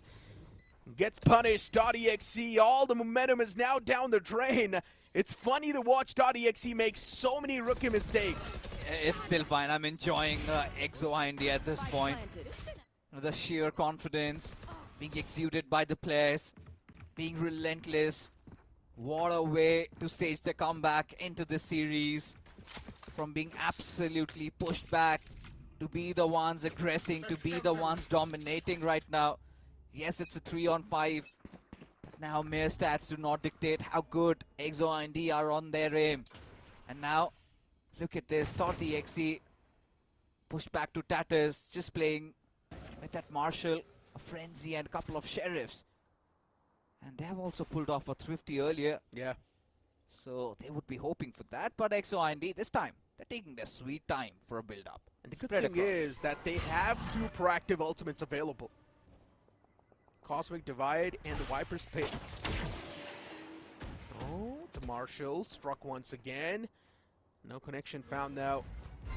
Machiavelli needs to reposition since his ankle's been smoked off. EXE anticipates someone in mid. Spots him as well, backs away towards the B site. Let's go off the Heaven control for now. Scar with his hands on the Outlaw. At this point in time, XLGG is just playing with the feelings of the opponent, just toying with them, since they do not exactly know what to expect in this round itself. Paint Shield's out, that's going to force the player back a little bit more. There is someone towards the double box, and even he gets checked and taken down just like that. And XLGG, yes, they do find a series of round, but the Sheriffs, they just click better. I'm telling you, .exe is much better when it comes to the Sheriffs and half buys, so they should just stop buying in the upcoming round. Again, another round, courtesy to RVK and DC. The way they showed composure in that one, just letting the players flood in, and they had their crosshairs right at their heads. And .exe somehow find some respite. 6-3 the scoreline. But now, ultimates up on both the sides. You've got Viper Pit, Rolling Thunder, and the Armageddon for EXE. They've got their plant and post plant secured. But for .exe, got the Viper Pit and the Cosmic Divide. There you go. Something dictated and trades from both the sides. Good trade, even Steven on the board. DXE, they've lost out on enemy remaining. Just one player. Make that 2 in return now. But since XOGG, they were not able to win majority of those trades, now they're just down to 1 man. And that's going to be Doxer. Ooh. Quick peek around the pillar. Just toying with Doxer at this point. And Doxer went for the peek. That's actually quite bold. He could have actually went for the save if he wanted to, but fine.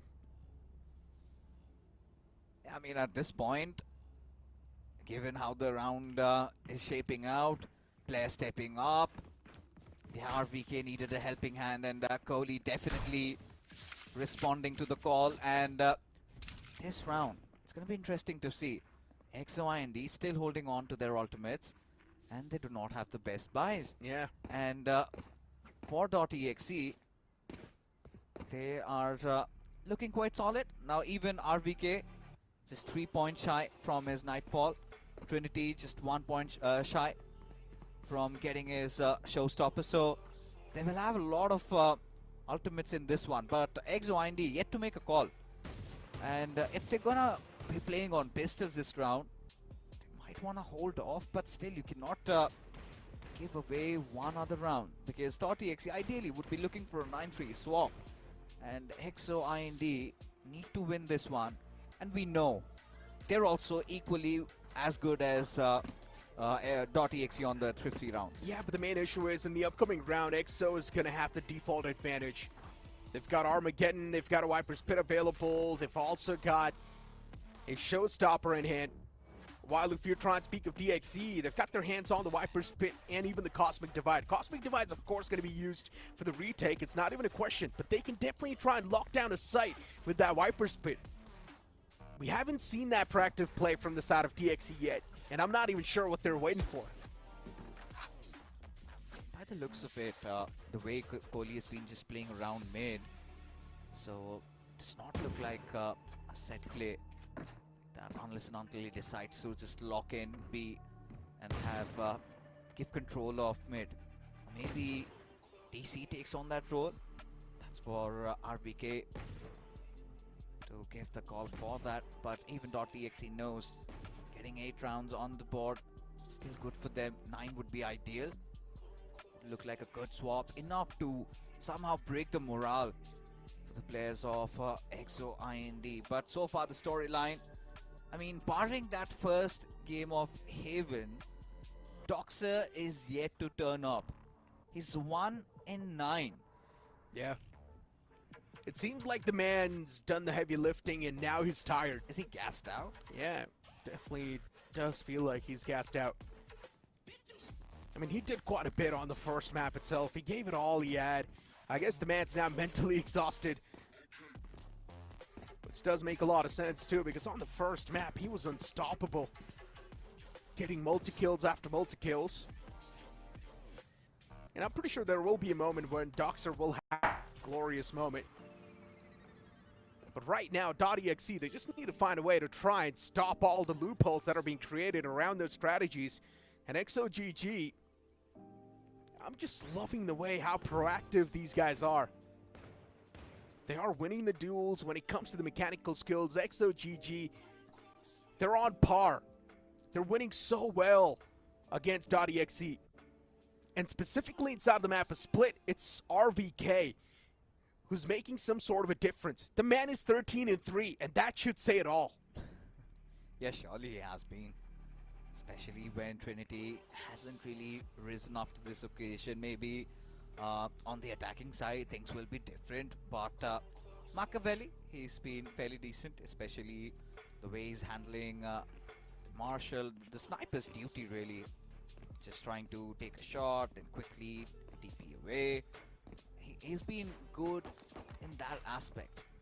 Attacking side is where I think we get to see more of both Machiavelli and Trinity. But so far, I think Kohli has been playing quite well as well. Yeah. I think especially getting those rightful trades, the utils, they have been deployed at the right time. The angles have been fine. But it's RVK, the captain leading by example, still somehow, you know, keeping .exe in this game and by a fine margin. And now we are back. Action is on, and look at this. This time Kohli has resorted to the A side. Red left vacant, courtesy to just that one Astro Smoke. They're heavily anticipating Necro that EXE will be hitting A. But one thing is for sure, both these teams are extremely good when it comes to the pistol plays. And right now, they're playing with the hero Phantom, relying heavily on Roster, and I'm pretty sure Roster's job is to utilize his paint shells, create some more space, get a kill, and help the team get the plant. But how's the execution going to come through? That's my question. And look at the players of .exe. They're moving all the way from the attacker spawn. It's 3 players flanking them. So one thing is for sure, whatever XOGG is looking for to plant, the plan needs to be executed right now. Look at this flank. This is going to be massive. Trinity and DC working in tandem, and they've completely shut down the dreams of XOGG taking this round. What a flawless one this was. Yeah, I mean, this was quite uncoordinated from EXE side. You could see the Armageddon being deployed, doing nothing. Just trying to flush out DC, and he just got into a better position. A position where he could take those face-on duels, and he won that. Assistance came in at the right time, and that is just like that. The Phantom being taken away from Rosters, and gotta make do with just that judge, but he's got that paint shell and showstopper also to play along. The final round before the swap, this is where we're gonna see some carnage. Finally, mid on lockdown. They've utilized the Viper's Pit. Accessing mid now just gets even tougher. I was just about to say, they have those 2 ults, and they still haven't really used it. And finally pop one of them. The Cosmic Divide's going to be utilized towards the post-plant scenario if it does come through, but right now XOGG, they're definitely sweating. Fire in the hole! No matter what they're trying to bring on the board, EXE just winning those trades, just winning those duels, mechanically sound and better. Showstopper utilized, but no value gained out of it. Machiavelli once again towards the side with the operator, and he connects the first shot. TP's away instantly. A return Showstopper was available, but even that's not going to find any sort of value. But it does not even matter when you've got a man like Coley on fire. Last two players standing, Markai and Scar, and Markai gets extremely tagged up. Scar's position anonymous. He's able to strike up with one, gets the second man as well, and what am I watching? Table still being flipped. Oh my god, this clutch is possible. 30 seconds But left. the only thing Coley needs to do is make sure that the club's gonna run out of time and it passes it once again. Oh, at this point, it's looking so bad. One enemy Suddenly remaining. tables flipped. Spike planted. Now it's down to a one-on-one. The Viper's Pit deployed, and Kohli is in a wrong spot, but spots the Expected. player down. And that is how .exe will get the 9th on the board. Markai must be feeling quite gutted with himself, especially after pulling his team back from tatters. Maybe hoping to get this one round, but Switching again, sides. good C's coming in from RVK, just stopping roster at that spot, trying to enter inside onto the side, just latching him on, and then Machiavelli. Twist gets picked off, and suddenly the morals kind of took a dip. Enemy. The best part is, Markai was taken down extremely low, and still he had so much impact in that round. It's unfair. Generally speaking, this is just not fair. Because XOGG should not have even gotten close to winning that round. But they still took it real close. Way too close to comfort. .exe should have won that round single-handedly because they just had the massive advantage in their favor. And this has been the main concern for .exe. They every single time just mess up. And because of that mess up, they end up losing the round, and then in the long term, they end up losing the entire game. But so far, so good, at least. When you look at the bigger picture, a 9-3 swap, they've got a nice cushion, but they can't be complacent. They know a little bit of sense of security, and suddenly XYND are breathing right under your nose.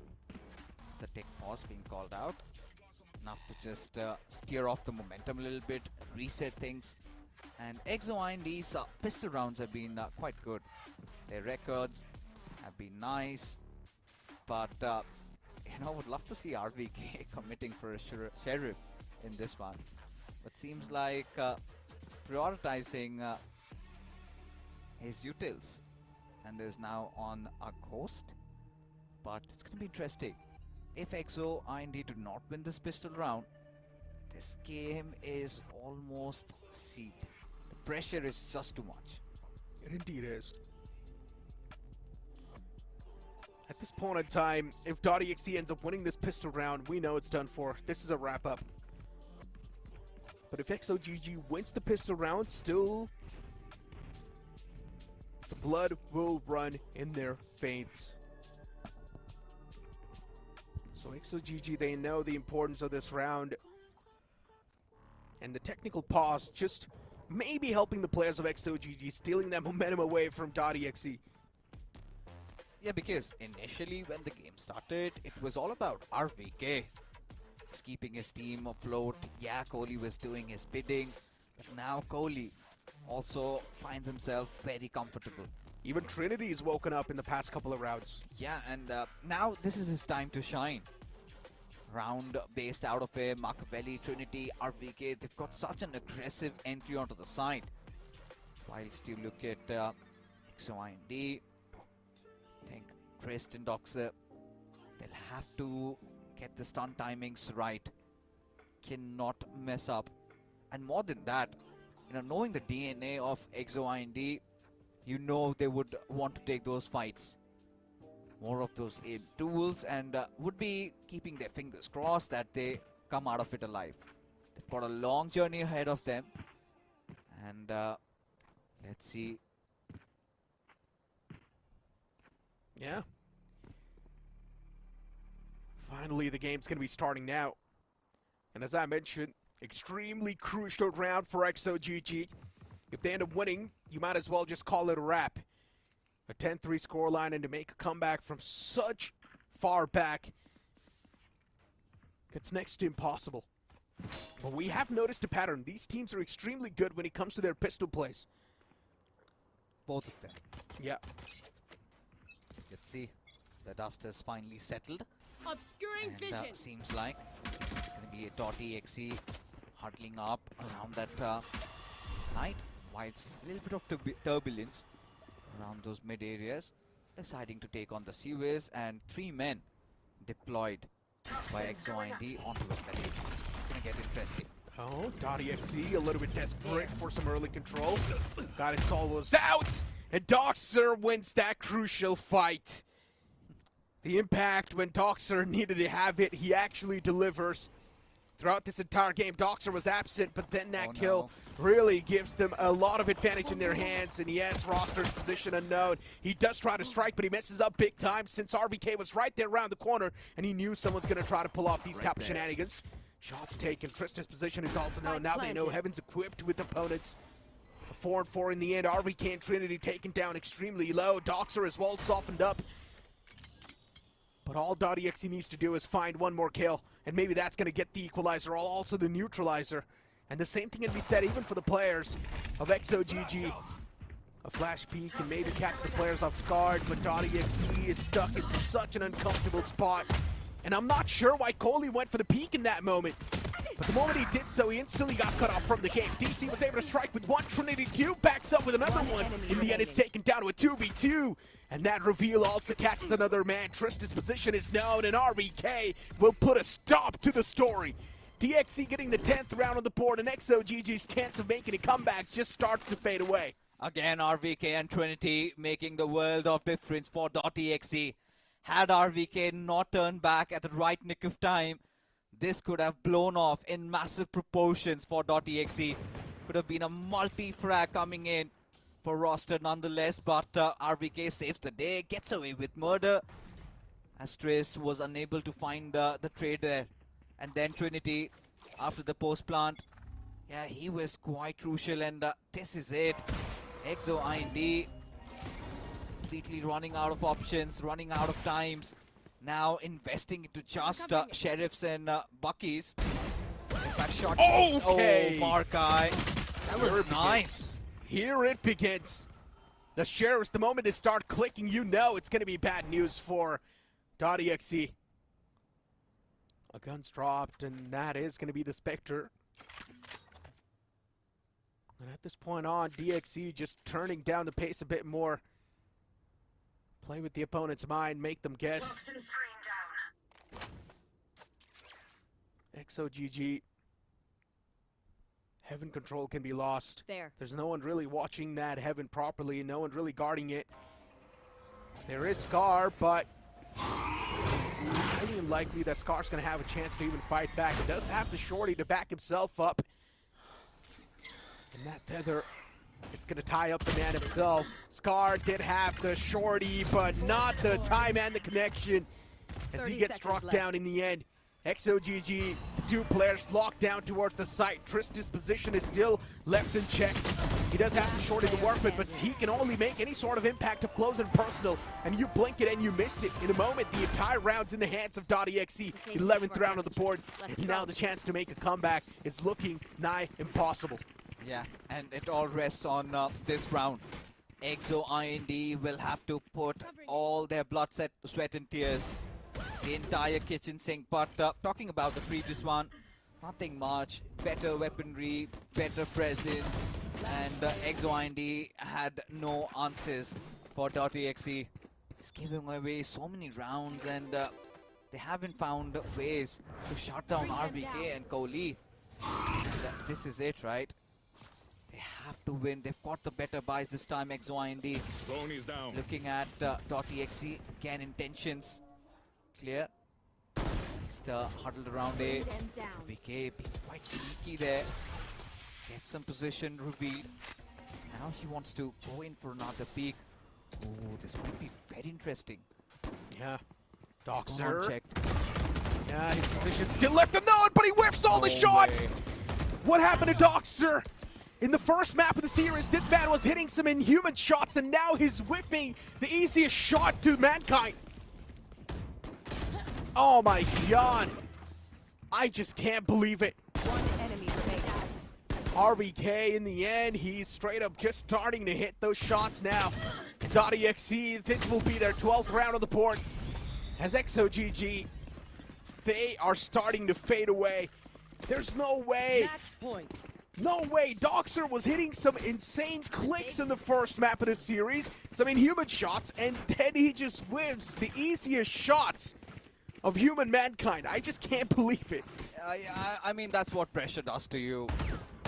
The easiest of shots sometimes comes the toughest to hit, and this is exactly just pressure. Given any other day, under any circumstance, he would have gotten a multi-frag. But right now, it's all on Markai. The other players barely even touching second double digits. But now, .exe, they've got their work cut out, and Trinity wants to make this one quick. Aggression through mid, and Markai getting impatient. Yeah. And let's keep this thing in mind. Markai does not even have a shield to work with. Just 100 HP. Wrong buddy out. Is really hoping on that first peak itself. Markai's the only man performing. He's got 17 kills, while the rest of the players just sitting on 8 and 9, or even 7 and 6. Ooh, and that's unfair. Nice. Doxer, incredible shot. That's going to cut off the lifeline. Poison's off. DXE, control snatched away. Coley not in the game anymore. Now all the burden's going to be on the Asterisk shoulder, which is DC. Cosmic Divide's available, and if they want, they can utilize the Cosmic Divide to go for the map control as well. We haven't seen that for a long time. Oh. Yeah, he's taken down real well. A few more connection, and the man's going to be meeting the makers without a doubt, but you cannot really underestimate a man like Markai.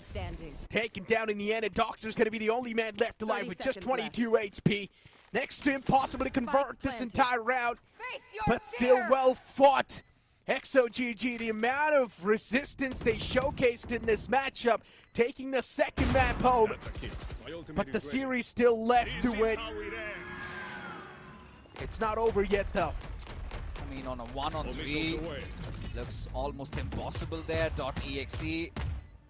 At this point, they know they have to seal it, and they do. RVK does his bidding, but he's got to fight tooth and nail for this victory. A third mapper, the first one at that, and .exe squeezed through, survive elimination, whilst for EXE a very valiant effort, but down the drain as they crash out of Split 2. But nonetheless, Necro, I mean, considering new rookies on the block, they put their hearts out. I'm really excited to see what they do in the next split. Yeah, I mean, XOGG, valiant effort in my opinion. That second map was quite massive that they were able to convert. But at the end of the day, it's just lacking that experience is really starting to hurt them, and that's why they're not going to be seen in the Split 2 anymore. But good luck to them inside of the Split 3, and hopefully they're going to be there in the upper brackets, not moving down to the lower brackets, because they definitely do have that caliber.